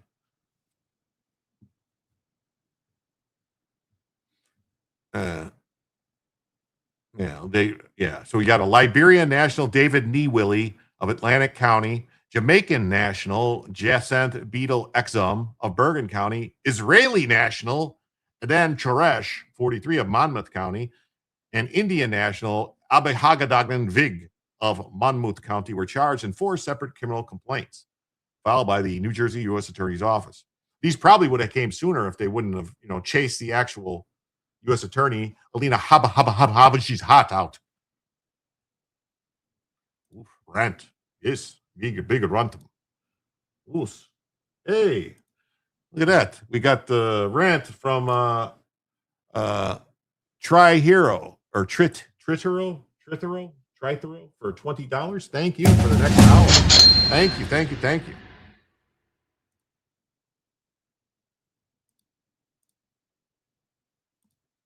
That means now, folks, we are just $39 away from adding a third additional hour of the show. This is going great tonight, man. I think we might actually get a third additional hour. How many of those 4 were federal judges? I don't know, but maybe 1 or 2. Who knows?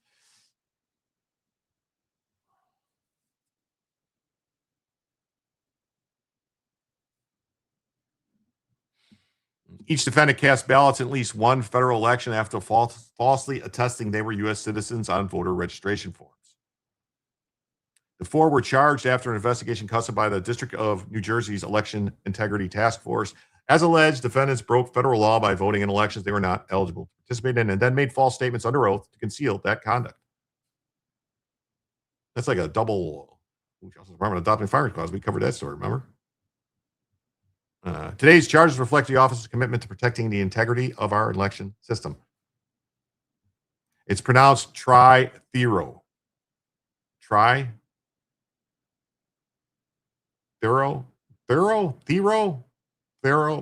Is that like Thero or Thero?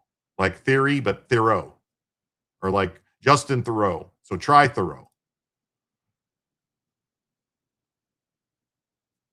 Although thorough would be spelled differently.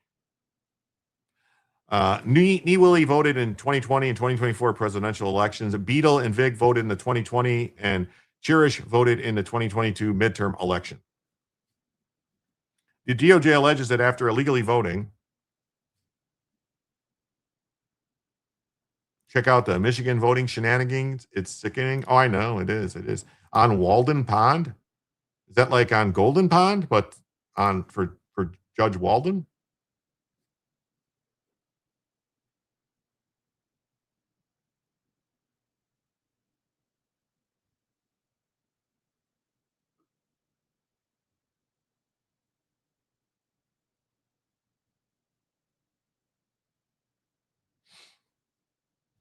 Mm-hmm. So they swore that they were under penalty of perjury on Golden Blonde. So Thoreau, like Justin Thoreau. Vote here, vote aquí. No vote turnere. Ningún electo será rechazado. Vote here sign displayed out the voting election. Why? I mean,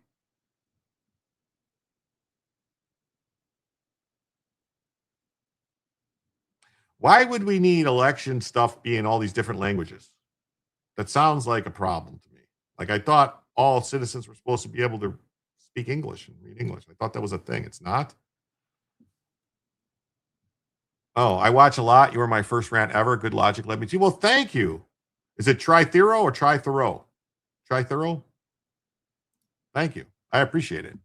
This administration will not tolerate illegal aliens who attempt to vote in our elections when they know they're not eligible. So what if they claimed they didn't know they weren't eligible? You wouldn't go after them? I don't like that. I don't like them apples. I don't like them apples at all. I don't like them apples at all. Oh, hey, what's up, Mark? Great to see you. How you doing tonight? Hey, Dave. My name's not Dave. Sorry, Jim. I was like, hey, Dave. No, it's not Dave. I'm Jim. What's new? Jim who? Jim Shoe. Did Jim ever tell us anything, or does he claim to be, tell us? I don't know. I claim to tell lots of things. You see, a private picture of mine got leaked. Oh God, not your nudes. No, this. See, I mean, look at this. They busted this out trying to tell people. Oh, God damn it! That's terrible. Crazy. That is terrible. It's horrible. It's horrible. Horrible. I say horrible. Because the Demon Rats voted down the amendment to the Constitution making English the official language of the land for paperwork. Oh, that sucks. Henry David Thoreau, don't you know? Lowell? Yes.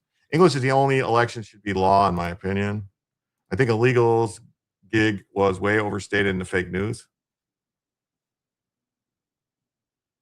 I don't know what you mean by that. Low watermark sounds a lot like Alan Alda. Oh shit, they busted you, dude. Oh, that is funny because people have said that many times before.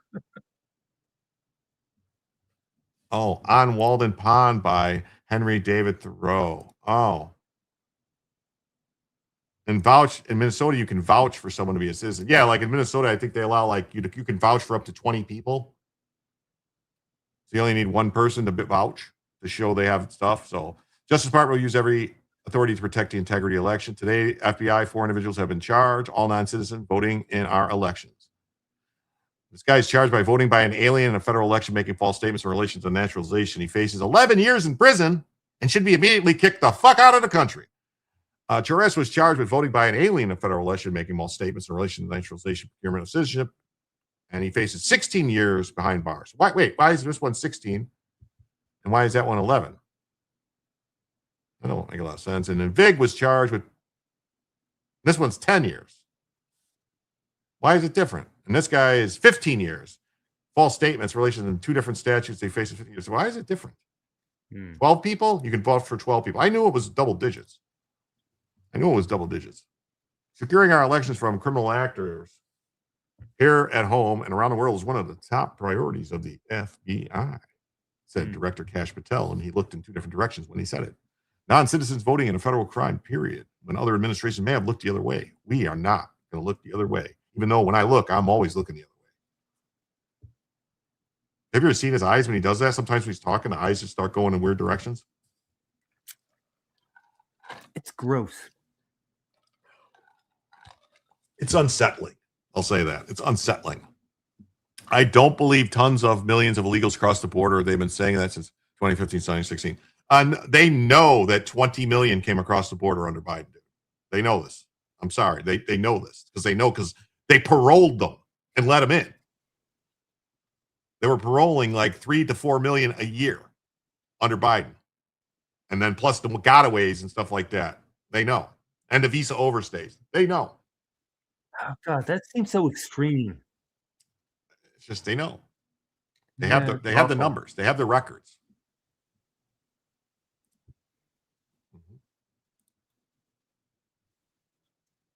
Oh, what do you know? Let's see what Jesse Waters. I don't like his mom. You know, I'm not a big fan of his mom, Maxine. I don't like his mom. Tonight, we're debuting the fraud files. Corruption, waste, and abuse, it is everywhere. You work hard, pay taxes, your money goes missing. Poof. We're starting at the fraud capital of America, Minnesota, where the FBI just raided 22 daycares. They even hit the Quality Leering Center. Now neighbors say it's empty. This has been an open secret in Minnesota for years. Investigators are coming forward, saying the state covered up the scams. The fraud was so blatant. Hold on. She says, I'm close, or Kimberly says, I'm close to the border. I've never seen a major flow, just my opinion. They know the Biden administration was flying them in by plane. They were bringing them in by the plane, those entire planes packed with them. There was reporting all over the place, showing them landing in airports, the people reporting on it and getting chased away, filming them coming in. This is known. That's all. It's known. Yeah. They were doing it like every day, night after night, just flights of planes. 200 people on each plane, multiple planes landing in cities, New York, Chicago, Detroit, Minnesota, everywhere. Just planes landing at 1 o'clock in the morning full of illegals. Yeah. They know how many are here.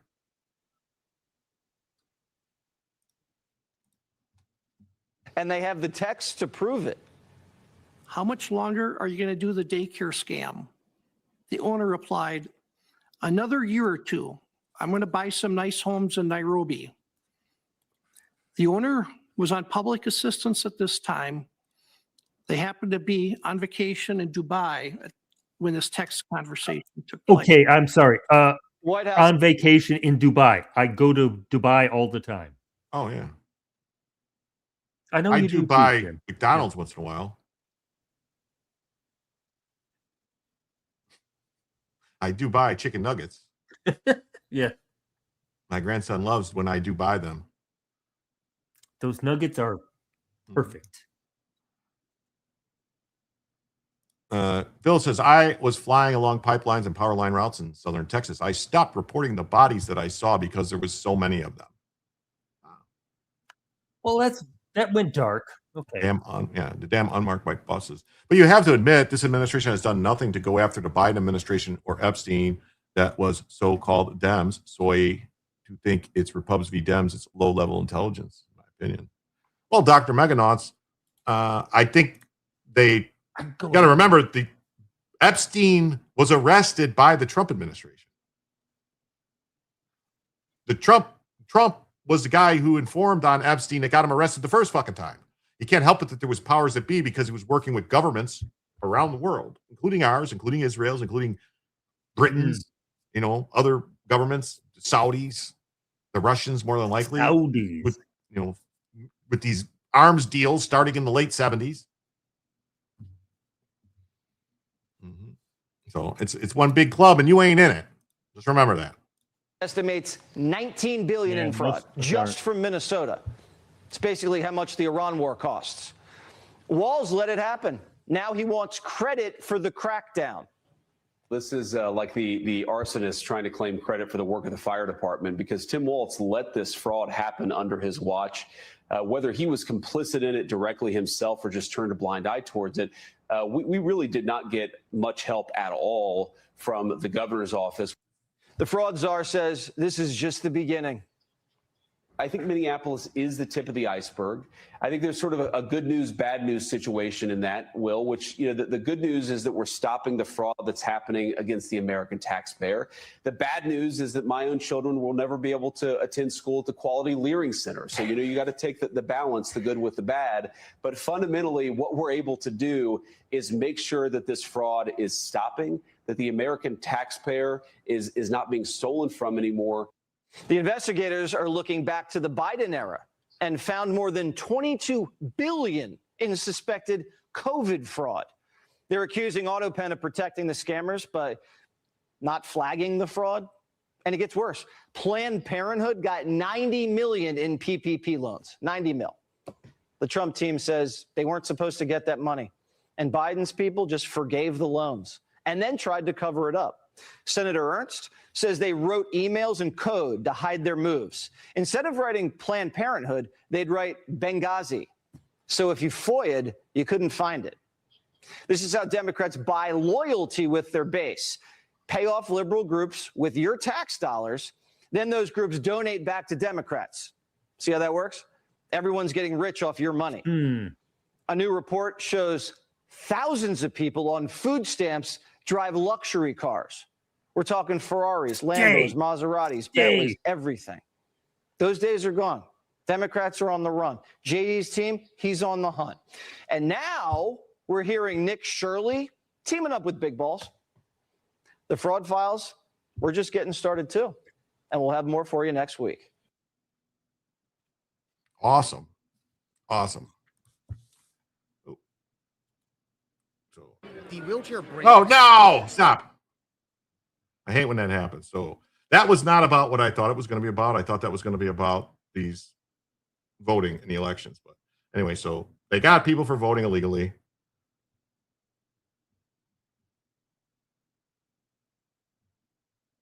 So, okay, let's move on to another story, I guess, because that was not that was not as exciting as I thought it was going to be. So, you guys remember there was that stabbing? Oh, anyway, I wanted to. Oh, hold on a second. Your Maxine Waters comment went right over my head. Yeah, no one laughed. I didn't hear any laughing. It was kind of bad. I thought someone else would laugh, but I forgot about this. So Dr. Megnauts says yes, but to hide the files reeks of corruption. You have to admit. I will say that there's certain files that shouldn't be released because if you don't have proof or something. I will say what reeks of corruption, and I'll totally call this out, is that when given the opportunity to name names, to name the names of the people who hurt you, none of these women will say who hurt them. That's a problem. Because they were given the olive branch, they were given the perfect opportunity. The first lady, the wife of the president said, come to Congress. I call on Congress. Congress said, yes, we'll have you here. Come tell us, testify to Congress and tell us who hurt you. Give us the names. And they said, it's not up to us to tell you who hurt us. Well, if it's not up to the women who were the victims to tell us who hurt them, then what are we, fucking mind readers? And I'm sorry if that offends anybody.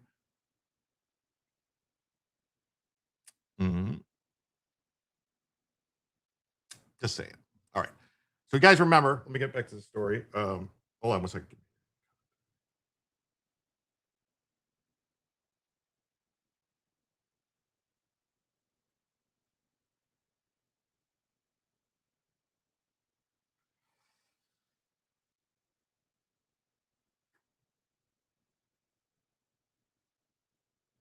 Okay. Jim, to be fair, the ones who got settlements all have NDAs. If they go to Congress and talk about it, they can't be prosecuted. They're testifying under oath. The NDAs can't keep them from testifying under oath. That was a law passed by Congress a few years ago, that testifying under oath about something that you're subject to an NDA to, you can't go after it. You're gone after for that. If you can't testify to it, it won't be prosecuted. Yeah, that's the thing. I don't know what they want.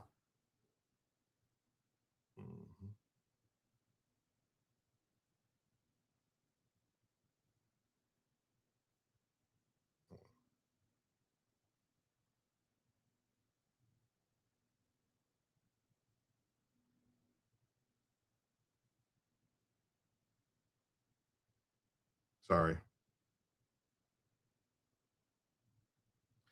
Sorry, this is bad. I'm trying to do this right now.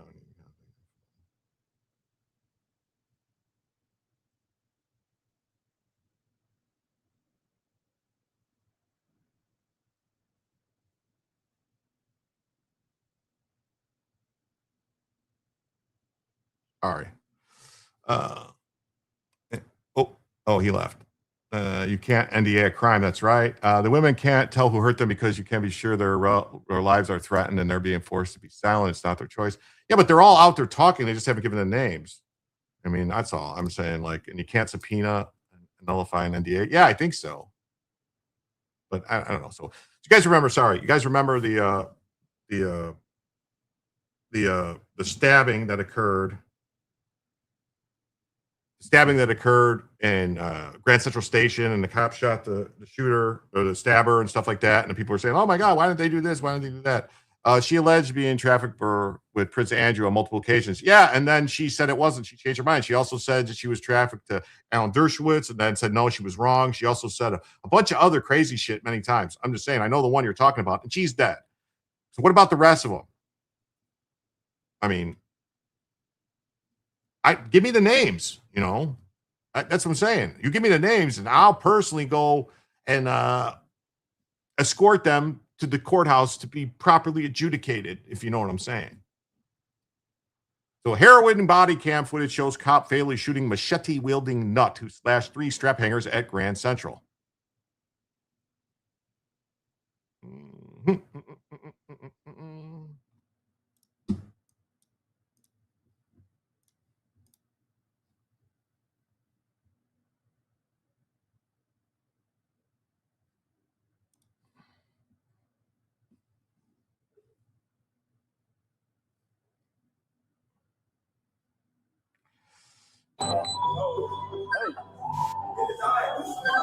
Listen, drop it. Put that down. Drop it. Put it down.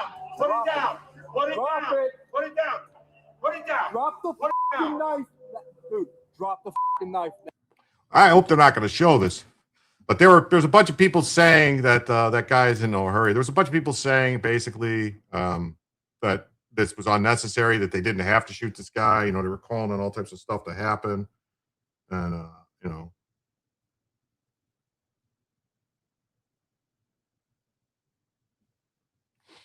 I don't know. Now, drop the fucking knife. Drop the fucking knife. I mean, I've heard him say, how many times is that so far? Isn't that 4 or 5 times? He said, drop the knife, drop the knife. He's got a machete in his hand. They could testify in a closed session of Congress, and Congress would release the names without the women being exposed. They could. There's many things they could do. Yeah. I mean, yeah, he won't drop the knife. No, he's not going to drop. Spoiler alert. Spoiler alert. He's not going to drop the knife. Drop the knife. Nobody wants to shoot you. Drop the fucking knife.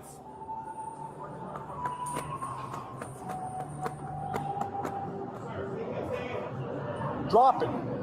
Listen, get on the ground, please. Get on the fucking ground. Get on the fucking ground. Nobody wants to hurt. Another spoiler alert. He's not going to get on the ground. Tasers work. Well, here's the thing. You don't use a taser if you're by yourself. All right. If someone else was there and they had a taser out, but one guy has to have the capability to actually do something. You know what I mean? To like, it's a deadly threat, the guy with the machete. So someone else has to be there, you know, has to have, you know, the deadly threat to stop him, you know, to have the stopping action going on. So sorry.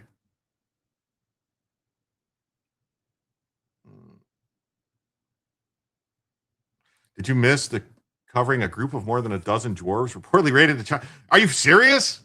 A dozen dwarves raided the Church of Scientology? That's something that's something I want to look into. Actually, I'm gonna goggle that right now.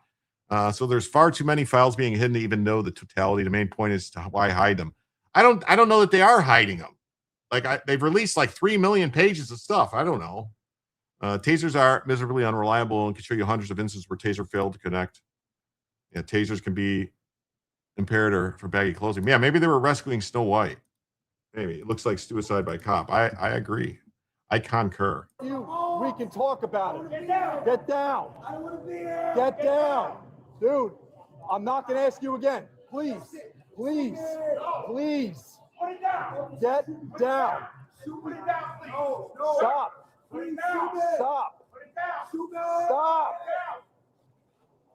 Stop. Stop. Watch cross. We're not doing it. We're not doing it. Get down. We're going to get you help. Oh, okay. Oh, you believe he does eventually drop the knife? Male with a knife. Male with a knife. Get down! Get down!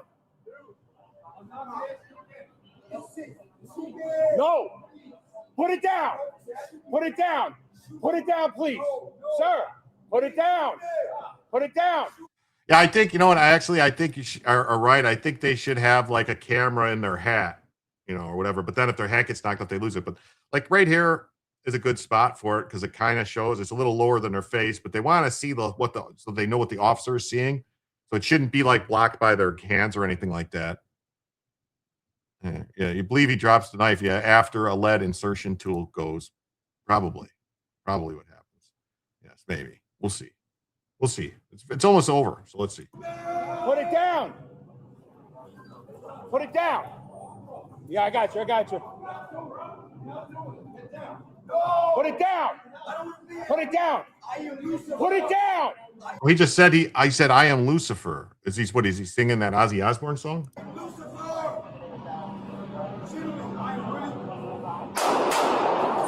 Oh wow. Wow, that's sad.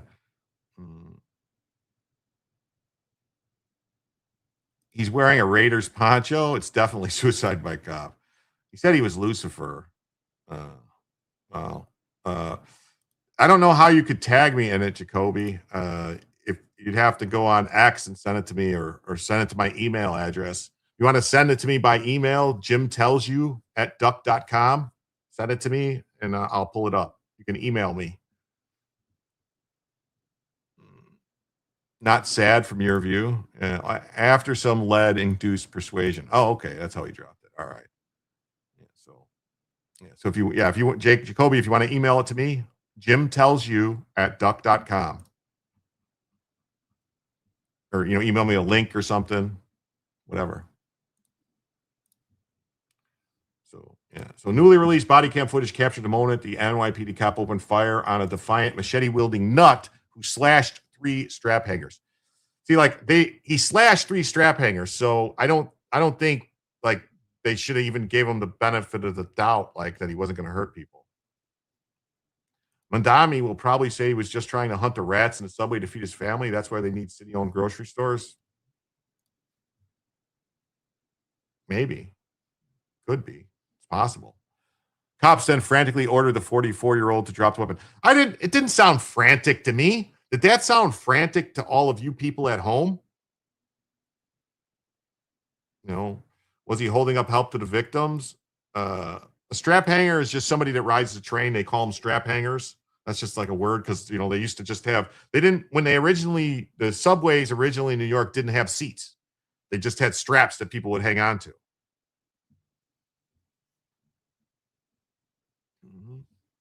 It didn't sound frantic to you, manic maybe. I'm saying it didn't sound frantic to me at all. Griffin flared his arms wide while gripping the 17-inch knife in his right hand and shouting, shoot me, please. That's a big-ass knife. Detective Ryan Gaffrey, who had his gun drawn, chased the subject, who then turned and kept coming at the cop while flashing the machete, despite repeatedly being told to stop. Get on the ground. Nobody wants to hurt you. Nobody wants to shoot you. That is a Raiders jersey. I think we've solved it. He was from California and he went to New York, and this is what happens. You go from California to New York. This is what happens.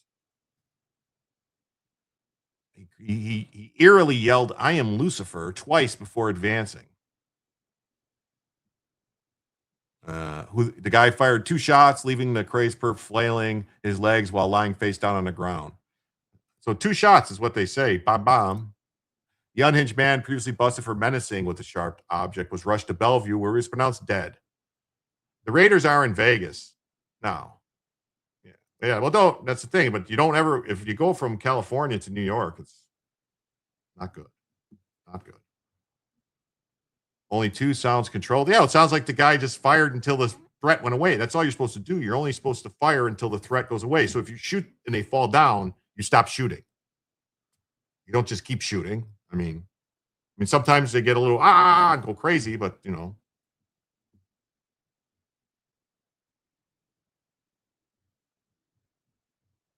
That's a big ass machete.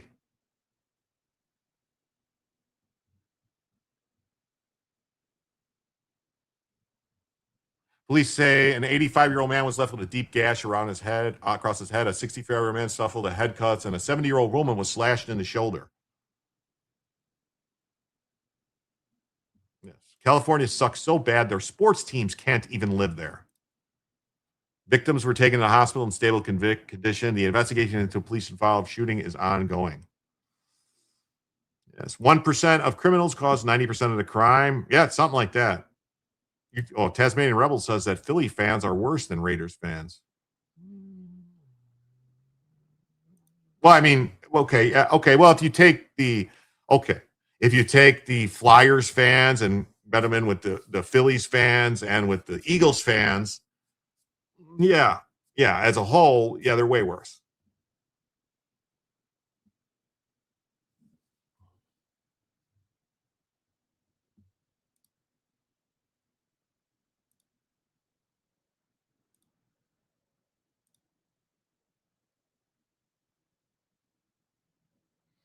Then we got this story, which, like that. I don't think in my opinion, after watching that video, I don't believe the cop did anything wrong. I think he gave the guy plenty of time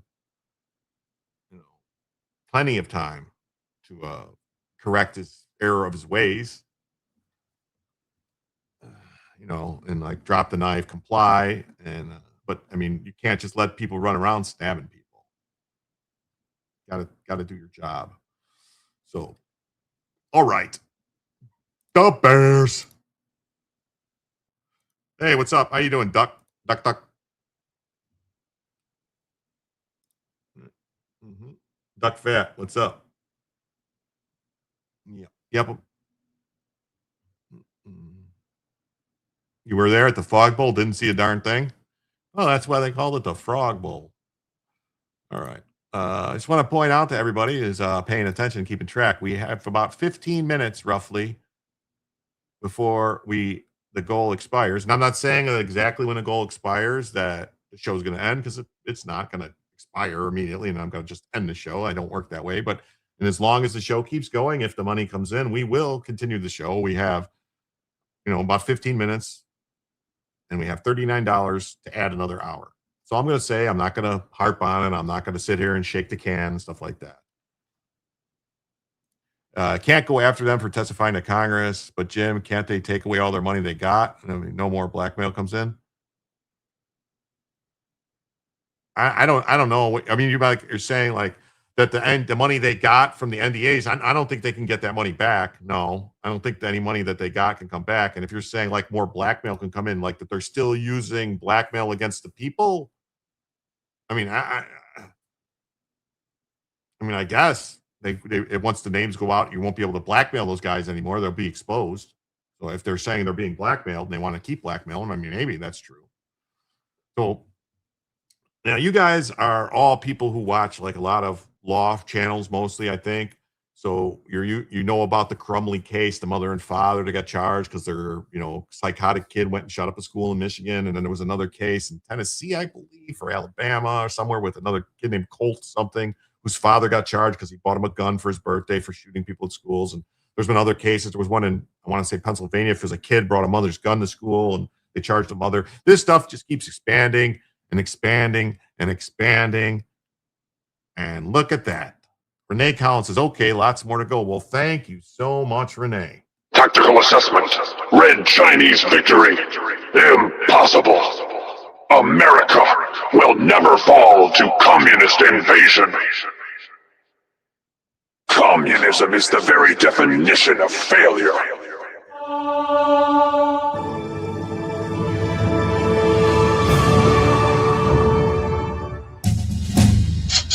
Thank you, Renee, for the $39. With that means we hit the goal, and we are now $100 away from a fourth additional hour.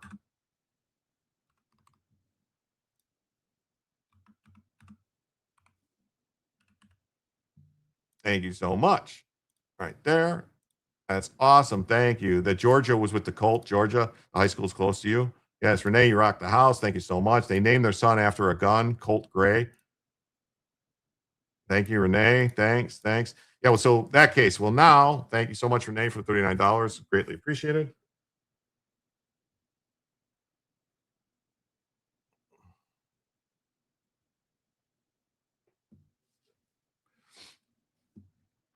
Thank you. We're going to keep going. So in OC mom is charged with manslaughter after e-bike riding son kills veteran. So you might go, oh, what the hell is this? Well, so the mother bought their son one of those electric bikes, one of them e-bikes, which everybody rides all the time. Cities rent them out.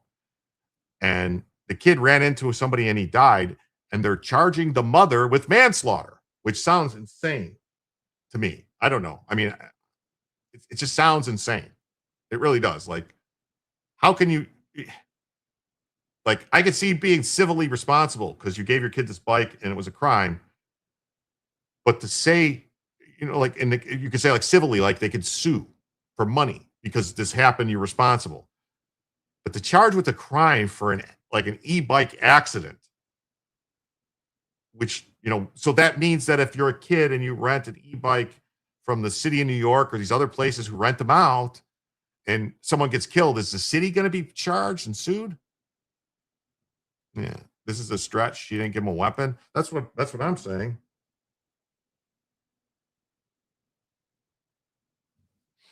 So, an Orange County mom is now facing a manslaughter charge after her teenage son allegedly struck and killed an 81-year-old Vietnam veteran. Which, hey, I'm sorry, it's a horrible accident, while illegally riding an electric motorcycle.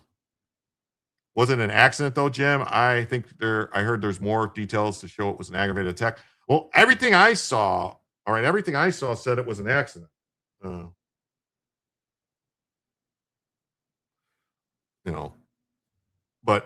if you have information that it wasn't an accident, how fast was he going? Well, here's the thing, even if it wasn't an accident, even if it was on purpose, and especially even if it was on purpose, or if he was going fast or anything, that's his actions, not the mother's. To hold the mother responsible. This is the problem. Like, the kid, punish the kid for his actions. He's responsible for his own actions. But to hold the mother responsible is ridiculous.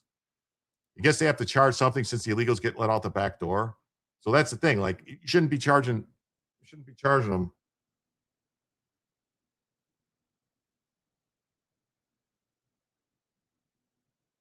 Hold on a second.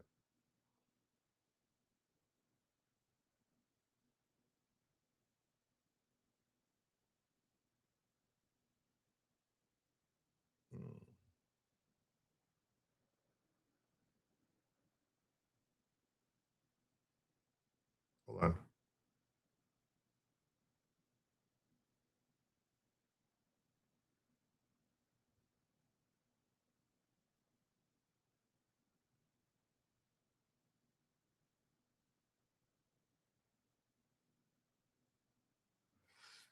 Oh, Instagram. I forgot Instagram ends at 4 hours. So if you're on Instagram, you're no longer here. So bye-bye, Instagram. Sorry, I totally forgot about that. I forgot. Let me do this. Remove that. I screwed up. Sorry. I'm trying to do two different things at once. Let's see. We got 8 minutes left before I reset the timer. All right. So prosecutors. So an Orange County mom is facing charges.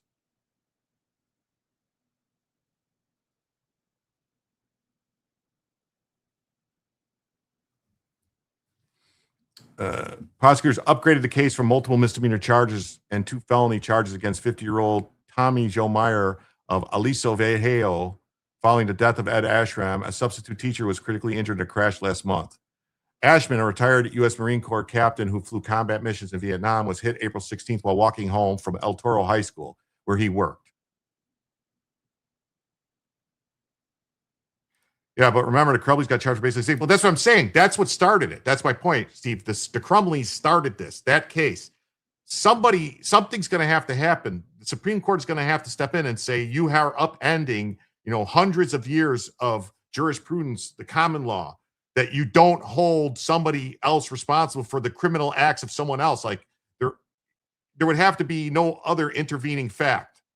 Like, when somebody else knowingly commits a crime or something, that's the only way, that they're the only person that can be held responsible for that crime. That's the that's the only thing, you know. So that's the mother, I guess. Investigators say her 14-year-old son was riding a Suron Ultra B electric motorcycle, which is that an e-bike? E-bikes don't need approval or age restrictions to buy or own anyone. See, I don't know. Maybe California passed some kind of laws regulating e-bikes, making it, you know. So he was in the street doing wheelies. Yeah, they're going to translate this to go after gun makers. Sure. That's the thing. They could go say, oh, well, you sold a gun. You made a gun that this guy used. He couldn't have did it without the gun you made. You know, oh, you made this car and this guy got drunk and used the car to kill people. So I guess we could charge you. I mean, a teen fled the scene. Mayer had previously been charged with felony counts of child endangerment and accessory after effect to a crime. He was also charged with one misdemeanor count of contributing to the delinquency of a minor, loaning a motor vehicle to an unlicensed driver, providing false information to a peace officer. Like, they're claiming that this is like a motorcycle. Like, this is an e-bike. If convicted, she faces up to 7 years in prison. Authorities say the crash was preventable and that Meyer had been explicitly warned about his son's dangerous driving behavior. Like, what? Months before the incident, Meyer contacted the Orange County Sheriff's Department to complain about a neighborhood posting photos of her son riding the e-motorcycle, according to the prosecutors. During a roughly 30-minute interaction captured on body cam, deputies told her the vehicle was illegal for her son to operate and warned she could face criminal charges if she allowed it to continue. Despite that, prosecutors alleged the teen continued riding the high-powered bike, which could reach speeds of nearly 60 miles an hour. So I'm going to tell you right now, I have seen the e-bikes. They're just bicycles with the electric motor on them that go 50, 60 miles an hour. They're just bicycles. It's crazy. California has backwards law. E-bikes have pedals. E-motorcycles don't have pedals and require a license. Well, that's what I'm saying. I don't know if this is the thing is the ones without the pedals. I don't know that you can do wheelies on them. The ones I see people doing the wheelies on are ones with pedals. Those e-bikes. But maybe I'm wrong. I mean, motorcycles you can do wheelies on, but I thought those other ones are shaped weird. They have like weird anyway, for your feet to go on and stuff like that. So it's not like, I don't know. Parents who buy their child an e-motorcycle and let them ride illegally are handing their children a loaded weapon. Oh, Todd Spitzer said. They make e-motorcycles in Santa Cruz. Then why didn't they confiscate the bike? Yeah, why didn't they confiscate it? Yeah, Brandon Johnson tried to sue Kia because their cars are too easy to steal. They banned e-bikes in London, England after repeated deaths and their use in thefts. He added that this is a tragedy for Ed Ashram and for everyone who loved the man. Meyer was arrested on April 21st by the Orange County Sheriff and scheduled to be arraigned at May 21st. This case marks at least the third time this year that Orange County parent has been charged for allowing their child to legally operate an e-motorcycle. So this isn't the first time they've done it. So there's a fundraiser for the guy who died, his family. They're asking to donate to this guy's he's a Vietnam vet and stuff. So, I mean, I'm sorry about him passing and everything. I don't think that this is right to keep charging. He's got a GoFundMe set up that has raised $105,000. That's plenty to cover the cost of the funeral and everything like that. You know, and his family, I'm sure, is upset, but you know, they could sue the lady. You know, it's going to be hard to sue her for any money if she's locked up in jail and doesn't have any job and lost all her money fighting a criminal case.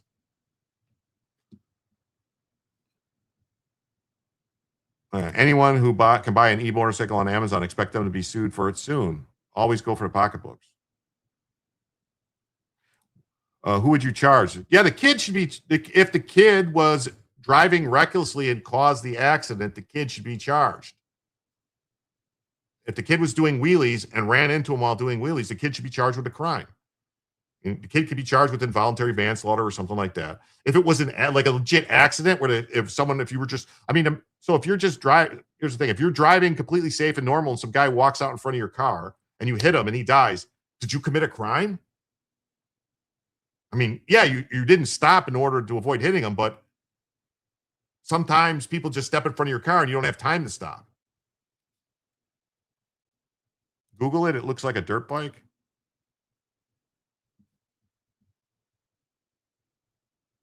Well, I mean, I bought my kid a little gas-powered Kawasaki, like 100, when he was 8 years old, 9 years old. Then again, it was in the country, per se, ish. Did I break the law? What has more potential impact to rehabilitate the kid, prison, or seeing his mom in prison taking his time? Well, that's a rough question to answer, really. I mean, don't you think that might make the kid more angry at the system if his mother's locked up? And then who's going to help? If the mother's locked up, where's the kid going to go? Foster care? So either way, the kid's in the system. That's how they get to the beach. As I live in Amish country, Amish around here travel on most Amish travel on e-bikes. There are so many accidents involved with these bikes, mostly because they're not following traffic laws. Oh, it's California. They have to put her in jail so they can take her house and give it to an illegal alien. It's a motorcycle, not gas, but electric. Okay. It's not an e-bike like in the cities. Oh, all right. You had a 75 two-stroke when you were a kid. Yeah. So you better hope he doesn't turn into a Hell's Angel. They should at least be required to take a safety driving course. Something. Let's see. All right, where are we at? Oh, wait. No, that's it. All right. There might be something. They might show the bike here.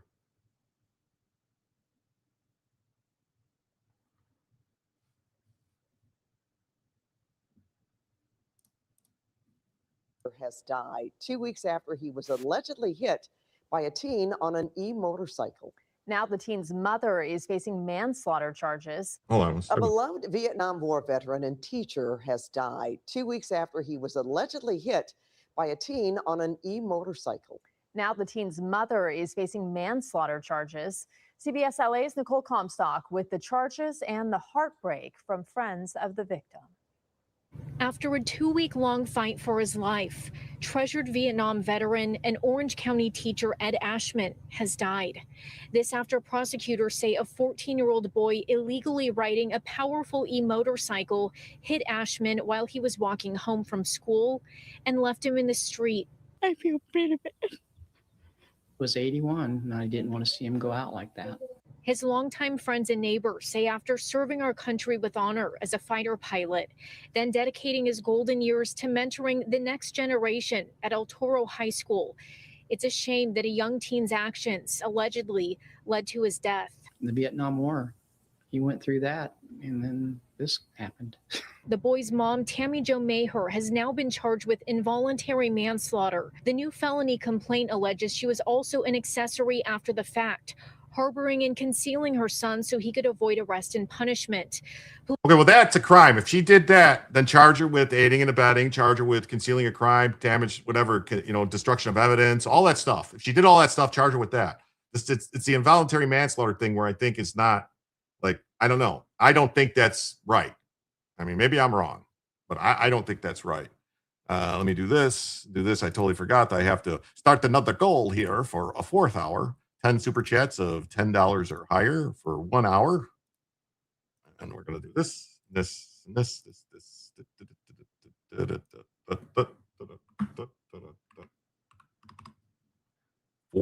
Fourth additional hour.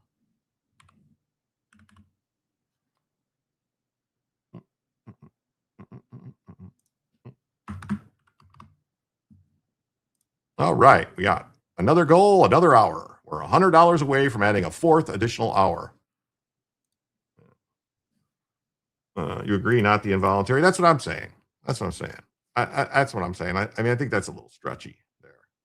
Police say they already told the boy's mother a year ago on body-worn camera that she could face criminal charges for continuing to allow her son to ride the e-motorcycle that requires a driver's license. Orange County District Attorney Todd Spitzer says in writing, this mother essentially handed her 14-year-old son a deadly weapon and, despite multiple warnings on the dangers, continued to let him illegally ride until he finally killed someone. I see cases all the time now of very serious injuries for teenagers riding these e-bikes. Stephen Sweat is a personal injury attorney who specializes in e-bike cases. He says the laws are now in place to prosecute these cases, but the problem is that parents aren't educating themselves or their kids. Most parents they don't bother to educate themselves on. Well, that looked like it had pedals on it. Hold on. Isn't that a pedal there? That has a pedal. That has a pedal. Those have pedals. What are you guys talking about? Those have pedals on them. Those bikes have pedals on them. Or am I right? That has a pedal. Doesn't that have a pedal and a crank?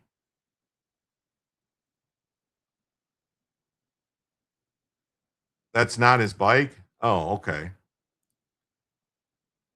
Those are e-bikes. He was on an e-motorcycle. What's his bike look like? Did they show his bike? Because I don't remember seeing it. They showed his bike earlier. It was a chunky trail bike. Oh, I know I screwed up. Now it's going to do this refresh. Great. I got to do this all over again. So let's try to see the bike. I want to see what this bike looks like. I was looking at something else. I'm booking guests for other shows while we do this show.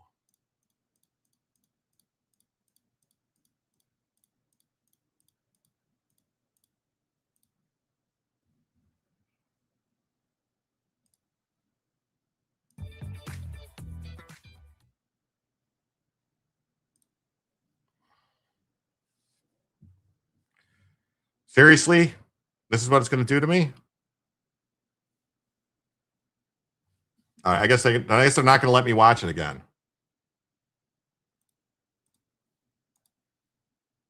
I guess they're not going to let me watch it again. They're going to keep screwing with me.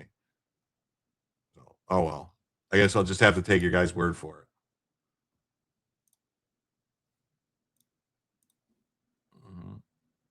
it. I'm charged with manslaughter. KTLA 5. Oh, here we go. Maybe this will show it. Tonight, after her 14-year-old son is accused of crashing his e-bike into an elderly Vietnam veteran. That victim has now died. Tonight, the teen's mother is facing involuntary manslaughter charges after prosecutors say she was warned repeatedly about her son's dangerous behavior. Sandra Mitchell reports from the crash site in Lake Forest, where a memorial has been created to remember the victim. Micah and Cher, this was actually a hit and run crash. The teenager on that e-motorcycle left the scene, left the victim lying in the street just behind us. You can see that small memorial there. And tonight, the Orange County District Attorney says this case should be a warning to all parents.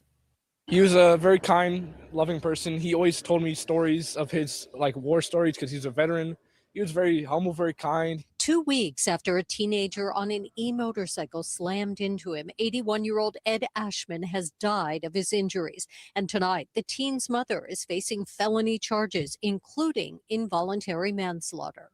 She absolutely knew and that she could have prevented this horrific incident from happening. Orange County District Attorney Todd Spitzer says 50-year-old Tommy Jo Mayhair has been contacted by law enforcement in the past, warned that her son was not legally old enough to operate the 200-pound e-motorcycle with the top speed of almost 60 miles. That's not the bike there.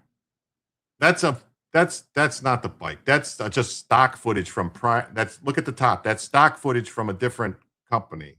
That's not her bike and her kid. Per hour. Absolutely illegal. That's an actual She was dirt not bike. allowed to ride it.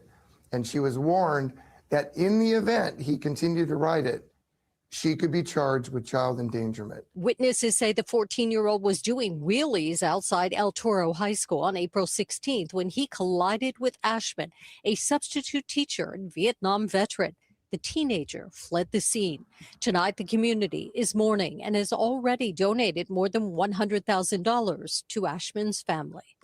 It was really sad what happened because, like, it was his last year teaching here.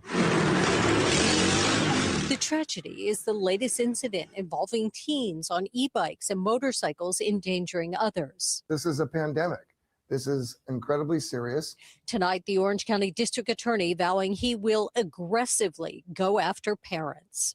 If you know, buy, engage, modify, facilitate, aid and abet your child to ride an illegal e-motorcycle or e-bike that's been modified, we're going to prosecute you to the fullest extent of the law.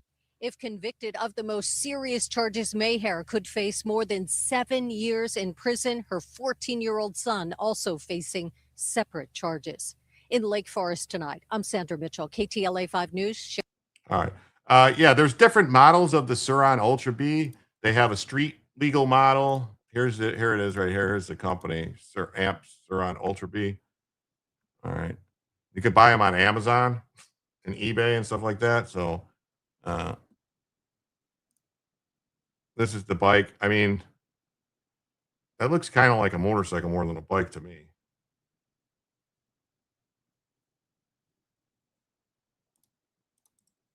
So, you know,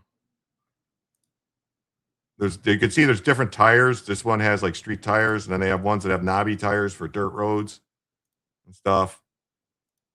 You know, the street ones, I believe, must have headlights and taillights and all this stuff. And yeah, this is not this one. And see where the pegs are in back here? This one is probably like, this one looks like it's designed to just do wheelies. And these are not cheap. This is $7,000. All right. This is $8,000. This thing is $8,000. You know, this thing is $8,000. This is not cheap. It's not cheap at all.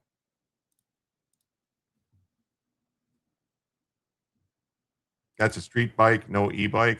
Yeah.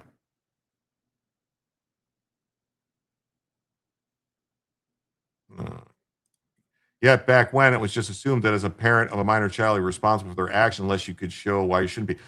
You were financially responsible to be sued, but not criminally. You were never responsible criminally for the criminal acts of someone else. Like if he was committing the crime, once he's just driving recklessly, doing wheelies and stuff like that, he's breaking the law. You know, your first motorcycle was used in 75. Yeah, I mean, I have to say, like, when I was like in 8th grade, we were driving Enduros around the city of Chicago, like to go to school and stuff like that. I mean, you get pulled over, the cops would make a phone call to someone, they'd have to come get the bike and then let you go. But I don't know. I mean, we didn't drive like idiots. Yeah. I look forward to Discovery to see how a single mom affords the $8,000 e-moto. Honda has models in the $13,000 to $21,000 range. Yeah, I mean, $8,000 back in the day, like back when I was riding motorcycles, $8,000 would have got you a brand new like GSXR. 750, you know, like, yes, Kevin, still going strong. That's not a toy. Yeah, that's not a toy. That's that was back when we were responsible for raising our kids, teaching them morals and discipline, not the state. Yeah, no, well, the mother's been charged. I think, too, there's another thing which might be a defense that's going to be a defense because they're charging her with, now you're showing your age. Well, whatever. I'm just saying. He didn't die immediately. It didn't die for 2 weeks. So, I'm not saying this isn't true. I'm just saying this is something the defense lawyer is going to try to make is that he didn't actually die from the injuries. The defense lawyer is going to make arguments like maybe he died from a malpractice of the doctor. Maybe something the doctor didn't do. You know, some other intervening act caused the death. Yeah, charged the DA and officers with manslaughter for not confiscating to start with a year ago. That's right. Could it be medical malpractice? Well, I'm sure the defense lawyers are going to try to argue that. That's what I'm getting at. I've earned every year of my age. Well, you know.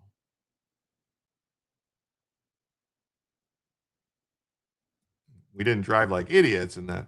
Yeah, well, at the time, we didn't want to be pulled over and stopped because we'd get in trouble for taking the bike that didn't belong to us. It belonged to a relative and riding it. Yeah. So,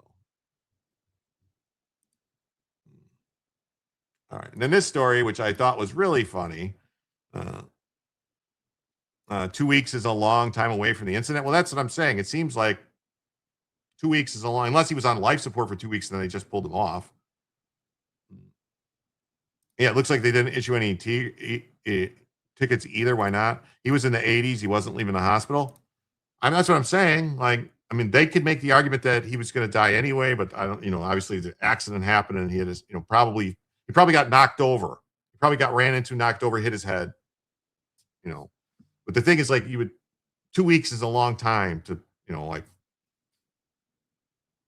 although it's not really that. I mean, I've heard of cases where someone died like a year later and they ended up charging the person with manslaughter. I read about that case. I want to say that someone was like a year later died from their injuries or something like that, or like someone got shot and they survived, but then there was infections and other things happened and they ended up dying, and so they ended up charging because it was a direct, like it was a result of stuff. But I don't know how that worked out.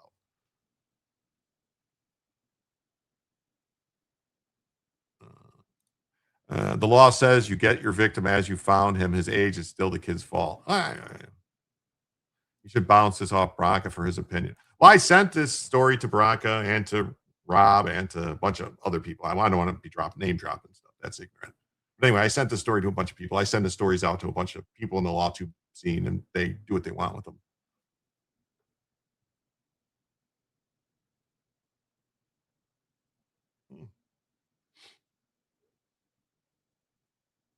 Damn it. Oh, that's what I want to do real quick. Before I get into this one, there's something before Trump says the U.S. Navy's acting like pirates to carry out the naval blockade. Before I get into this story, somebody sent me something and I thought it was funny. So we're going to do this real quick.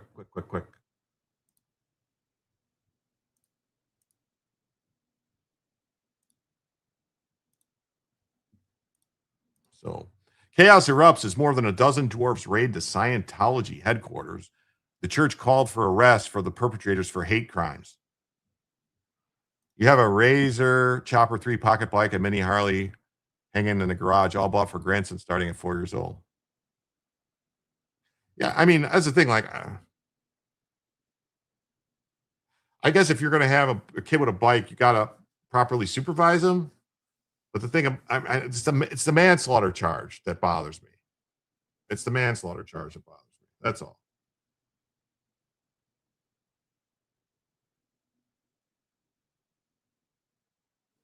That's all that bothers me.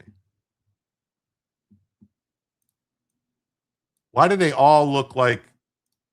Wait a minute. This is fucking AI. This is AI. In a shocking turn of events, a paramilitary group of dwarfs has stormed the Church of Scientology. Eyewitnesses describe the scene as chaotic as the group forced their way past security. In a shocking and brazen heist, the group made off with the church's entire supply of coffee cups. In a shocking turn of events. All right, that was AI. Whoever lied to me. That was AI. That was completely and totally AI.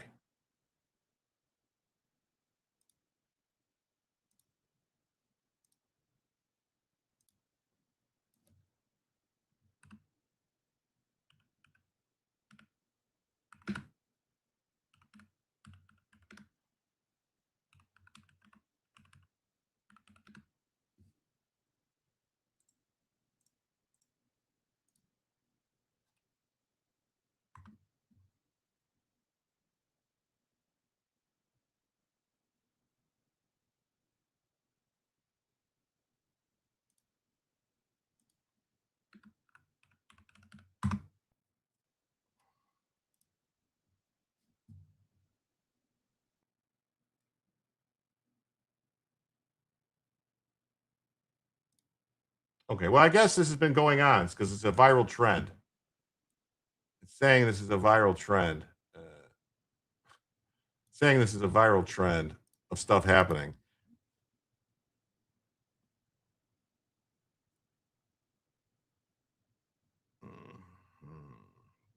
DEI doing work here, the drawers rating. Well, here's what it's saying. It's like there's only one incident to do a speed run. So it's Scientology building speed runs. The biggest trolls, full steam on Twitch. I guess they did. I guess they did do it.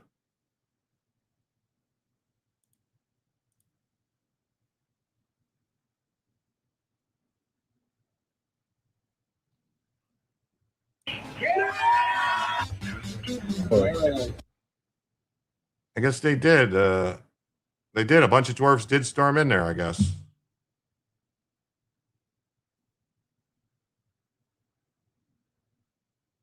I guess they did. I guess they did. That was just AI. That was just AI. But they did do it. The Scientologists have nothing about it on their national or international news sites. Well, no, there is a bunch of it. There's a bunch of stories, not that speedy. There's a bunch of, you got sandbag. Yeah. There's a bunch of stories about it, but that was just an AI video like showing it, but that was the actual video with them going in there. Look like. Anyway. If the Fed sent you to Oklahoma, at least they passed DHS funding, so I'm getting paid. Oh, that's good. So, yeah, so Trump says we're acting like pirates. Charge them all under the FACE Act, just like Don Lemon. Well, they could, actually. They actually could, because the Scientology, believe it or not, is a recognized religion in the United States, tax exempt.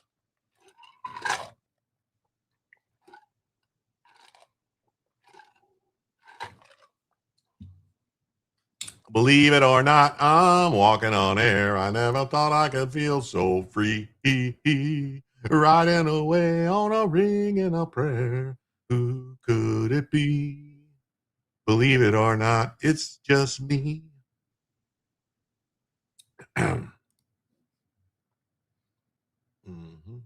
Though it's really a cult.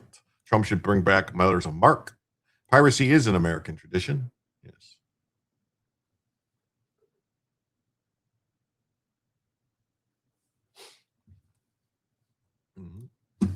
Greatest American hero. That's right. The view of an Iranian flagship as the U.S. Navy destroyer conducts its interception. U.S. President Donald Trump said on May 1st that the U.S. Navy was acting like pirates carrying out Washington's naval blockade. I don't like it there. Can you guys still hear it good there? Of Iranian ports doing the U.S. and Israelis' war on Iran. He made the comments while describing the seizure of a ship by U.S. forces a few days ago. We took over the ship. We took over the cargo. We took over the oil. It's a very profitable business, he said in remarks. We're like pirates. We're sort of like pirates, but we are not playing games. Some of Tehran's vessels have been seized by the U.S. after leaving Iranian ports, along with sanctioned container ships and Iranian tankers in Asian waters. In Asian waters, from the land of sky blue waters, comes a beer refreshing. Hams, a beer refreshing. Hams. Iran has blocked nearly all ships passing through the Strait of Hormuz, apart from its own, since the start of the war. Mr. Trump has imposed a separate blockade on Iranian ports. U.S. and Israel attacked Iran on February 28th. Iran responded. Pirates play games? Yeah, they have a thing, they're not going to let them play in any pirate games, Yeah. Donald, the orange president, had a very orange skin, and the Iranians wouldn't let him play in their games. All of the Iranians used to laugh and call him names. They never let poor Donald play in any pirate games. Then one day, the U.S. fleet rolled up with its boats, and they started sinking all those ships because Donald got the votes. Hey! The U.S.-Israeli strikes on Iran and Israel attacks in Lebanon have killed thousands and displaced millions. The war has raised oil prices and led to the blockade of the Strait of Hormuz, a choke point for about 20% of the global oil and liquefied natural gas shipments.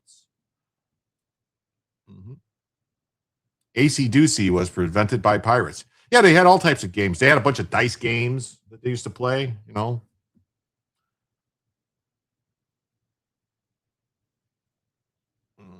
Manslaughter just means you didn't plan it. I thought that's the involuntary part of manslaughter that makes the attempted part seem off. I don't know. Damn, didn't know you were glowing. Glad you're going to get paid, though. And you didn't like my song? I just made that up while I was sitting here. I wrote a song about it. Want to hear it? Here it goes. President Trump has offered shifting timelines and goals for the war, which remains unpopular with some people in the U.S. They are a bunch of pussies. But including when he threatened to destroy Iran's entire civilization. Well, no, he didn't say the entire civilization. He says that civilization would cease to exist and would be a new civilization. See, you gotta take him figuratively, you gotta take Trump seriously, not literally. Many experts said in April, American strikes on Iran. Yeah, we're not okay. Oh, I guess we can listen to it. Very popular in your house. Popular in my house. We took over the cargo, took over the oil. We're like pirates. Uphill, we fought uphill, and they just got wiped. We took over the cargo, took over the oil. We're like pirates. Uphill, we fought uphill, and they just got wiped. America was dead. We weren't going to invest. And they said, turn your ship around. And there was no response. Turn your ship around. Evacuate your engine room immediately. And you see all these guys running out of there. Now, they're 5 miles away. Well, the reason Uzalian's asking, I'm wondering why oil prices are so high. UAE is raising production and Saudi is raising production also, all of it ignore the straits. The reason is because all the oil makers all by speculation. So once that production increases and starts coming out, there's going to be people getting stuck and they're going to have to start dumping. And so prices are going to just crater because people are buying contracts in the future. And that's the oil prices. When you look at it, it's future prices. It's prices in the future. And that's what they're all betting on. Like who's got contracts, what they can do, take and sell and stuff like that. It's all speculation. So at some point, yeah, oil speculators and storage capacity is ultimately why. Yeah. Yep. That's it. And one shot into the engine room, blew up the engine room. The ship stopped. They used tugboats, and then we landed on top of it. On top of everything else, we then land on top of it, and we took over the ship. We took over the cargo, took over the oil. It's a very profitable business. Who would have thought we were doing that? We're like pirates. We're sort of like pirates. Wow. Interesting. Do.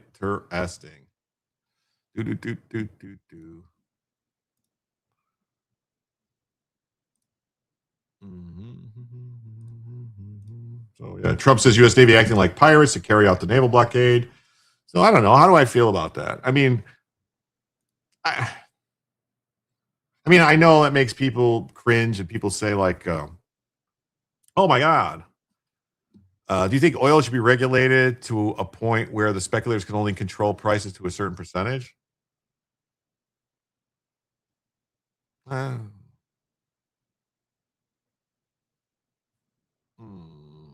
I mean, there should be a limit, like they might, maybe the limit would be you have to have the contracts be shorter term contracts. You can't have these long-term contracts being bid on, raising prices and then fluctuations and stuff like that. I don't know.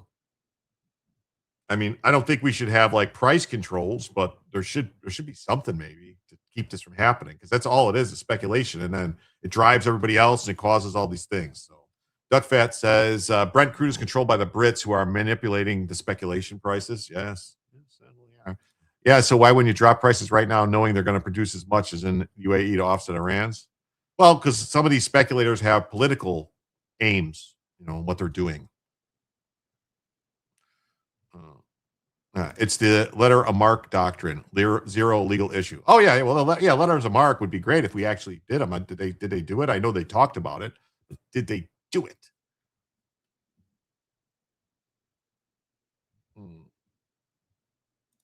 You missed the part where I said if you facilitated, participated, etc. Well, here's the thing. Can they prove that maybe she told the kid he wasn't allowed to use it anymore? Maybe she told the kid. Was she supposed to sell it and get rid of it so that he couldn't use it? Because maybe he took it without permission, the bike. If he took it without permission, how could she be held criminally responsible? That'd be like if you accidentally left your keys in your ignition to your car and somebody comes and takes your car, drives over and kills somebody, and then they charge you with voluntary manslaughter because you left the keys in your car. And somebody committed a crime and stole your car and then committed another crime. You know what I'm saying? Like, that's what I'm thinking. Like, so I don't know if she's claiming, if she claims that she didn't give him permission, that she told him he couldn't drive it anymore, but that she was trying to sell it or something like that. She can come up with all types of ways out of this. So I think it's, Joe says, I have stock in oil and I'm making a killing, but I get the price manipulated to a point that's not current supply. I mean, our Navy itself can seize booty of Americans' enemies under the same doctrine, so acting like pirates is perfectly legal. The Crumleys didn't give permission. I know the Crumleys didn't give permission. Yeah, he wasn't supposed to have it. I'm just saying, like, I don't know. So, yeah, so Iran has blocked nearly all ships passing. The U.S. has blocked all Iranian ships. The war has raised prices, led to blockade, and a choke point about 20% of the oil. So there's that. So we saw that. We talked about that. Okay.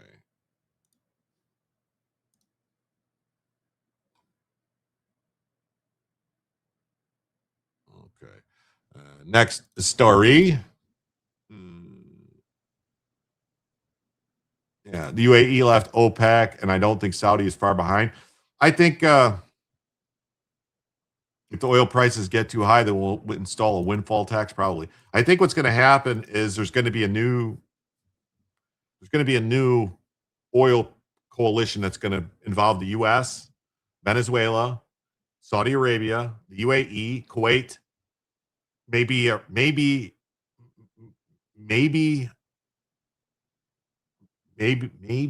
Russia, maybe Iran. Did I say Venezuela? Venezuela.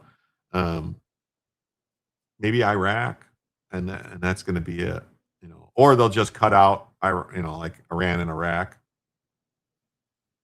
Cuba. Well, Cuba doesn't have any oil production.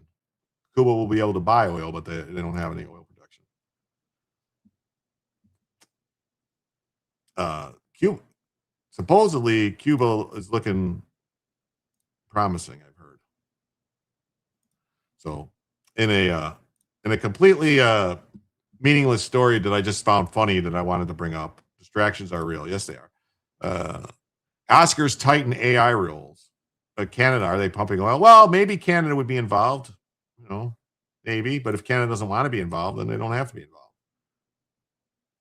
The BRICS wants to end the U.S. dollar being a petrodollar and grab the monetary hegemony. Well, that's not going to happen.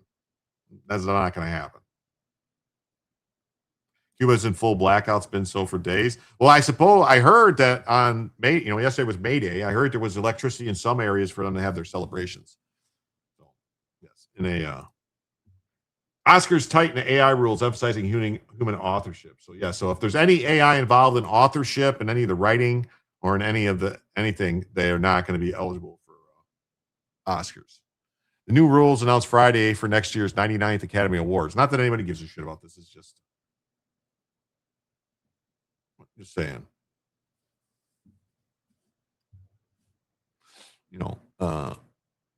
Screenplays must be human authored to be eligible for awards, and all performances must be performed by humans with their consent.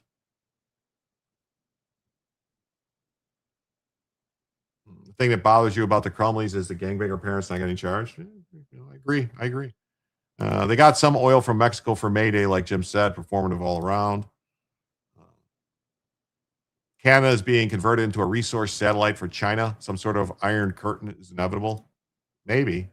BRICS is corrupt. Yes, it is. But the U.S. is going to have to try, and people might not want to hear this. The U.S. is going to have to try to separate Russia from China. We do.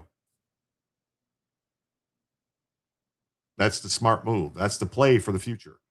to get Russia away from China and over to us. It would make a really big difference. I would recommend everyone in the audience, if you haven't read The Bear and the Dragon by Tom Clancy, I recommend you read the book because it's all in there. What's going to happen?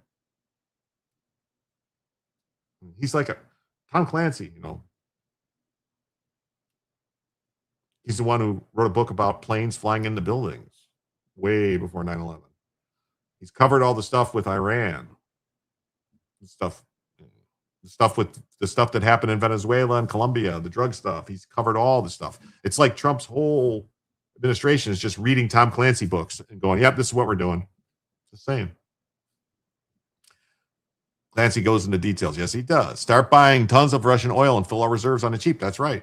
The Don Road doctrine will push China out of Canada eventually, not the highest priority. China will only make Canada weaker and weaker to the U.S. once they are gone. Yes. So, yeah, it's new rules. The new rules say that no AI. So they're already saying no AI in anything. So the use of AI would neither help or harm a film's chance of receiving a nomination. The new change builds on guidance introduced a year ago when the Academy said it would neither help or harm to the degree of which human was at the heart of the creator authorship. So that's what they first said. Now they said, no AI. If you have any AI, no.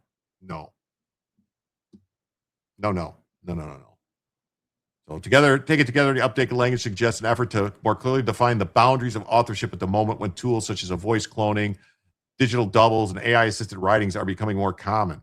The emergence of synthetic performers such as Tilly Norwood reflect how quickly those questions have moved from theoretical to practical. In announcing the new rules, the Academy framed the change as part of an effort to reflect the current state of filmmaking. In acting, performers are now must receive multiple nominations in the same category after performances rank among the top vote getters, aligning their count. So they're going to update the voting procedures. Oscars are pointless. Hollywood giving themselves backpats for content only Hollywood cares about. Yeah, I don't disagree. Let's see here.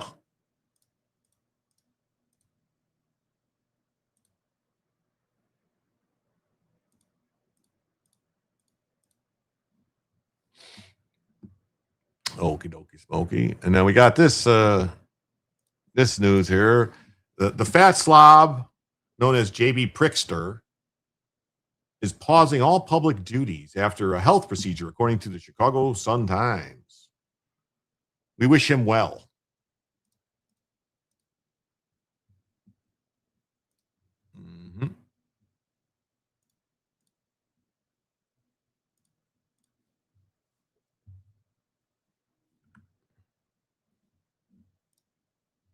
Pricker,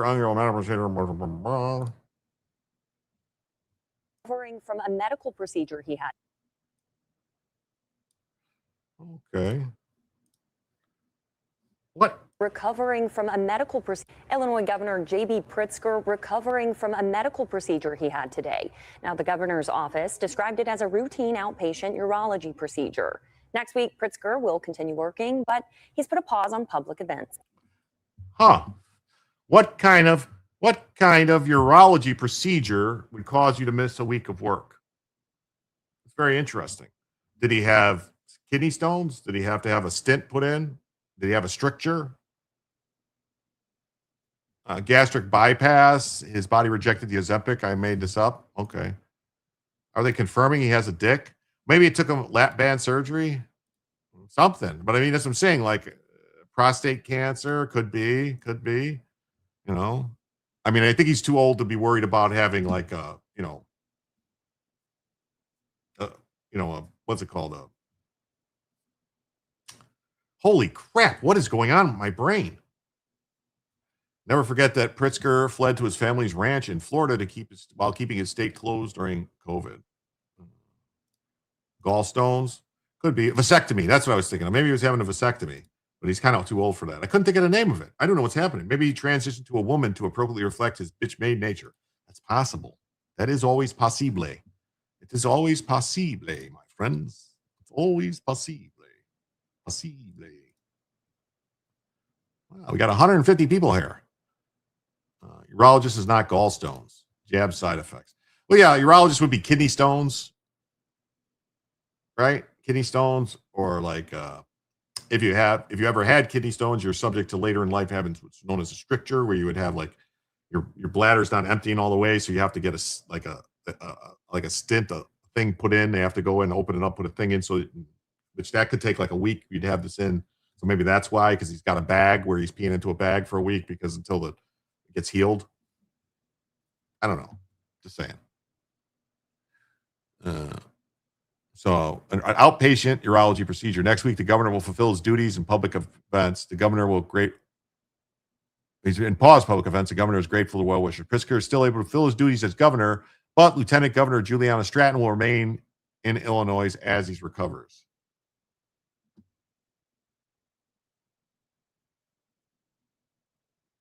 Maybe he had his balls enlarged. Maybe.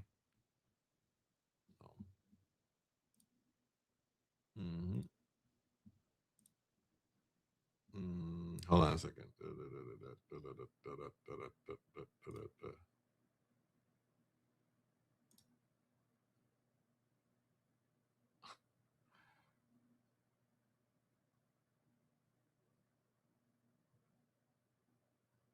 Okay, that is really weird.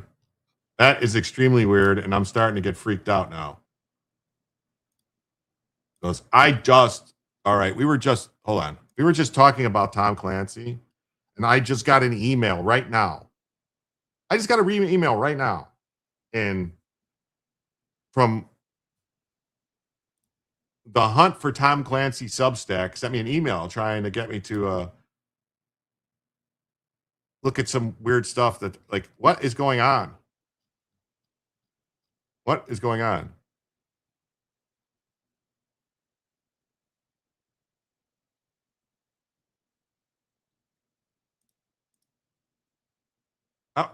How is this going on? How did that happen? They're listening to my show and the computer, and it's reporting back and telling them to send me stuff. This is crazy. This is crazy. This is beyond crazy.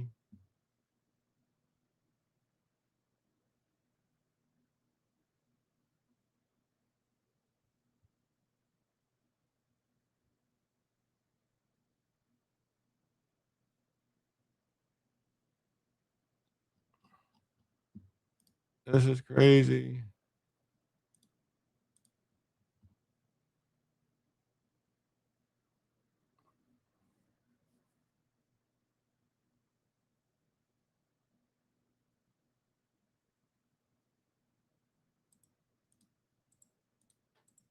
Okay, I'm opening some new links here.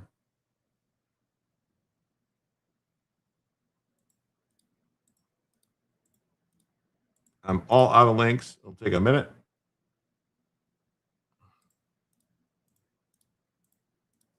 There's some links I had from the other day that we didn't get to. So we'll go through them.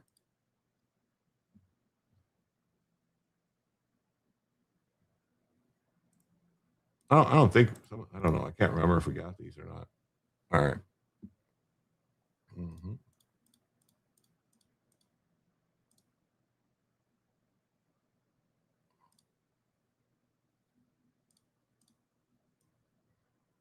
Mm-hmm. I guess I could do this too. We can go to X and look at some stuff at X.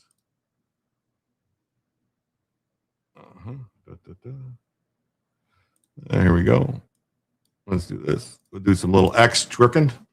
Listening device are clear and present danger. You ain't kidding. Did you hear about the Tucker kerfuffle saying he didn't call Trump the Antichrist and having a short circuit when showing the clip? No, I didn't. Seriously? I'd like to see that. Clean cup, move down. Yeah, listens to everything. Yeah, they do. Someone in your audience probably signed you up. It's possible. Do I have Alexa? No. Big Brother's always listening. Do not redeem demons. That's what I'm saying. They're listening. They've been listening since the early days of cable boxes. No demons is Burger King making me go on April 28th to get the Star Wars meal. Yes. So this is so ironic that crying Chuck Scummer and the Demon Rats are hiring sleazebags like Barack Hussein Obama's crooked former Attorney General Eric, the corrupt Holder. Yeah, someone listening is the sum of all fears. Yes, it is. Yes, it is. to look into voter integrity when the same group of human garbage rigged the 2020 election. Get tough, Republicans. They're coming, and they're coming fast. There ain't no good for our country. They almost destroyed it, and they don't want to let that happen again. These are highly dishonest people who are, in many ways, treasonous in that they are trying to destabilize the United States of America in what some would call a war. Republicans must terminate the filibuster and approve all the necessary safeguards we need for elections to protect the American public during the upcoming midterms. Make America great again. Thank you for your attention to this matter. President Donald J. Trump, President of the United States. Thank you very much. Thank you very much. Let's see.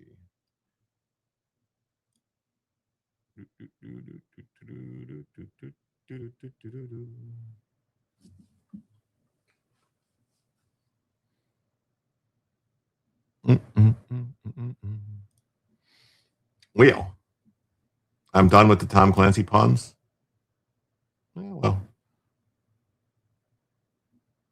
yeah, you need to look at the shady tactics they're using in Michigan. Yeah, all I want to do is check and confirm you can get a second ballot. This is what infuriates me. Yeah. Confirm my voter registration, cancel, update. Yeah. It's all right. That's all you got to do. And they get a second ballot. We saw that. This is the whole thing with Trump. We talked about it the other night. Trump renegotiating with them because they. How hard is it to turn someone in for voting in a state they no longer live in? I don't think it's that hard at all. There's a task force. There's probably someone with the DOJ you can contact. Someone could contact, not you, but someone could contact if that was an issue. I would think there's a way. So,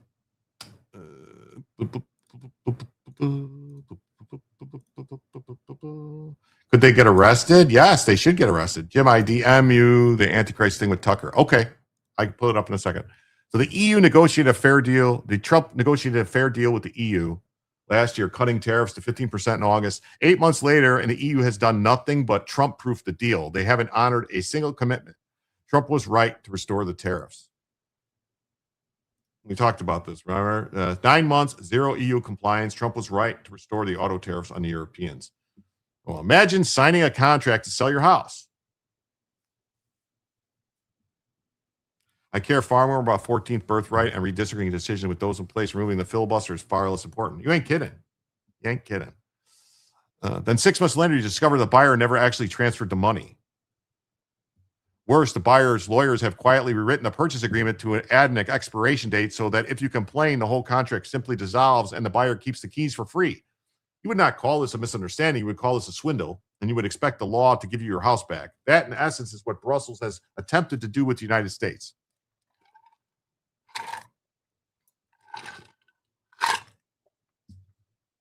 The president's decision to return the auto tariffs to 25% is the legal and moral equivalent of changing the locks. To understand why is this response is fair, reasonable, and indeed overdue, one has to begin with the structural problem the Turnberry framework was meant to solve. Then examine what the European Union actually did with the concessions it received, and finally see why the 25% tariff on European cars is the most measured response available short of walking away entirely. Yeah, the Europeans agreed to an amazing deal back in July. Trump kept our side of the bargain and implemented a 15% cap. The EU didn't implement any of its promises. To begin with the underlying asymmetry, the bilateral goods relationship between the United States and the European Union has been lopsided for a generation. The imbalance is not a rounding error. In 2025, the United States exported $414 billion in goods to the EU and imported $633 billion, producing a goods deficit of $219 billion. The 2024 deficit was $235 billion. That is the second largest bilateral goods deficit the United States runs with any partner, behind only China. Persistent gaps of that scale year after year are not random output of free markets clearing. They are the product of policy choices on the European side that successive American administrations tolerated for decades. Yeah. EU economies lied. Is water still wet? Redistricting alone could see a 20-plus spring. Yeah, well, that's the thing. If they actually implement it. But you've got some states like, North Carolina or South Carolina, I believe, that aren't doing it. And you got other, Indiana refusing to do it. Indiana's got a couple districts that they could really fucking get rid of. Indiana votes voted in a higher percentage for Trump than New Jersey did, or massive two shits, or Maryland did for the Democrats. Hey, what's up, a series of bats? Great to see you. NATO, the UN, and EU are all un-American. Yes, they are. Yes, they are. The clearest illustration is the automobile. The United States imposes a 2.5% tariff on imported cars, while the European Union imposes a 10% tariff on American cars, a 4-to-1 asymmetry baked directly into the WTO schedules. For motor vehicles specifically, the gap is even starker. 2.4% against 10. The standard European rebuttal is that the United States offsets this with a 25% chicken tax on light trucks. But that defense actually proves the American point. The only category where the United States has comparable protections is the one segment carved out of the 1960s dispute over frozen poultry. Across the rest of the auto sector, European producers have enjoyed a nearly frictionless access to American consumers, while American producers have been priced out of European showrooms by a tariff wall 4 times higher. Compound that asymmetry over 30 years, the result is Stuttgart, Munich, and Wolfsburg as world-class export hubs, and Detroit as a cautionary tale. The asymmetry extends well past automobiles. The European Union maintains high tariffs and outright bans on long lists of American agriculture products, from beef raised with growth hormones to chlorine-rinsed poultry to genetically modified crops. Wait a minute. Are we eating genetically modified crops and chlorine-rinsed poultry and beef with growth hormones? I don't want to eat that shit. It will happen. It may take till 2030, but they will all redistrict, and the squiggly districts will become illogical or logical. The districts won't have to be squiggly. That's the thing, absent-minded. Didn't you see what Florida drew and see what Texas drew? And you know what the Tennessee districts, if you look at those, they're not squiggly lines. They're just like, they're all compact, like get these people here, get these people here. There's none of this crazy shit that the Democrats do, the demon rats do. Buy organic. And they dressed up as food safety, but functioning as protectionism. Layered on top of the regulatory architecture and carbon border adjustment mechanism, each falls hardest by design on American firms that dominate their respective sectors. Fines on U.S. tech companies have run into the tens of billions of euros. None of this shows up in tariff schedules, but all of it functions on tax on American exports. Yeah, like look at, they're constantly trying to fine Elon Musk and fine like Zuckerberg and all these American companies. Like, what are they doing? Trump's got to step it up with them. A reader might ask why. Why has none of this changed? The answer is that Brussels only moves when it faces a genuine cost, and tariffs are the only instrument that opposes one.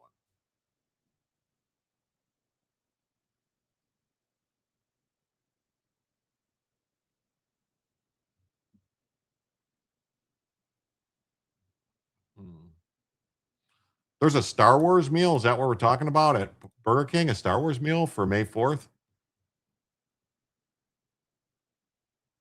Or no? Anyway, the Obama administration spent years on the transatlantic trade and investment partnership and got essentially nothing in return for the effort. The Biden administration replaced confrontation with summits and communiques, and the deficit widened. The pattern is consistent. Brussels treats American goodwill as renewable resource and concedes nothing structural until the resource is withdrawn. As soon as the Section 232 tariffs went on metals in 2018, they were renewed and expanded in 2025. The Europeans came to the table. Ursula von der Leyen's opening offer was a 0-for-0 tariff agreement, an offer Brussels would never have made absent of tariff pressure. Reciprocal outcomes do not get negotiated into existence without goodwill. Through goodwill, I'm sorry. They get negotiated when an asymmetric party finally faces a price. The Nazi European Confederation is nearly identical to the EU. Yes, 100%. 100%. You see the parents of the mass shooter in Canada suing OpenAI. I did see that story, but I didn't get into it. So that brings us to Turnberry. The framework reached in July 25 and formalized in August was on its face a fair deal and in substance a generous one. The European Union agreed to pay a 15% tariff on most goods, including autos, auto parts, and pharmaceuticals and semiconductors, to invest $600 billion in the United States by 2028, purchase $750 billion in U.S. energy, and procure $40 billion in U.S. semiconductors, and to eliminate all EU tariffs on U.S. industrial goods. That 50% tariff rate was a single, all-inclusive ceiling with no stacking. It applied across most sectors and was not a vague memorandum of understanding. It was a concrete schedule of commitments. The United States moved first and moved fast. Trump had imposed a 25% tariff on foreign autos in March, and those tariffs were lowered as part of the framework. American tariffs at the 15% level took effect August 1st or September 1st, depending on the category. On September 5th, Trump signed executive order amending the reciprocal tariff program to implement the framework. And the harmonized tariff schedule was formally amended September 25th. The American negotiators delivered on the spirit and the letter of what was agreed within 60 days. The European Union's performance was a mirror image, which is to say that there was no performance. As of April 2026, Brussels had not implemented any of it. Read that sentence again. 9 months after the joint statement, after the United States had already lowered its tariffs and was foregoing billions in revenue each month, the European side had not moved a single tariff line. The first trilogue was not scheduled until April 13th. Full implementation required further council agreement after that, with member state ratification likely to consume another 12 to 18 months. The deal, as the EU has now written, it would deliver at best a year of reciprocal tariff relief to the United States in exchange for 2 years and counting of unilateral concessions already in force. The delay was not innocent administrative friction. When Brussels finally did act, it did not ratify the deal Trump signed. It rewrote it. The European Parliament attached a sunset clause under which the deal expires on March 2028 unless both sides agree to extend it. So they're like, oh, well, maybe the government will change and we can fuck them over.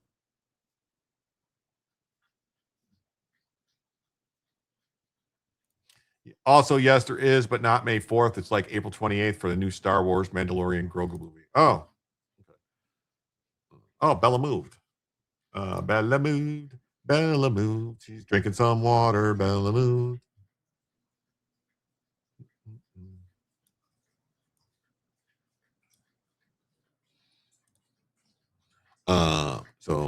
So European lawmakers themselves described the goal as Trump-proofing the agreement, which is to say, designing it from the start to give Brussels unilateral exit ramps the American side never agreed to. That's not implementation. It's renegotiation by one party after the fact.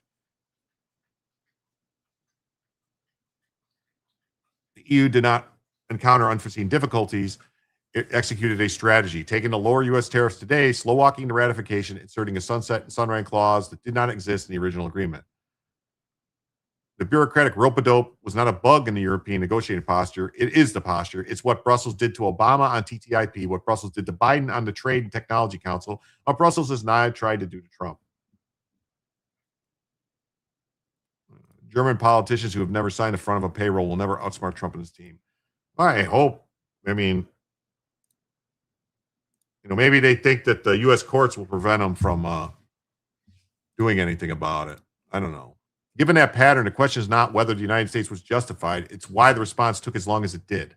Trump's decision to return the auto tariff is calibrated, not punitive. The 4 features of the decision make this clear. First, the rate is not novel. It's the same 232 rate that was in place before Turnberry lowered it. The legal authority is settled. The trade law machinery is already in motion, and administration restoring the status quo. Second, autos are the right pressure point because autos are where the asymmetry is most blatant.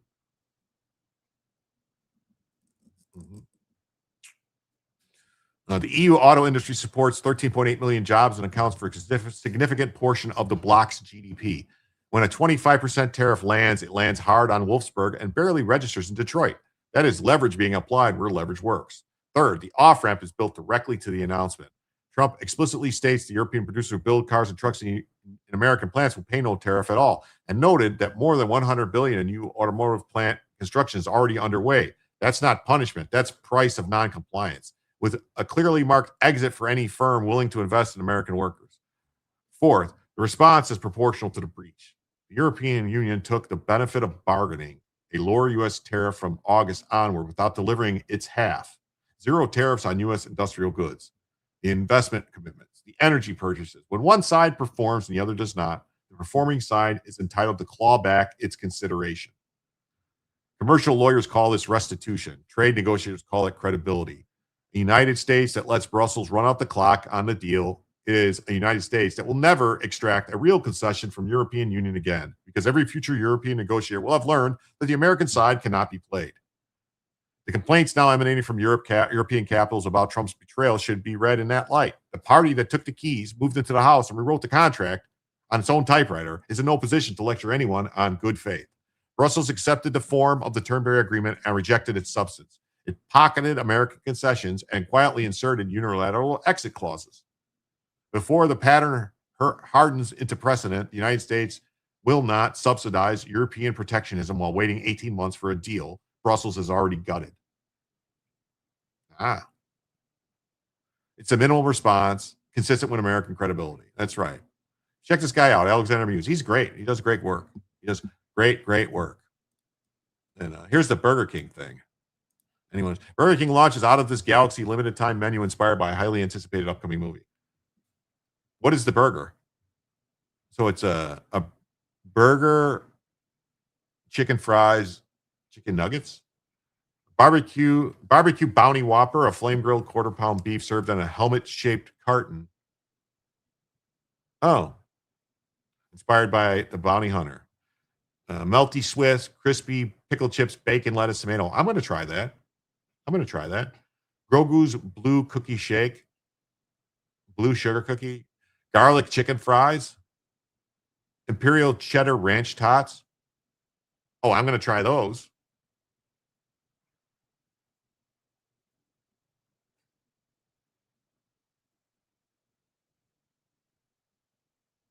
Oh, well, I'm going to have to get some unlock exclusive cups. Are these going to be glasses like you could buy, like the old Star Wars glasses? Are they just going to be the paper cups? Are they going to have actual glasses? Are they going to be plastic cups or something? I'm definitely gonna do this.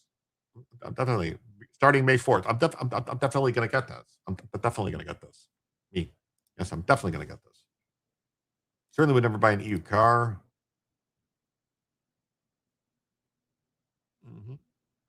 I'm definitely gonna get this because it sounds like a barbecue burger with bacon. Sounds pretty good to me. Probably plastic, looks plastic. I think that cups looks plastic. I would like the glass cups. I still have somewhere old Star Wars glasses from McDonald's, I want to say. No, well, maybe not McDonald's. I don't know. They were in Toronto. I don't know. I have some old glasses somewhere.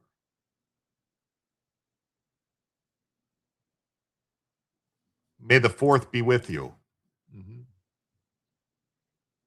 All right. You guys ready for the next story?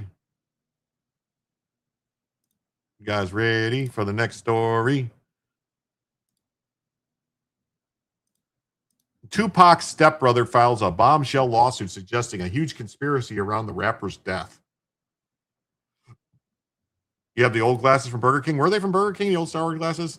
Where did they have this? Who had the Star Trek glasses? Was that Burger King too? McDonald's had the plates. That's right. I had plates for McDonald's. McDonald's had the plastic plates with the people on them. That's what I was thinking. Benz is loving this because they make some other cars in the U.S. All right. So nearly 3 decades after the fatal shooting of Tupac Shakur,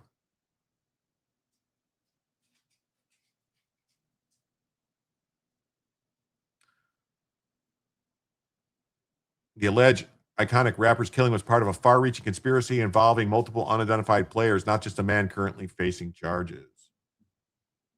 The old McDonald Batman glasses. Wow. I think you spelled the glasses wrong there, but I'm not. I think. Just got home. Screeches for Bella. And about to hit the hay. Oh, right on, Gal. We're going to be wrapping up soon, too. Got glassware with Looney Tunes on it, too.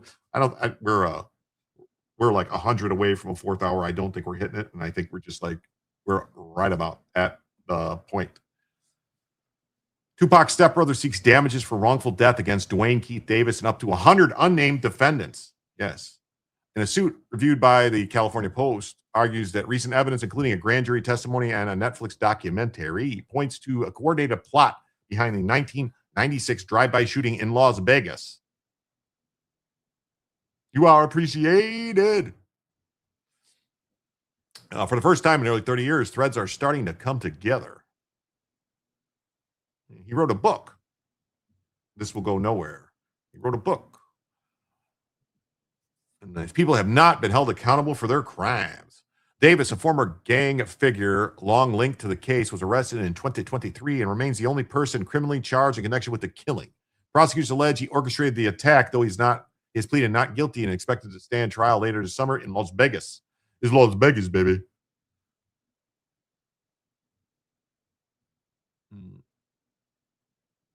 That Maurice Shakur.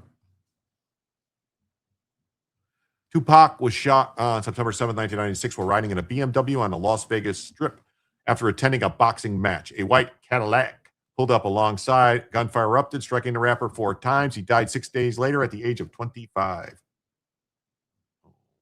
Tupac is not dead. He's just hiding from Jada. Wouldn't you hide from that crazy lady?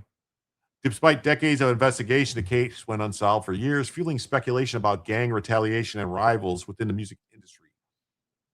According to the complaint, early probes stalled due to the lack of witness cooperation and limited physical evidence, leaving authorities without arrest for nearly 30 years. Tupac would never have left his mother. Tucker is demonized by that demon that attacked him, and that's why he's not remembering the things he said. It might be. Oh, I forgot to play that. My bad. I forgot to play that.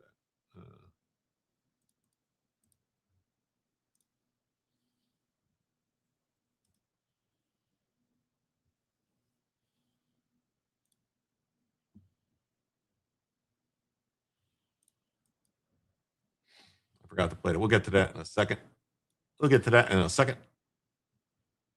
Despite decades of investigation, the case went unsolved. Probes, after arriving on the music scene in the early 90s as a socially conscious, politically driven rapper, Shakur evolved into a complex artist who balanced fiercely defiant gangster persona with a deeply introspective, emotionally vulnerable side, an artistic duality noted by the Rock and Roll Hall of Fame. Puff the Magic Dragon was behind justice for Tupac. Well, I mean, you guys remember the first time you might have saw Tupac in any video?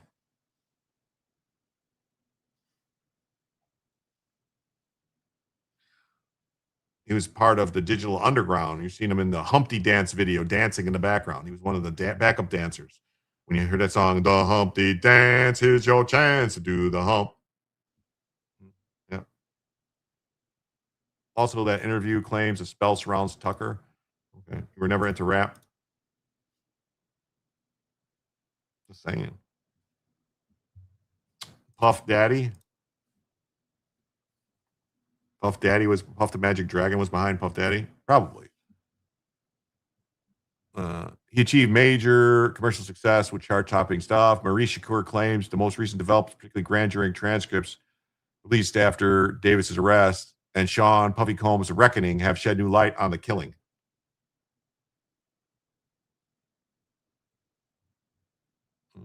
So, according to the complaint, sources include testimony regarding individuals may have helped the plan.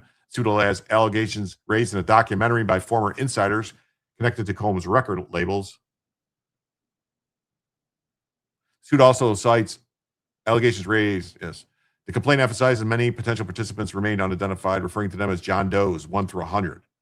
Lawsuit seeks to overcome decades-long gap by invoking California's delayed discovery doctrine.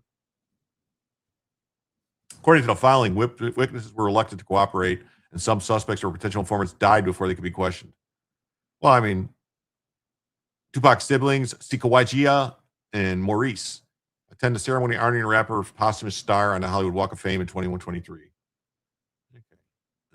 So, lots of love, companionship. So, they call for punitive damage alleged the defendants acted willful malicious with oppressive intent. I guess. All right. And this is that thing about Tucker that everyone's talking about. You've been talking about your show, whether Trump is the Antichrist. Tucker says, I haven't said that. He's the leader of the here's a leader mocking gods and ancestors, mocking gods. Could this be the Antichrist? I actually did not say, could this be the Antichrist? Plays of Kemps. I don't know where that comes from because I don't know those words ever left my lips. Let's see. You've been talking on your show about whether Trump is the Antichrist. I have not said that. On your show, the day after Easter, you noted he did not put his hand on the Bible during his swearing-in ceremony as president. You said, and I'm quoting, maybe he didn't put his hand on the Bible because he affirmatively rejects what's inside that book. And then on a recent show, you went further saying, here's a leader who's mocking the gods of his ancestors, mocking the God of gods and exalting himself above them. Could this be the Antichrist? I actually did not say, could this be the Antichrist? Here's a leader who's mocking the gods of his ancestors, mocking the God of gods, and exalting himself above them. Could this be the Antichrist? Well, who knows? I don't know where that comes from, but I know that those words never left my lips because I'm not sure I fully understand what the Antichrist is. If there's just one, I actually tried to understand it. I may have said some are asking that. I'm not weighing in on that because I don't understand it. Wow. Tucker. Can't you just say you were on drugs or something, or you don't remember? I mean, like, anything, Tucker? Really? Anything? You're going to go there? That's where you're going to go? That's where you're going to go? Really? Really? Wow. Really. Wow. I can't believe Tucker's going there with that. Wow.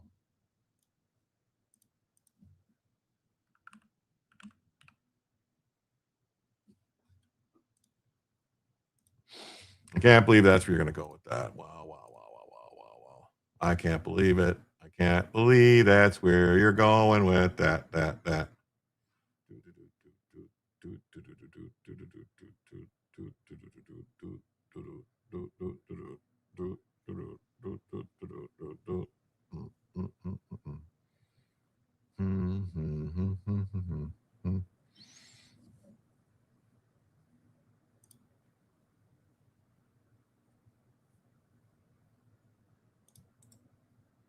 All right. Well, everybody, I want to thank everybody who was here. Please remind everyone to like and subscribe to the channels if you haven't already.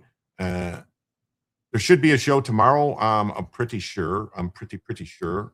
I'm going to send everybody on YouTube over to a friend of mine's channel. His name's Chris Baldessano. He does some like karaoke stuff, which he's doing right now. Just even if you don't like karaoke, just please go over there and say hi to him. Give him a boost. He doesn't have very many followers and very many people there, but he's very good at singing. He does all types of songs. He takes requests and stuff, and he just does it for the fun of it. He's not looking for any money. He's not looking for anything. He just, maybe show people that you like some singing and stuff like that. And then I don't know where we're going on Rumble, but on YouTube, that's where I want to send you guys. So go check them out. Just say hi. Say Jim sent you over there. I really appreciate it. I'll see you guys tomorrow. Right? Thanks.